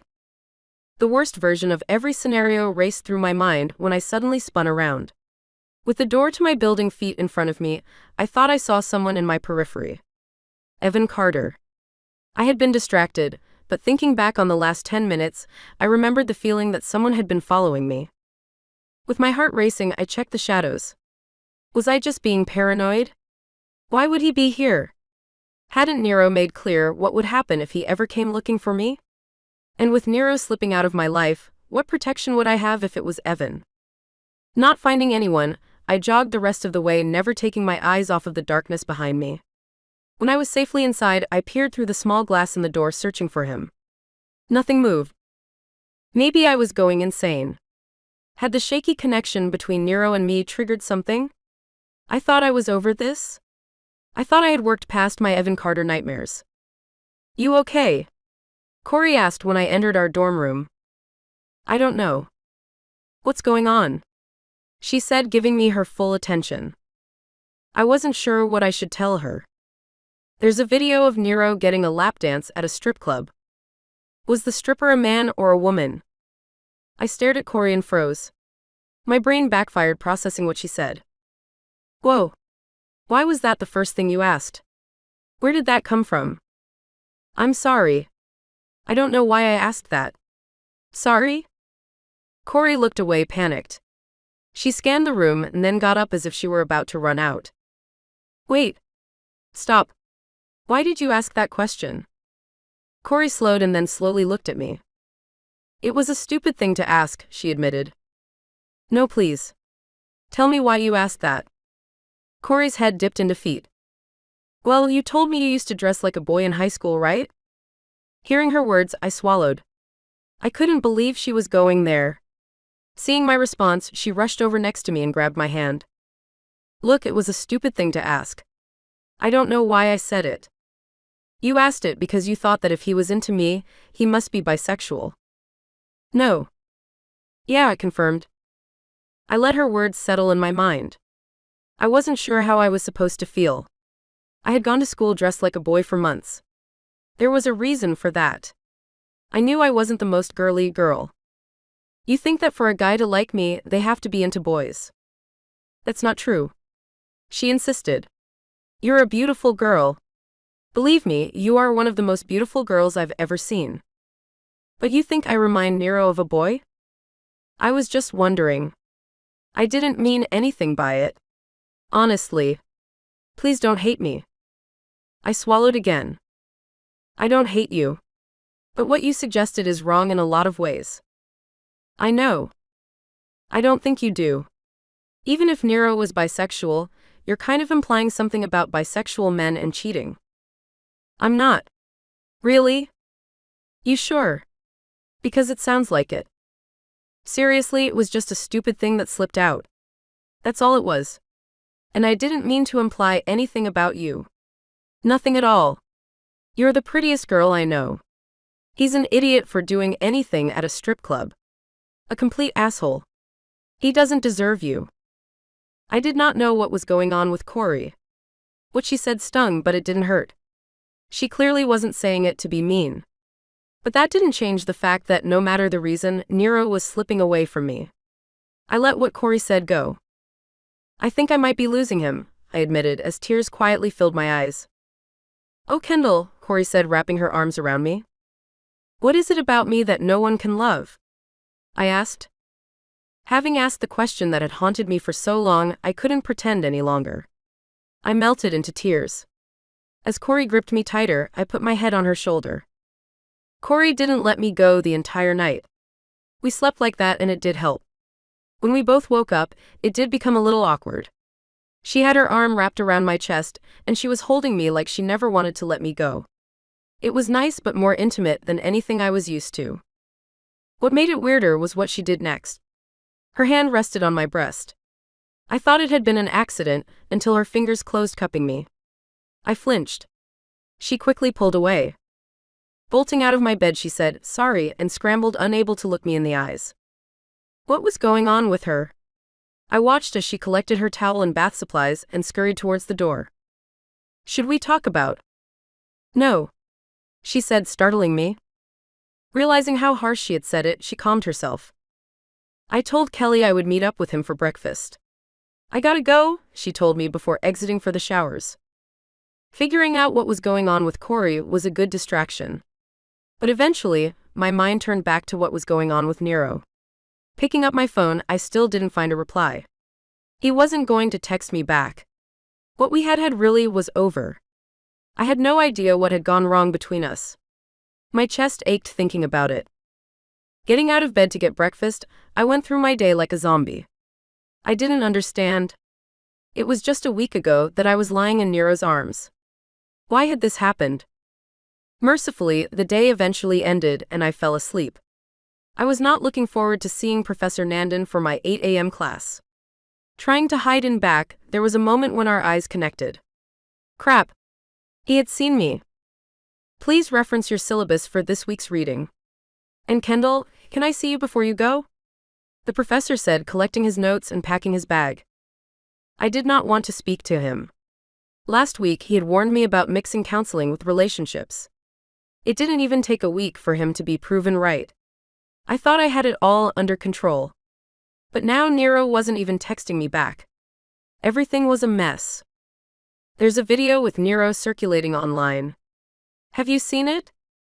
What? I think it's from the away trip he just took. Anyway, it's become a national story. Really? Why? Because Nero is considered to be the best draft prospect at his position. ESPN has been keeping an eye on him for a while. So when they found the video, it gave them something to talk about. I didn't know. You haven't spoken to him recently? The last time was on Thursday. Huh. Well, to do a little damage control on Nero's career, the university's public relations team has set up an interview with a news outlet. Considering you're his student counselor, I thought it would be good if you were there. Me? Yeah. Would you be okay with that? I considered it. As I did, it became clear why separating emotions and therapy was so important. I hurt thinking about how big of a mistake I had made. Now the question was, would I admit to my professor that Nero and I had had sex so he could replace me and I could fight for our relationship?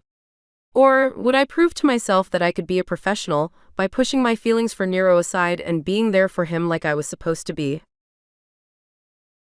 Chapter 10. Nero. Everything was spinning. It was like life had become a merry-go-round. I wasn't meant to have been born. My mother had drugged whoever the unlucky man was and had raped him. And she had done it because she had lost the son she really wanted. Where did that leave me? I was a mistake. I should never have existed. How was I supposed to live knowing the world would be better off if I wasn't here? Ever since I had learned the truth from my mother, things around me became more and more hazy.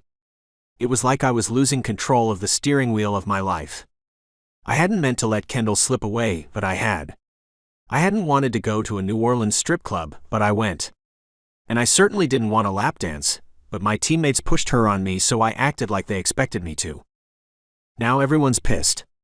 Cage is texting me about it. Coach is telling me that I might not get drafted because of it. And I'm pretty sure I've lost my girlfriend. I'm not 100% on that, because I still hadn't replied to her sending me the video. I couldn't handle knowing that the only girl I've ever loved hated me. There was a limit to how much I could take. Are you ready to do this?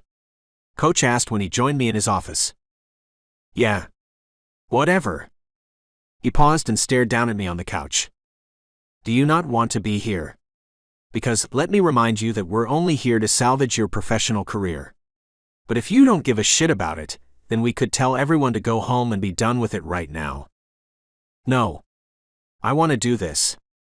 It's not fair. What's not fair? That everyone is bending over backward to save your reputation? Well, sometimes life isn't fair. But I didn't want the lap dance. I didn't ask for it. And if you acted like that in the video, then we wouldn't be here. Look, what's happened has happened. Do you want to deal with it head-on or let the millions of people who now only know you as the strip club guy on East Tennessee's football team define how the rest of your life goes? You want to take charge of your future or let your past dictate what happens next? I thought about that. Yeah, my life was spinning out of control and not for the first time. But even when I was a kid, the one thing I knew I could count on was football. I was good at it. And it didn't matter what my mother was doing or not doing. It didn't matter how lonely I felt. All that ever mattered was how well I could catch a pass and how fast I could get down the field. The rest of my life faded into the background when that was happening. Football was the only thing that had always been there for me. If I were going to fight for anything, it had to be that. I want to take charge of my future. Good. Because you could have a bright one. It was a tragedy what happened to your brother. I can't help but think of his draft-ending injury as my fault somehow. I didn't want to let you down too, he said, putting his hand on my shoulder.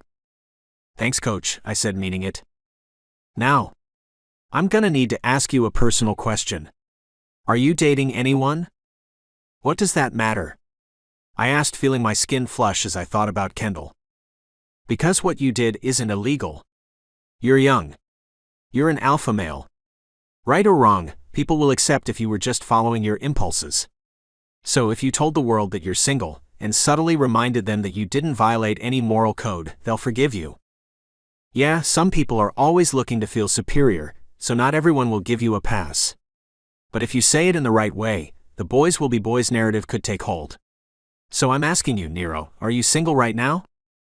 I sat listening to everything he had to say. If I understood him right, he was saying that life was fucked up. Boys will be boys? What type of shit was that? But it wasn't like I ever believed that life was fair. I was turned into the worst person I could think of to survive. Was that fair? So if this was the break I got in exchange for my messed up childhood, I was gonna take it. There's nobody, I told him, sure it was true. Even if there was a chance that Kendall didn't hate me, it wasn't like she would want to be with me again. I was a fucked up piece of shit mess. I wouldn't want to be with me if I could help it. So there was no way a girl as great as Kendall would. Good. So in the interview, I want you to focus on that. Say that it was innocent fun blowing off steam after a game, and that as a single guy, you hadn't meant it to hurt or embarrass anyone. But really hit the fact that you're single. And be as humble as you can be. Can you do that? Yeah. I'm serious, Roman. This is important. Not just for you but for the football program. Can you do that? Yes, sir. I can do it, I said, steeling my heart to what saying those words meant.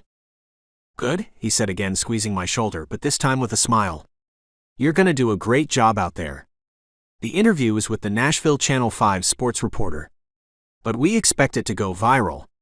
So try to be relaxed, but don't forget that millions will be watching. So act like I'm on the field. Coach smiled.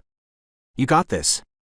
Come on, he said, ushering me out of his office towards an improvised media room. By the way, the guy in charge of that program you're in for your temper insisted that I invite your student counselor. So she'll be there too. Kendall? I asked as a bolt of pain shot through me. Is that her name? Coach asked before opening a door and ushering me through. In a full panic, I scanned the room. There she was, standing next to the guy behind the camera. When our eyes met, I saw her pain. Had I done that to her? I'm sure I had. Everything in me wanted to rush over and throw my arms around her. I couldn't. And when I didn't, her gaze fell to the floor. You ready, Nero? Coach asked me, pointing me in front of a large green screen. Nero. Yeah, I'm ready, I said, slowly remembering what I had to do. I didn't know what it meant that Kendall was here. Maybe she was forced to be here like I was. I couldn't let her distract me, though. Her presence didn't mean anything. Football was still the only thing I could count on in my life, and I was going to do whatever I had to hold on to it. The guy behind the camera approached me and gave me an earpiece. On the other end of that is a producer at the station. He'll give you a countdown to when you go live with Joe Walsh. The sports reporter's a woman? I asked, turning to Coach, wondering how it was going to change things. He nodded encouragingly. You know they have those now? The cameraman said before returning next to Kendall. Of course I knew there were female sports reporters, I wanted to yell. I wasn't a stupid thug. I was tired of dealing with the way everyone saw me. I couldn't take it anymore. I was going to show them. You there? You ready? The guy in the earpiece asked. I'm here. I'm ready. Standing by. We're going live in 5, 4, 3, 2. Tonight we have a special interview with Nero Roman, the East Tennessee football player, in the center of a far-reaching scandal. Nero, thank you for joining us. It's my pleasure to talk to you. I just wish it was under more pleasant circumstances, like a game-winning play. And just to let the audience know, you've had a lot of those, the most of any freshman in Tennessee state history. I didn't know that, I said sincerely. I just play the game the best I can. If I'm blessed with stats like that, then it's thanks to the teammates I've been lucky to play with. So, you seem like you have your life together. How did you end up in the middle of a scandal like this? I honestly don't know. After the game, someone suggested that we go out. One thing led to another, and I guess one of my teammates recorded it. And posted it online. But I'd like to point out that we were just blowing off steam. It wasn't like I was cheating on anyone. There's no one. I'm single. We were just having a little fun. So this is a case of boys being boys? She suggested to my surprise. I guess. Though I can now see how I was showing poor judgment. I deeply regret the embarrassment I brought to the East Tennessee football program and the school's community. If I regained the trust of everyone around me, I think I could make everyone proud, I said, speaking out of my ass. I'm sure you will. As for East Tennessee's perfect record so far this season, we're going to do everything we can to maintain it, and bring another national championship to East Tennessee. There you have it. The sincere words of a present and future star in Tennessee football. And we're clear, the producer said, returning to the earpiece. Great interview. Even I believed you. Good luck for the rest of the season. Thank you, I told him before handing the earpiece back to the cameraman whose inner asshole had softened. Roman, that was fantastic. I didn't know you had it in you, Coach said with a smile. You are gonna go far in this world. Very far. I smiled and subtly looked around for Kendall.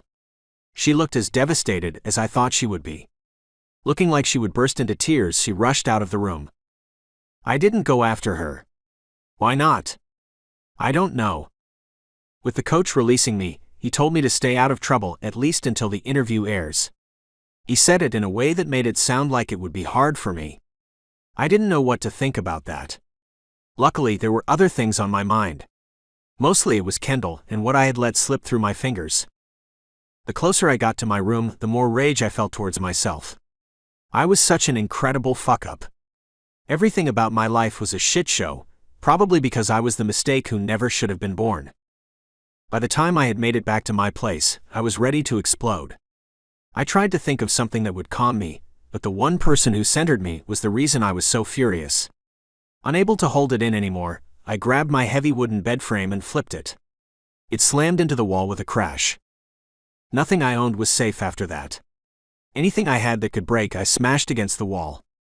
Anything that could tear, I tore apart. The place was a mess with torn paper and shattered glass when I ran out of stuff. That was when I looked across the room and marched towards Titus's side. It was at that moment that the door unlocked and Titus stepped in. He scanned the room in shock. Seeing how out of control I was, he rushed to me. Unsure what he would do, I reacted. With a flashback to every fight I had been in, I turned my body and caught him in the jaw. He hit the ground with one blow. I froze, catching myself. What had I done? He wasn't moving. Titus? I said, scrambling to his side. Are you okay? His body lay lifeless. Had I knocked him out? Had I finally killed somebody? Was this the moment I had always been afraid would happen? It had to be. With him still limp, I rushed to my feet, collected my keys, and escaped. I was trying not to run. It would make things too obvious. But I needed to get away. I needed to get to my truck and drive until I couldn't go any further. Maybe I would drive to the lake I ran to as a kid and this time cross it. Maybe I would drive into it and bring my miserable life to an end. I wasn't meant to be here. I wasn't meant to be alive. And the only question now was if I would have the courage to put an end to the mistake my mother had made so long ago. Chapter 11. Kendall. I ran out of the media room, leaving Nero behind. I couldn't believe he had said that. Had I meant nothing to him? I thought I had. Didn't he say he loved me? I could only hold back my tears until I was outside, running back to campus. With no one around, I bawled. I had been such a fool. I was an idiot to think that someone like him could love me. And it was a mistake to give a football player a chance. They were all the same. Perhaps Nero had found a different way to hurt me. But in every way, this was worse. At least I had my protective barrier around me in high school. Nero had gotten me to bare my heart. With it exposed, he had reached in and ripped it from my chest. As the thoughts overwhelmed me, I slowed, looking for a place to collect myself. Looking around, I realized where I was. This was where Nero and I had escaped to, after I panicked, realizing who I had been assigned. I found the bench we had chosen and sat down. The tears didn't stop. With my elbow on my knees, I cried into my hands. I had tried to push my feelings for him aside and be a professional, but how could he be so cruel? Didn't he have a heart? Hadn't he cared about me at all? Kendall, are you okay? It took a second for the words to register. Someone was standing in front of me. They were in arm's reach, and the voice sounded familiar. It took me a moment to place it, but when I did, terror tore through me like a fireball.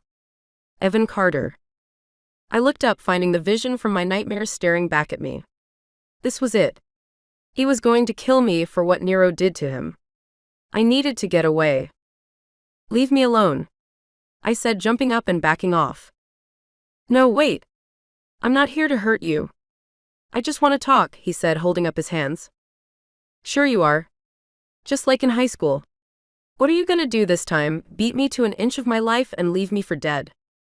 Jesus, no. Fuck. Why would you say that? Why would I say that? I asked, shocked. Have you forgotten all of the things you did to me? Because I haven't. I still dream about them. I can't get them out of my head. Horror flashed across Evan's face hearing my words. He was stunned. Stopping his pursuit, he yelled, I'm sorry. I'm so sorry, he said before falling to his knees overwhelmed. Wait, what? I didn't understand what was going on. It startled me so much that I slowed to a stop. Had he just apologized to me? He did. And it sounded like he meant it. I stood staring at him, wondering what I should do. I could walk away, but Evan had just given me what I had dreamed about for so long. And he had without a threat to his life. I was such an asshole to you. And I know what you're thinking. You're thinking that I'm only here because you broke into my house with that guy, and now I regret what happened. But no. I've always regretted it. There hasn't been a second I haven't hated myself for doing those things to you. Now I was really confused. I don't understand. If you regretted doing them, then why did you? Evan looked up. There were tears in his eyes. Actual tears. I didn't think he was capable of human emotions. You have to have known. Out of everyone, you had to know. There's no way you didn't. I hate to tell you this, but I don't know what the hell you're talking about, I said, approaching him. Don't you remember when it all started? I searched my memory. When what started? You were always a dick to me. You were an asshole from the first time we met. That's not true. You have to know that's not true. I don't. Because it is, I said defiantly. Freshman year we were in the same art class. Remember? I thought back. Mr. Adderley. Yeah. So? Evan flinched painfully. It confused me even more. I was so insecure back then. I hadn't joined the football team yet. I was still trying to figure things out. But when I first saw you, I knew I liked. All I wanted was to talk to you. I couldn't talk to you, though, because I couldn't talk to anyone. At least not easily. I would open my mouth and what was in my head wouldn't come out. And even when it did, I would stutter. But I really liked you, so for weeks I practiced what I would say to you. Hey Kendall, I really like your art. Hey Kendall, I really like your art. I said it 1,000 times before I walked up to you in art class. But when I was standing in front of you, you just stared at me making that motion like you were going to throw up, I suddenly remembered. I couldn't get the words out of my mouth. I had practiced so many times and I was trying so hard. And I responded by shitting on you, I admitted. You said ew and told me to get away from you. Evan froze as if locked in a stutter. He fought to say the words. You. Creeper, he finally spit out. It all came rushing back to me. Now I understood. Evan was a stutterer. I didn't know. I hadn't seen you stutter before. I worked really hard to hide it. But when I got nervous, it came out, he spit. But I liked you. I just wanted to tell you that I liked you. And what you said destroyed me. I hated you so much after that. Evan, you blackmailed me into taking a naked picture of myself, and then you showed it to your friends. I know. And there's no excuse for that. There's not. But I hated you, and I hated myself because I couldn't get myself to stop being in love with you. And I only showed it to one guy. He was the captain of our football team, and I was trying to get him to like me. He was the one who sent it to everyone else. And as soon as I found out, I stopped it. I got into a fight to make sure it didn't go any further. And I'm supposed to what, be grateful to you for that? No, that's not what I'm saying. Then what are you saying? I'm saying I'm sorry. I'm so sorry. Evan, you did so many horrible things to me. You had gotten your revenge a bunch of times over. Why did you keep doing it? Why did it never end? I implored. I don't know. I opened my mouth about to tell him how stupid he was for not knowing when I stopped. He really didn't know. And how could he? How could anyone know what they don't know? Wasn't that the purpose of a therapist, to share insights that clients wouldn't have gained any other way? How different would my life have been if someone had helped Evan to work through his pain? I probably wouldn't be the person I am today. I didn't know if I would be better or worse, but I sure would have liked to find out. Evan, have you ever thought about seeing someone? Like a therapist? I don't need to see a therapist, he responded defensively. First of all, you absolutely do. I can barely think of anyone who needs to see one more. Evan lowered his eyes. I know. You do. Yeah. I might be dumb. But I ain't stupid. So why haven't you? I don't know. But maybe if you were willing to grab something to eat with me, we could talk about it some more. Okay, that's never gonna happen, ever. There's too much that has gone on between us. Yeah, you're right. But there are a lot of people out there who are willing to help you. There are also hotlines you can call. What I'm saying is, there's a way out of anger and pain. You just have to look for it. Evan's gaze dipped. A moment of silence went by before he spoke again. Can I ask you something? What's that? Why were you so mean to me that first day? Because it really hurt. I thought back. I didn't remember much of it. For the most part, it was just another day. Was this how he remembered all of the days he hurt me? I don't know. I was probably just being insecure, I admitted. I was dealing with a lot back then. My parents put a lot of pressure on me to be perfect. It was hard to deal with. I was angry. I probably just took it out on you. So you were in pain and you made someone else hurt for it? Evan said, making his point clear. I didn't respond, but I understood. Can I ask you another question? What? Do you forgive me? I stared at him. Did I forgive Evan Carter, star of my nightmares and terrorizer of my youth? Evan, you hurt me. I'm still dealing with the scars. If it makes you feel any better, so am I. I wake up screaming from dreams about what I did to you back then. You have nightmares about what you did to me? All the time. It haunts me. I was kinda glad when you had your friend beat the shit out of me.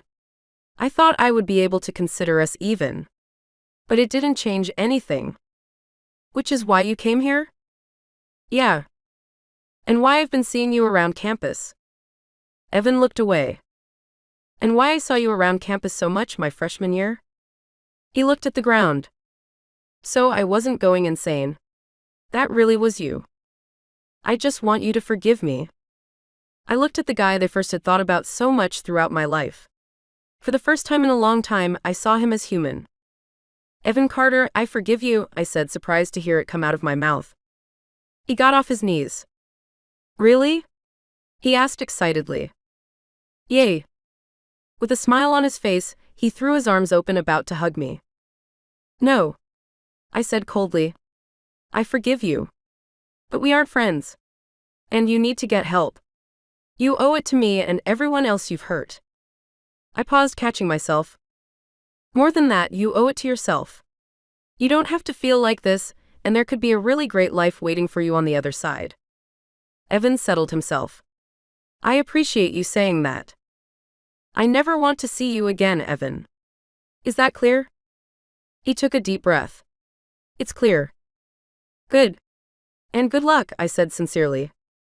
Thank you, Kendall, for everything, he said before turning around and walking out of my life forever. I couldn't have imagined how cathartic my conversation with Evan could have been. Watching him walk away, I felt different. Everything felt different. Never had I been sure about what I was going to do with my life. I wanted to help little boys like Evan. Intervening with them early could change their lives and the lives of everyone around them, just like it could have changed mine. I thought about that. Weren't a lot of people in this world in pain? Wasn't Nero one of them? I was never meant to be with Nero. That wasn't why we had been put together. I was there to help him. I knew he was having a rough time with life. I knew he was inclined to make bad decisions. Yet I allowed things to develop between us. It was wrong of me. If I cared about him, if I truly cared about him, then I had to do better. If I loved him like I claimed to, then I had to make a decision for him. We couldn't be together. Not if I cared about him. And not if I'm going to help him. I knew what his problem was, and he wouldn't be having it if I hadn't stuck my nose in where it didn't belong.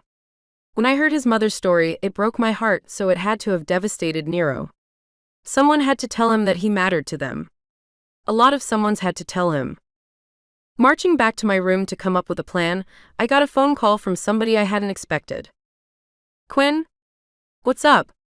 I asked, happy to hear from her. "Have you seen Nero?"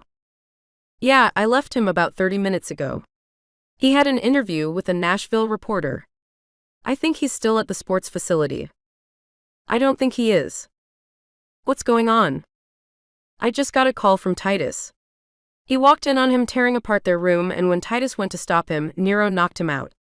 He said when he woke up, Nero was gone. Kendall, I don't see him doing anything good." "Shit. Do you have any idea where he might be?" Quinn pushed. "None." "Really? Because I was counting on you knowing something." "I'm sorry, I don't." As soon as I said it, an image flashed into my mind. It was of us standing at the edge of the lake. It was where he ran to when he was a kid. I don't know why I thought about it, but remembering the moment I fell in love with him wasn't helpful right now. "Okay. Cage is trying to call him. Hopefully he'll pick up. Let me know he's all right if you hear from him." "I will," Quinn said before ending the call. This was my fault. There was the reason Professor Nandon wanted me there. I was supposed to be his support. Instead, I got lost in my melodrama bullshit. Now he was out there somewhere hurting others and probably himself. I again thought about our time at the lake. What had made me think of it? I wasn't sure. But I had to get my head in the game. I had to think of where he could be. At some point, he must have shared something that would help now. Continuing to think about it, I headed back to my room. I was kind of hoping that Corey wasn't there. I loved her, but she had been acting very weirdly ever since the cuddling incident. I had tried to tell her that nothing that had happened was a big deal. Yeah, she touched my breast. It wasn't that big of a deal. Life goes on. I was going through a hard time. I was appreciative that she was there for me. I told her that. She grunted something unintelligible and then got all twitchy. Like I said, she was being weird. I really wished she wasn't, because it would have been nice to tell her everything that had just happened. How many horror stories had I shared with her about Evan Carter? How many times had I woke her up with my screaming? Well, stop the presses. Evan and I are good now. Okay, we weren't really good. But I think I'm good. At least I would be if it wasn't for what Quinn told me about Nero. I had to think of what I could do to help. Maybe what he needed was an intervention. But instead of dragging him off to rehab, it could be people telling him how much they loved him. They could all, person after person, repeat that they loved him and how happy they are to have him in their life. I stopped walking and pressed my fingers against my eyes. What that reminded me of was that I couldn't be one of those people. I could never be one of those people. I couldn't love him the way I so desperately wanted to. Not if I was going to give him the help that he so clearly needed. We can't all get what we want, and the person who won't be able to get it this time is. Kneeling before I fell to the ground, I sat on my ass and cried. These weren't like the tears I shed an hour ago. This time I knew why we weren't going to be together, and it was out of love. This was how I could prove to him that I loved him, by putting his needs over mine. And these weren't just words and empty promises anymore. I knew what I needed to do, even if knowing didn't make things easier. I sat on the ground crying things out. It was a while before I was able to get up and continue to my room. By the time I got there, I felt better. Okay, I didn't feel better, but I did feel stronger. "Hey," I said to Corey, who ended up being home. "Hey," she said, still not able to look me in the eyes. "This is ridiculous, Corey, and has to stop. So you touched my boob. You were laying with me trying to make me feel better, and your hand grazed my breast. Things happen. I mean, how homophobic are you?" "Kendall, I'm not straight," she said, cutting me off. I paused to make sure I heard what I did. "I'm sorry, what?" "I'm not straight. I've always suspected something was different about me. But I've been with Kelly for so long that I didn't think it would be an issue. I didn't think I would have to deal with it. But I can't deny it anymore. I'm not straight, she said, looking at me with her big puppy dog eyes. I stared at Corey, not saying a word. I was shocked. Wasn't she supposed to be Little Miss Perfect? Wasn't that the impression she had always given me and everybody? Wait, did this have to do with why she asked if Nero's stripper was a guy or girl? Oh my God, was that why she grabbed my breast? How was I supposed to respond to all of this? Aren't you gonna say anything? She asked, looking terrified. What was I doing? This was Corey. She had been there for me more than anyone has. I loved her. So I walked up to her, threw my arms around her, and squeezed. I'll be here for you. Whatever you need, I told her, meaning it. Thank you. I let her go and held her shoulders in my hands. So, what narrative are we going with? Are we gonna say that cuddling with me turned you? Or? I asked with a smirk. Corey laughed. It was good to see her smile again. At least one of us was happy. You wish, she said, cheering up. I mean, if you were single, maybe, I joked. Oh, Corey said, suddenly becoming serious. But you're not. I reminded her. And I'm having a crisis with the guy I first was supposed to be with, but am not, apparently. What's going on? Telling Corey everything that had happened since the last time we spoke took the rest of the day. When it became dark outside and I still hadn't heard from Quinn, I texted her. Any word yet? Nothing. He didn't attend practice. Everyone's still looking. This is insane. Where could he have gone? Thinking about it again, I drew a blank. All I could think about was looking down at him as he threw up at the mention that he could hurt me. How could someone be so tough yet so sensitive? I was barely able to fall asleep that night, but when I did, I kept dreaming of one location over and over again. It was of the lake. In one dream, I was asking him why he had left me. In another, I had asked him why he would hurt himself. So when I woke up, the first thing I did was call Quinn. Did you hear from him? Quinn asked desperately. Maybe. I don't know. But I think I know where he is. It was somewhere he took me when I was in Snowy Falls. Cage has been looking everywhere there. He's been asking everyone. It's not in town. I'll tell you how to get there. But before I do, I need you to do something. It's important. It's a matter of life and death. Chapter 12. Nero. I sat in my truck staring at the lake in front of me. It stared back unchanging. I had been here all night. Yet I was no closer to deciding where I was going or what I was doing next. The first time I was here, things had quickly become clear. What I had to do was protect Mama. That meant that I had to return and become the person I did. What about now? There was no one I had to return for. I had betrayed Kendall and she had watched me do it. I got to see how much it had hurt her. I had thought that football could be enough for me. It isn't. Yet it was now all I had. How could my life have turned out like this? It was just a few weeks ago that I thought I had it all. But realizing that no one ever wanted me, I saw just how much of a lie that was. I had nothing and no one. I didn't know what was holding me back from ending it all. Starting the truck and staring the lake down in one last battle of wills, I was about to shift the truck into drive when something in my periphery moved. My eyes flashed up to the rearview mirror. There was a truck approaching. I recognized it. It was Cage's. What was he doing here? Before I had time to think about it, another truck appeared behind it. It was Titus's. Behind that were a few I recognized from around town. There was even one that I knew from the football stadium parking lot. What the hell was going on? Of all of the places in the world, why were they here? Why now? Turning off my engine, I got out and watched them park. Cage was the first to get out of his truck and raced to me. Nero, we found you. We were so worried. Why the hell didn't you answer your phone? We didn't know what to think, he told me before throwing his arms around me, locking me into a hug. I stammered. Before I could answer, Titus joined us. It was a relief to see that I hadn't killed him. Although the bruise I left on his cheek would be hard to ignore.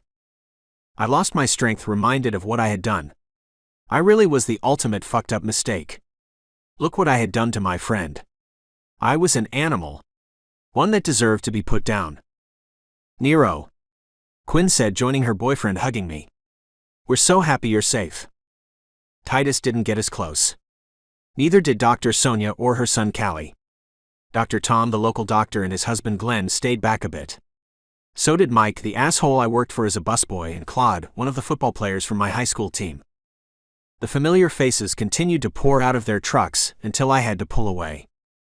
"I don't get it. Why are y'all here?" Cage and Quinn stared at me. "Because we were worried about you, bro." I had a hard time processing that. And even if that were true. "Dan, why are you here?" I asked one of my brother's friends who still played on the East Tennessee football team. Like he said, "We were worried about you. And Cage said you needed our support. So I'm here." I looked at Cage.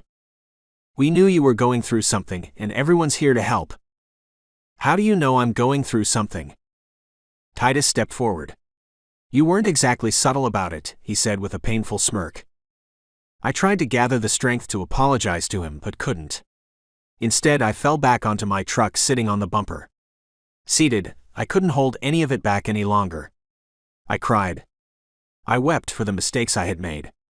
I wept for the people I had hurt. And I wept because so many people were standing in front of me now. How many of them had I hurt as much as Titus? Maybe I hadn't hit them. But I had never been a good student or teammate. Lord knows I was a shit employee. I could never get anything right. "I don't understand.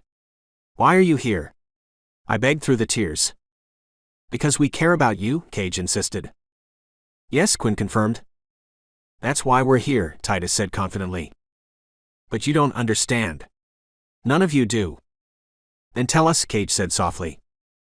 I scanned the faces of the more than 20 people staring at me and then leaned into Cage. "Mama didn't want me. She only had me as a replacement for you."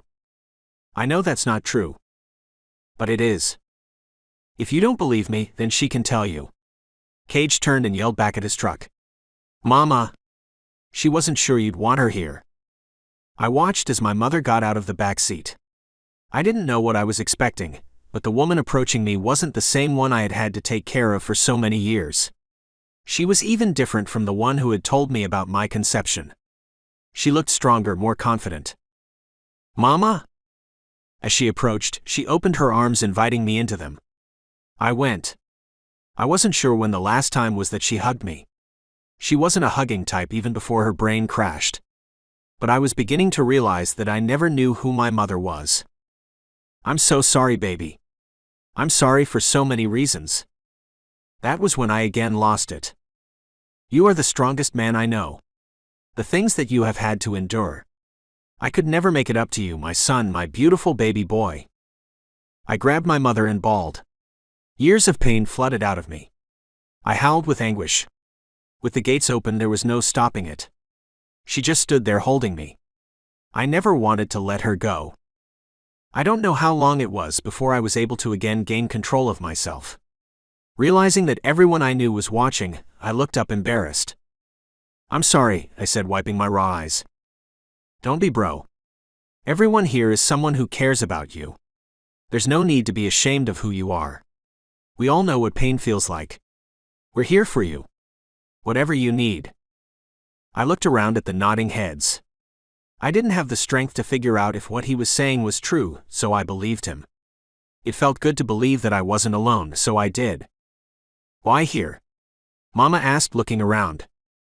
I looked at her and got a flash from 7 years ago. My chest clenched. She must have noticed because she took my hand. I looked down at it again, realizing how different she was. "I don't know if I can tell you, Mama." "You don't think I can handle it?" I looked her in the eyes, not wanting to tell her that I didn't. "Nero, you have been strong for me for so long. Let me be strong for you now. Tell me. Why here? What made you come here?" I thought about it, and then scanned the faces in front of me. There was no one there who knew who I had been or why. All they knew was that I was a kid who got into fights and had a temper. But they didn't know about my life as my landlord's enforcer. My greatest accomplishment had been keeping my two lives separate. Maybe it was time to link the two. "Mama, I had to do a lot of things to keep you safe," I began before telling all of them the gritty details of my life. When my last story was told, I felt empty. I had never felt more raw. Everyone was looking at me with new eyes. I didn't know what to make of it. The longer they stared, the less sure I became about sharing my monster. I opened my mouth to apologize for saying too much when Cage cut me off. I can't tell you how grateful I am that you told me that. I always knew there was a part of you that you never let me touch. I understand it now. You were trying to protect us.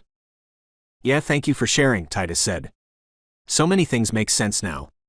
I finally know who you are, he said with a smile. Yes, thank you for telling us, Quinn said, followed by a chorus of voices saying the same thing. The only person who remained silent was the woman standing in front of me. She was staring at me blankly. I didn't know what to say to her, or if I should say anything at all. Maybe I shouldn't have told her any of what I had. It was too late now. The only question was whether or not finding out what I had done would cause her to retreat into her dream world. As I thought about it, Mama lunged forward and threw her arms around me. I'm sorry. I'm so sorry. My baby. What did I do? I don't blame you, Mama. You were sick. You needed help. I was willing to do anything I had to keep you safe. I love you, Mama. Baby, I love you so much. You are my entire world, she said, silently crying. I held my mother for as long as she needed me to. Once she let me go, I decided to bring whatever this was to an end. I can't tell you what it means that y'all did this for me. It blows my mind. Thank you. Faces smiled back. I'm better now. I think I'll be heading home. You should too. Unless you can't get enough of the view, I said, gesturing towards the haunting lake. A few people laughed. I didn't think so. But thank you for being here for me. Seriously, I said, putting my hand on my heart. Of course, Dan said, turning to head back to his truck. Are you gonna be at practice? As long as I get back in time. Get your ass there. Coach will throw a fit if he doesn't have his star running back for another day, Dan said with a smile. Whatever, I told him, smiling back. Saying goodbye to each of them took a while. I swore that I was going to catch up with Claude. Unlike most of the people in our Snowy Falls high school class, he went to university immediately after graduation. He told me he had moved back and that we had a lot to catch up on. I told him I was looking forward to it and thanked him again for coming. When it was finally just Titus and my family, I stated the obvious. It was like everyone I ever knew was here, except Kendall. She was the one who organized this, Quinn said. What? Yeah. She was the one who told us you'd be here. And she told us that this was what you needed most. She did. Yes? Then why isn't she here? I asked, my exhausted heart thumping painfully. Quinn looked around at everyone. As soon as she did, they drifted away. The two of us were alone. My heart pounded, afraid of what was coming next. She said she wouldn't have the courage to say this to you directly, so she asked me to. Okay, I said with building terror. She said that she loves you. She loves you so much that she's willing to do whatever she has to help you. And that means that the two of you can't be together. She wants to help you. She wants to be there for you. But it can't be as anything more than counselor-student. Quinn stared into my eyes with sympathy. I'm so sorry, Nero. I know that you love her. What are you gonna do? I stared at Quinn, thinking about Kendall's message. How was someone supposed to respond to that? What was I going to do now? Chapter 13. Kendall. I stood in front of the door leading to Commons, wondering if I would be able to do this. This would be the first time I spoke to Nero since arranging the intervention at the lake. Quinn told me that she delivered my message and that Nero accepted it. I could tell that he had because he hadn't reached out to me since then. Though I was half expecting that he would. I figured that it would be to thank me. I didn't need the gratitude. It was enough to know that it had helped. But I guess I thought he wouldn't be able to stop himself.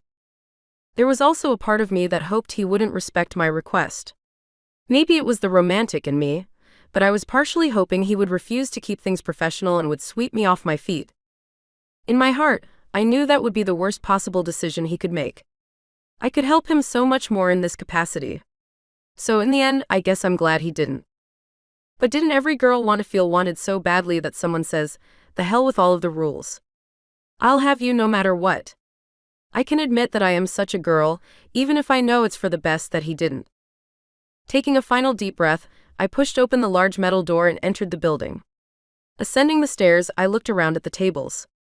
We had agreed to grab dinner at the cafe and eat it while doing what would become our twice-a-month counseling session. I tried to come up with the most boring arrangement possible. And again, to my surprise, Nero had agreed. Spotting him as he spotted me, I pointed towards the cafe, telling him I would grab my food. Luckily, he already had a sandwich in front of him. It would allow him to hold the table. They were hard to find at this hour. I guess that meant that he had arrived a little early. Charging my food to my meal plan, I took my tray to his table and settled myself across the two top from him. I tried not to think about how beautiful he was. I also tried not to think about what it was like making love to him. I tried not to think about what it felt like as he pushed into me. This was going to be harder than I thought. "Hi," I said awkwardly. "Hi," he said without his usual charming smile. I knew I was supposed to be the one driving this conversation, but it had never been our dynamic. He was always the one trying to get me to talk. Everything seemed out of whack between us now. But I was going to figure out how to make this work. "So Quinn said that things went well by the lake. Would you agree with that?" Would I agree? Sure. The silence drew out when he didn't say any more. Good. Do you want to share anything from the experience? Like what? Anything that stands out. Anything that might be helpful for me to know. Nero thought for a second. I told everyone the story I told you about being my landlord's enforcer. Really? And how did that go over? Pretty good. They thanked me for sharing it. There were a few people there who I had been a real dick to in high school, and even they thanked me. I looked at him confused. How many people were there? 20? 25? I tried not to react. I had told Quinn that it was important to get as many people there as she could. But I was picturing 6 or 7. 20 was an army. I would have given anything to see everyone or even be there. After all, I had been the one to arrange it for the man I love. That's excellent. I'm happy it was so successful. What about practice? How has that been going? Nero gave me a rundown of the trivial things he had been dealing with and then looked at me for my next question. The truth was that I didn't have anything else to ask him. I looked down at my half-eaten sandwich and wondered if I should wrap it up and take it to go. What about you? Nero asked me. How have you been? Or am I not supposed to ask? I'm not sure what the rules are. I thought about that. I was making things up as I went along, so I didn't know what the rules were either. No, you can ask, I said with a tight-lipped smile. Then how have you been? I considered what I should tell him. I certainly couldn't say how much I had been struggling since requesting we keep things professional. He certainly didn't have to hear about that. Oh. I saw someone unexpected recently. Who's that? Evan Carter. As soon as I said the name, Nero's body tensed. He went from soft puppy dog to fearsome protector in an instant. Don't worry, it was all good. It was good? How? He actually found me on campus. I told him if he came looking for you. No, Nero. Trust me. It was a good thing. Turns out, the reason he was so awful to me in high school was because I had done something pretty shitty to him and had forgotten about it. But he actually fell to his knees and begged for my forgiveness. And it wasn't because he was scared of you. He felt that bad about it. The fact that you're smiling tells me that you got a kick out of it, Nero observed. Am I smiling? A lot. I was smiling. Oh. Well, the experience was everything I dreamed would happen. I thought my beating the crap out of him was everything you dreamed of. Before I knew that your beating him up was an option, him on his knees begging for forgiveness was the dream. But I don't think he would have done it if you hadn't balanced the scales a little. So thank you again for that. It feels good knowing I was able to play at least a small part in your happiness, he said, rediscovering his smile as bittersweet as it was. You've played a large part in it, I admitted vulnerably. Maybe I can again? He asked, putting his heart in his hands. God, did I want to say yes? But instead, I averted my eyes. Of course, he said, suddenly collecting his stuff. Was there anything else that we needed to discuss? No. As long as everything's going well with you, and you haven't felt any impulses to lash out? I haven't. And I don't think I've ever been so clear about what I want and how to get it. Oh. Is it that you want? Nero looked at me and got up. You said that we aren't allowed to talk about it, he told me before giving me a steely gaze, then walking away. I wasn't sure what he meant by that. What did I say that we weren't allowed to talk about? Although there were things that it was clear to me we should let go of, I didn't remember placing any limits on our discussions. I hadn't realized how hard it would be watching him walk away from me, but it was. The image of his backside stuck with me. Someone might guess it was because of his incredibly tight ass. But it was more than that. His backside meant that he was leaving me. And the thought of being without him always sent painful throbs through my body. As the days and weeks passed, things didn't get much easier. He and I met every other week for our sessions, and to his credit, Nero kept them as professional as our first.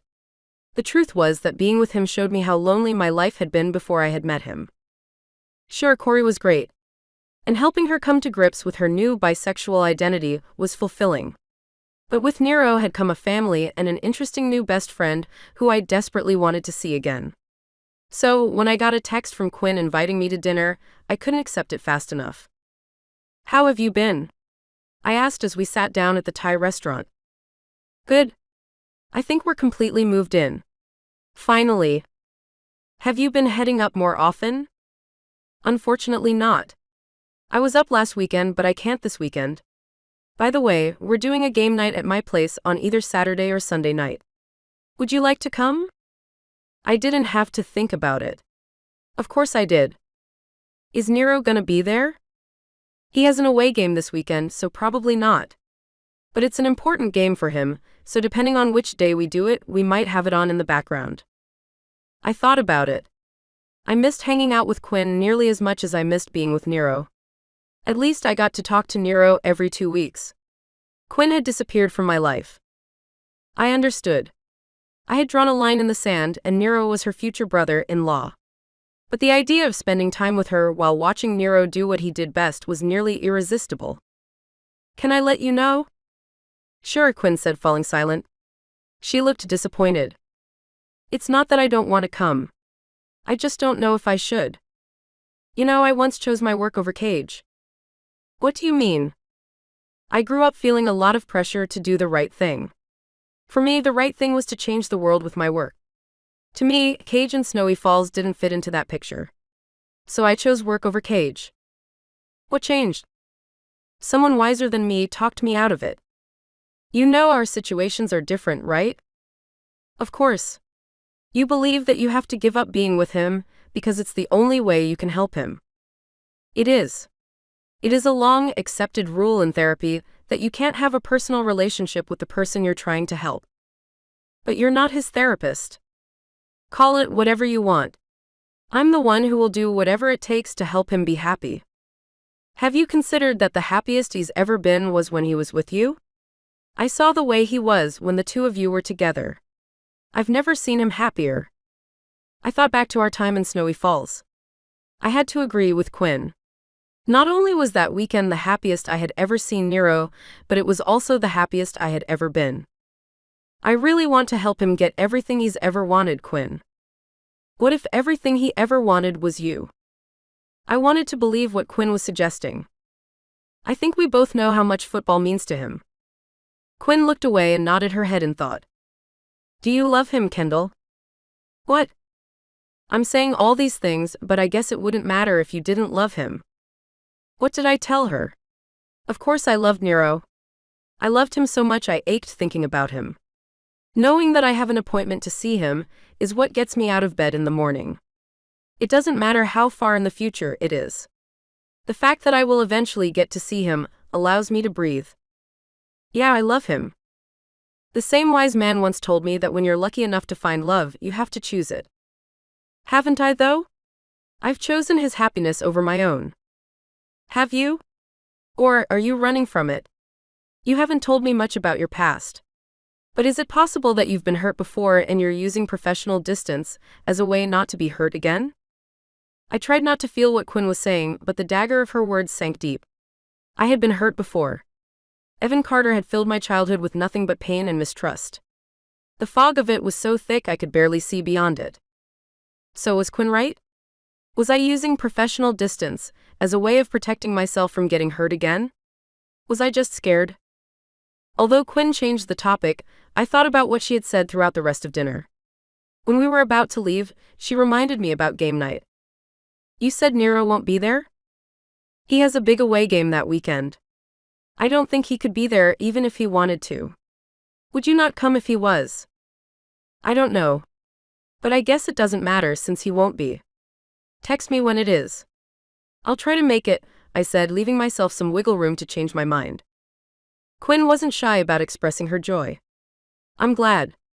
You haven't met my roommate Lou yet. She's going to be there. Will Titus? I asked, remembering what Nero had told me about Titus and Quinn's roommate. Quinn laughed. Oh right. You know about the two of them. I don't know why those two won't just get together and get it over with. Lou likes him too? Who can tell with that one? I think she's too busy trying to figure out what she's missing out on to realize what she has. So much drama. I feel like I'm living in a soap opera, she said with a smirk. Well, I'm ready for my close-up, I said, knowing the role I was playing. I didn't mean you. Yeah, you did. And that's fine. I get it. I just think you two could be happy together. Maybe we could be, I admitted, realizing it for the first time. But how about we start with game night? I said with a smile. By the time I left Quinn, I was in a really good mood. I had missed her a lot. I couldn't wait to reconnect with everyone I had met through her and Nero. However, a strange thing happened. As soon as I thought about Nero and me being together, I felt a clench in my chest. I hadn't felt this before. Of course, I had also never truly considered the two of us being together. Sure, there was hardly a day when I didn't imagine having sex with him. I also thought about the warmth and safety I felt lying in his arms. But opening up and showing him my heart, making myself vulnerable, giving him the power to hurt me like the others had? Maybe I had put distance between Nero and me out of fear. If that was the case, could I change things even if I wanted to?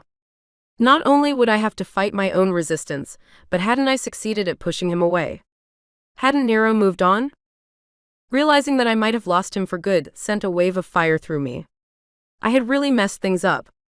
What was I supposed to do now? When I was back in my room, I stared at my phone. I wanted to call Nero. I needed to hear his voice. Could I, though? On the other hand, why shouldn't I? I found his number and was about to dial it. I stopped. I couldn't. It was too much. It would be too scary. Good luck on your game this weekend, I texted him instead. His reply came immediately. Thanks. It's a big one. You're gonna crush it. I know you will. There was a pause. If you want, I'll win it for you, he eventually wrote. I stared at the words. How was I supposed to respond to that? As a counselor, I knew what I should say. I should tell him that he should win it for himself. But I didn't want to. Win it for me, I wrote back before I realized what I was writing. Anything for you, he replied, followed by a smiley face that melted my heart. My skin tingled rereading his words. My insides were a tornado of sensations. Fear. Joy.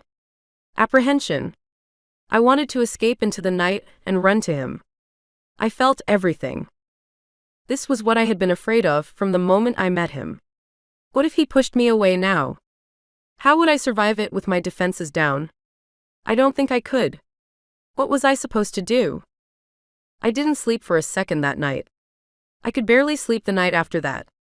I was exhausted, and yet I wasn't tired. It was like I had been chugging Red Bulls. My heart pounded like it would explode. The only thing that gave it any relief was when Quinn texted telling me game night would be Sunday. Are we gonna watch Nero's game? Isn't that Saturday? Quinn didn't write back immediately. We all promised not to watch it until game night Sunday. Do you promise? I didn't know how to respond. I wasn't a football fan, but I was a fan of Nero. Hadn't he said he was going to win the game for me? Shouldn't I at least congratulate him if he wins? Does Nero know you all are waiting to watch it? Yes. And I told him that you would be joining us. So do you promise? As long as he knows. He does. Okay. I'll avoid any news about it until game night. I thought about Nero from the moment I woke up Saturday morning to when I thought the game would have ended. Did you hear about your friend's football game? Corey said when she returned to our room. No. Don't tell me. I'm going to be watching it tomorrow with Quinn and Nero's friends. Since when are you into football? I'm not. She stared at me weirdly before continuing. It was just an interesting game, that's all. It was interesting even though you're not into football? I guess, she said hesitantly. By the way, you're probably not going to want to leave this room if you don't want to hear anything about it. Seriously? Yeah. Well, luckily my only plan is to grab something to eat at the cafe. You're not going to want to do that either. But luckily, I'm going there now. Do you want me to bring you back something? Sure. Okay, what happened at this game? Corey stared at me with her eyes sparkling. Seriously, it was nothing. You'll see it tomorrow. It'll probably be more fun to find out that way. I'll bring you back something, she said, dropping off her stuff and heading back out. Although she hadn't meant to say, I was now pretty sure that East Tennessee had won. She knew how I felt about Nero. There was no way she would smile that much if the guy the first was in love with had lost. Watching Netflix on my phone, all I wanted to do was text Nero. Resisting was the hardest thing I ever had to do. The only thing that made it bearable was knowing he hadn't texted me. Since he knew I wouldn't be watching it, he knew he had to text me if he wanted me to know. When Corey came back with my food, she was acting completely differently. She no longer seemed like she was holding in a secret. At the same time, she was clearly avoiding my eyes. Why was she being so weird? The next morning, things weren't that different. It was nice having her get my food for me again, though. It wasn't like I loved sitting awkwardly by myself in the cafeteria. Whatever it took for me not to have to deal with that, I was fine with. Emerging from my room only to shower when the time came, I got ready for game night and headed out. Maybe I was being paranoid, but it felt like people were looking at me. Why would people be looking at me? Ignoring it, I put my head down and headed to Quinn's. At least when I got there, everyone was acting normally. I wanted to tell them about how weird Corey was being, but I was afraid to spoil the game's outcome. So instead, I found a seat next to Quinn and enjoyed the moment. Are we going to play Wavelength or watch the game? If we're playing Wavelength, Lou and I will kick your asses, Titus announced with a beaming smile. I turned to the puckish-looking girl sitting next to Titus. I don't think we've met. Kendall, I said, offering her my hand. Lou. So you're the one who has the hots for Nero? She asked with a devilish smile. Don't even start, Lou, Quinn said quickly. What? I was just asking her a question. Sure you were. Seriously, who do you all think I am? She asked, genuinely offended. Think? Quinn asked with a smile. Lou looked at her shocked. Don't worry, Lou. I have your back, Titus said, throwing his arm around her and giving Quinn a disapproving look. At least someone does, she said, hurt. Quinn looked at me and mouthed the word drama. I chuckled. When Titus and Lou became lost in conversation, I turned to Quinn and whispered, Isn't Titus on the football team? He got cut a couple of games ago. Don't ask him about it. It's still a sensitive topic. I was going to ask about Nero's team when Quinn's intercom buzzed as if using Morse code. That's Cage, Quinn said, getting up and buzzing him in. Everyone's here, she said into the intercom before opening the living room door. Cage entered carrying a couple of pizzas. Quinn kissed him. You said you were bringing a surprise. What is it? Quinn asked, looking at him confused. Cage looked up at me and then at the others. One of the pizzas is pineapple. Titus laughed. How is that a surprise? You bring that every time. Quinn looked at Titus. It's a surprise because I had gently suggested that he switch it to something else. Did you, baby? I'm so sorry about that. I forgot. Lou laughed. Sure you did. The next thing you're gonna say is that you conveniently forgot to bring the hot friend you keep talking about. Who, Claude? Was I supposed to invite him? Cage asked, surveying the room. Lou gave Cage the side eye. I'm gonna forgive you because you're cute. I looked over at Titus. He still had his usual smile, but it was much dimmer, and he was looking away. Anyway, how about we start the football game? I'll set up wavelength. I'll help you, I told Quinn, already having a good time. Quinn turned on the TV. As soon as she did, the announcer mentioned Nero. I was taken by surprise. He's breaking records as a freshman and is nearly a sure thing to enter the draft this year, the gray-haired burly man said. Entering the draft and being picked high enough to get playing time on an NFL team are two different things, the younger, more athletic announcer replied. Well, we'll see what he has today. He's just one of many young hopefuls wanting tonight's game to be their introduction onto the national stage. So, this is a really important game for Nero? I asked Quinn, not having realized how big of a game it was. It's his first chance at getting national attention.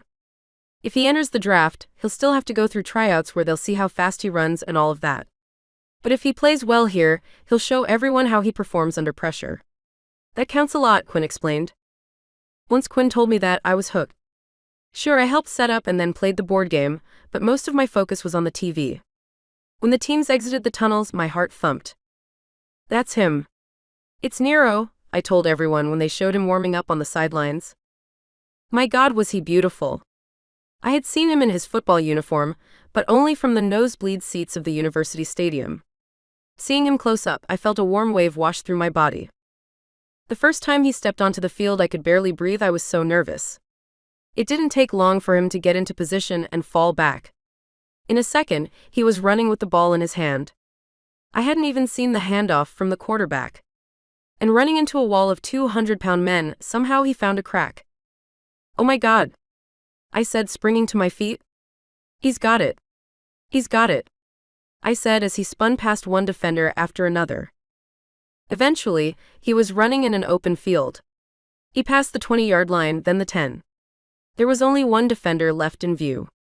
That one was sure to take Nero down before he reached the goal line. The opponent dove. Nero jumped. As if he were an acrobat, Nero flipped over his opponent's head and somersaulted into the end zone. It was the most amazing thing I had ever seen. He did it. I screamed with excitement. Everyone around me cheered. I had never felt more elated. I felt drunk without having had a drink. I wanted more of what I had just seen. Having avoided football my whole life, I hadn't realized how thrilling it could be. There was no way I could pay attention to the board game after that. The only two people who could were Titus and Lou.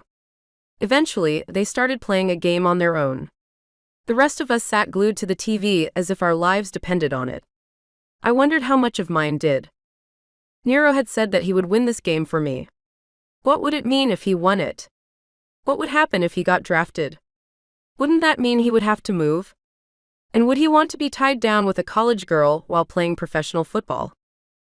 Although they were all legitimate concerns, I didn't have time to think about them now. Because as amazing as the first play of the game was, there were a lot more that followed. The football didn't always end up in Nero's hands. But when it did, it was an automatic touchdown. It was the most incredible thing I had ever seen. I wasn't alone. The announcers couldn't stop talking about it. They called him a star in the making. He was. And with every play, I fell more in love with the guy who had already changed my world.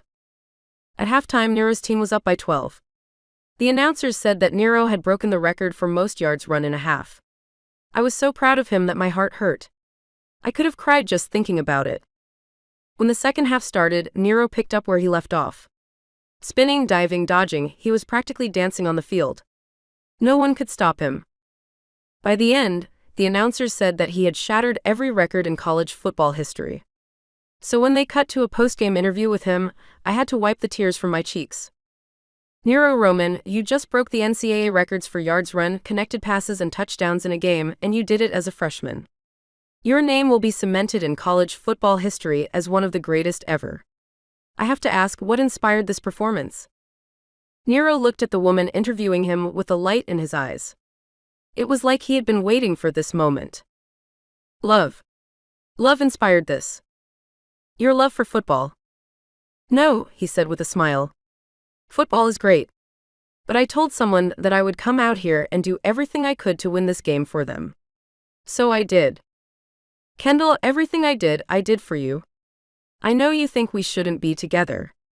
But I want you to know that I'm gonna do anything and run through any line I have to be with you. Because you make me better.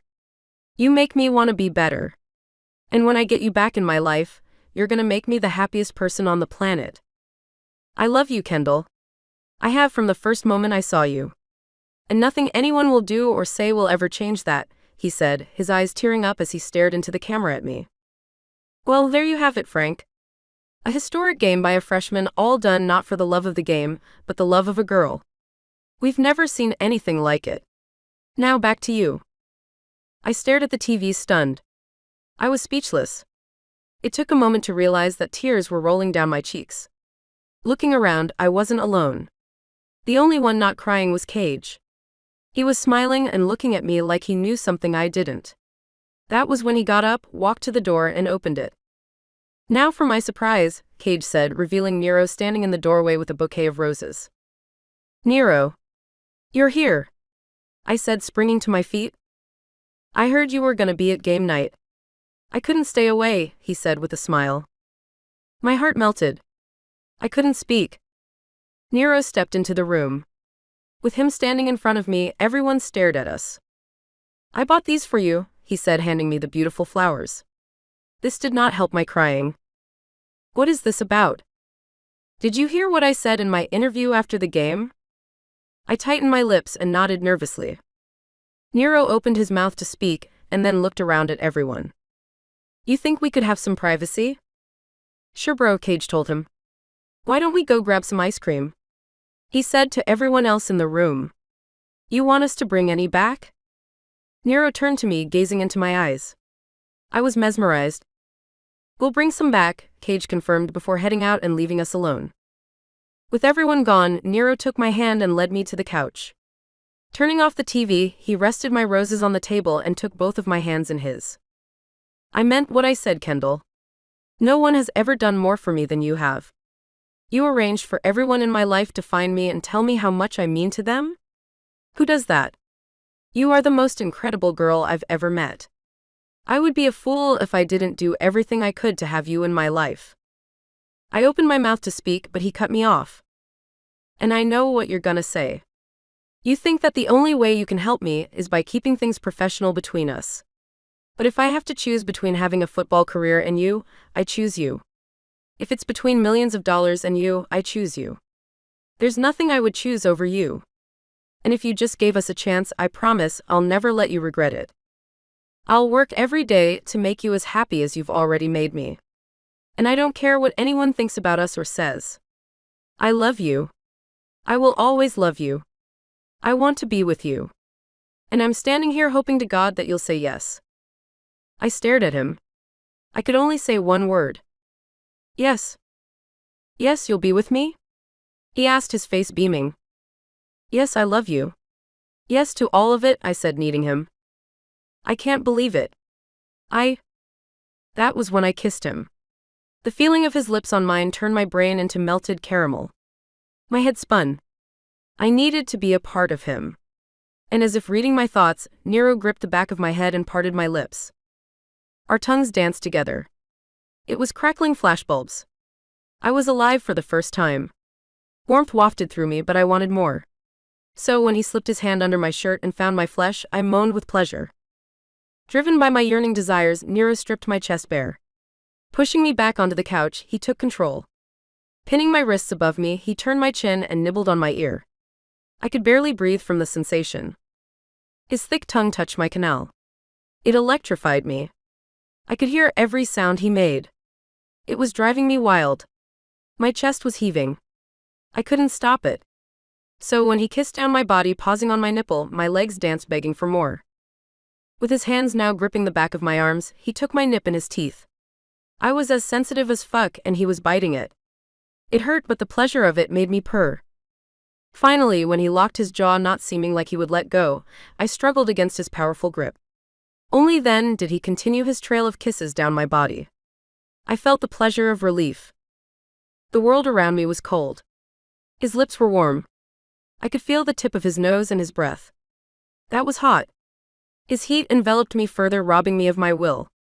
So when he reached the waist of my pants, I wanted him so badly I could snap. Rubbing his angular cheeks between my legs, he teased me. I tensed, unable to do anything else. He pushed back on me, telling me he was there. I wanted more than that, though. So when he undid my jeans, I ached to feel his flesh on mine. With him quickly stripping me naked, I didn't have to wait long. Looking up at him, I felt vulnerable as he examined me. He was looking at me like I was his. His look was right. I was willing to do anything he wanted me to. Standing next to the couch, he removed his shirt. Nero had the chest of a god. His rounded pecs quivered and his rippling abs glistened. His arms were brick houses and his shoulders were broader than any bridge. I couldn't believe that this guy was mine. He was the most beautiful person I had ever seen. And when I saw the outline of what crossed the length of his pants, I swallowed. He was about to dominate me with it, and I wanted him to. I wanted to take all of him until he had nothing left to give. So when he unbuttoned his pants and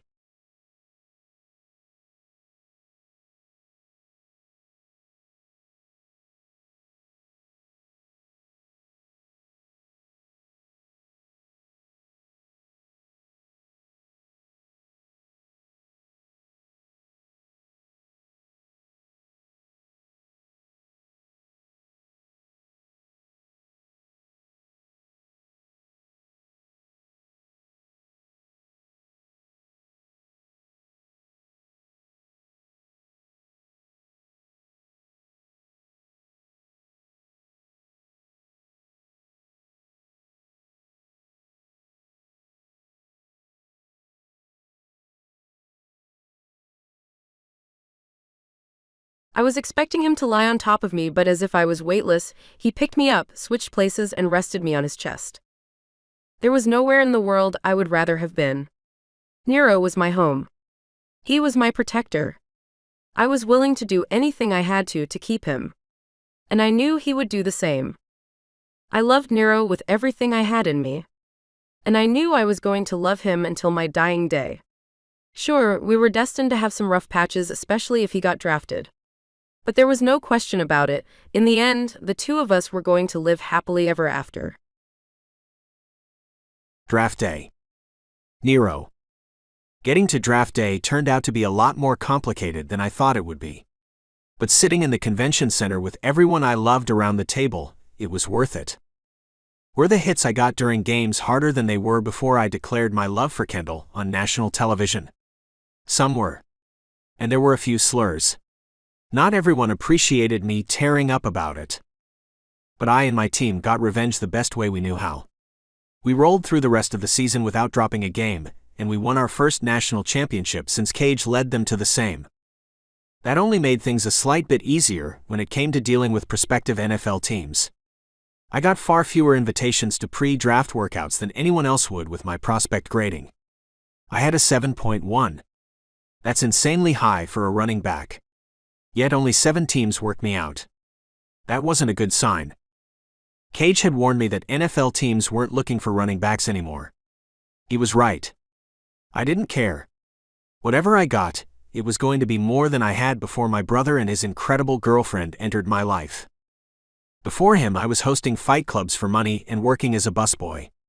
Because of my brother, I got a scholarship, found the love of my life, and had a chance at a career in professional football. It was now looking like it was going to be as a video coordinator or something. But as long as I had my family and Kendall by my side, I didn't care. I looked over at the love of my life. She was sitting beside me in the most beautiful black dress. God, did she look hot. How could anyone not see why I declared my love for her to millions? Reaching for her hand, I took it and kissed it. She smiled, reminding me once again about the only important thing. For the first pick in this year's NFL draft, the football commissioner said before reading the name off of a card. Todd Purcey. A quarterback, imagine that. I said to Cage, who gave a sarcastic chuckle. That could have been you. I'm happy right where I am, thank you very much, he said, intertwining his fingers with Quinn's. Maybe Cage had it right all along. He had chosen a life with Quinn over all of this draft bullshit. And working as a high school football coach in Snowy Falls, he couldn't be happier. Seriously, I didn't know anyone happier than my brother. Not even Titus, and it was like he put drugs in his morning coffee.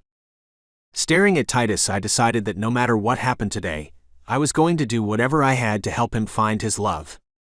After I sucker punched him like I did and he still showed up for my intervention, he deserved at least that much. He was the best friend I had ever had. I was going to help him get Lou. That was who would make him happy, wasn't it? Even if he still wouldn't admit it. My agent's phone rang, snapping me out of my thoughts. It was sitting on the table in front of him. Looking over, he looked back at me and picked it up. For the second pick in this year's NFL draft, the commissioner said, picking up the envelope in front of him. Absolutely, my agent said with a look of shock on his face. He ended the call and stared at me. I don't believe it. What? I asked, confused. Nero Roman, the commissioner said, calling my name. That was the team that just drafted you. You just got drafted second overall in this year's NFL draft, he told me, not clearing up my confusion. Nero, you just got drafted to the NFL, Kendall said, grabbing my face and kissing me. I didn't understand what Kendall was talking about. My agent had told me to not expect to go earlier than the later rounds. Besides, running backs didn't go second in the draft. It didn't happen. Nero, get your ass up there. You just went second in the draft, Cage yelled, beaming. I was stunned. I couldn't move. I looked over at my mother. She looked so beautiful in her dress. She had tears in her eyes and she clapped for me. Nero, you have to go on stage, Kendall reminded me, finally getting me to move. Still in a daze, I stood up. My wobbling legs almost collapsed beneath me. I fought to keep myself together. I wasn't about to fumble the play now. Approaching the stage, one realized that my life was about to exceed my wildest dreams. Not only did I have a family and an insane career, I had someone I would love until the end of time. I really was going to do whatever I had to make Kendall happy. I loved her with all of my heart. And as I stepped onto stage, feeling the bright lights shine down on me, all I could feel was gratitude. The only thing missing was having a father to share it with. Maybe now that I was about to be rich and famous, I would figure out a way to have that too. Either way, I was grateful for my life. I had it all. And Kendall and I were definitely about to live happily ever after. The end. I hope you enjoyed that story. And here's something else you might enjoy. Would you like to talk to one of the characters from this story? You know, the sexy one? Well, I've created an AI chatbot for my sexiest characters, and you can now chat with them or flirt or have him treat you like he did that character in the story. And you can do it by following the link in the description to either my author website, which is alexandersbooks.com, or my website, bookishboyfriend.com. You should give it a try. It's pretty fun. Also, as a reminder, if you would like to listen to another of my audiobooks, this time with the spicy bits included, you can find the books on Google or the version of the book with a premium narration on Audible. And if you're in the US or UK and have never had an Audible account, you can use my links in the description to sign up for a free trial and get the books for free. Free is always the best option. But if you're not eligible for the free trial because of where you live or because you already have an Audible account, then by far the best option is to become a member of this YouTube channel. Here's why. Not only is the price of membership cheaper than buying one of my books on Google or Audible, but you will get access to all of the audiobooks previously added to the membership program, as well as the new ones I'll be releasing every month. I've written in a lot of genres: male-male contemporary, male-female contemporary, male-female wolf shifter, male-male wolf shifter, male-male-female, which is reverse harem menage, and a lot of extreme spice, if you know what I mean. There's so much steamy stuff, and that doesn't include the 12 new books I release every year. As a member, you'll eventually get access to all of it, and you'll get it at a price cheaper than you can get anywhere else, while directly supporting me, the author, instead of giving most of what you pay to Amazon. So consider clicking on the join button on any page on my YouTube channel to learn more about it. And whether or not you choose to become a member, consider chatting with one of my sexy characters at bookishboyfriend.com. Because if you liked this book, you'll probably like chatting with one of my characters as well. Enjoy.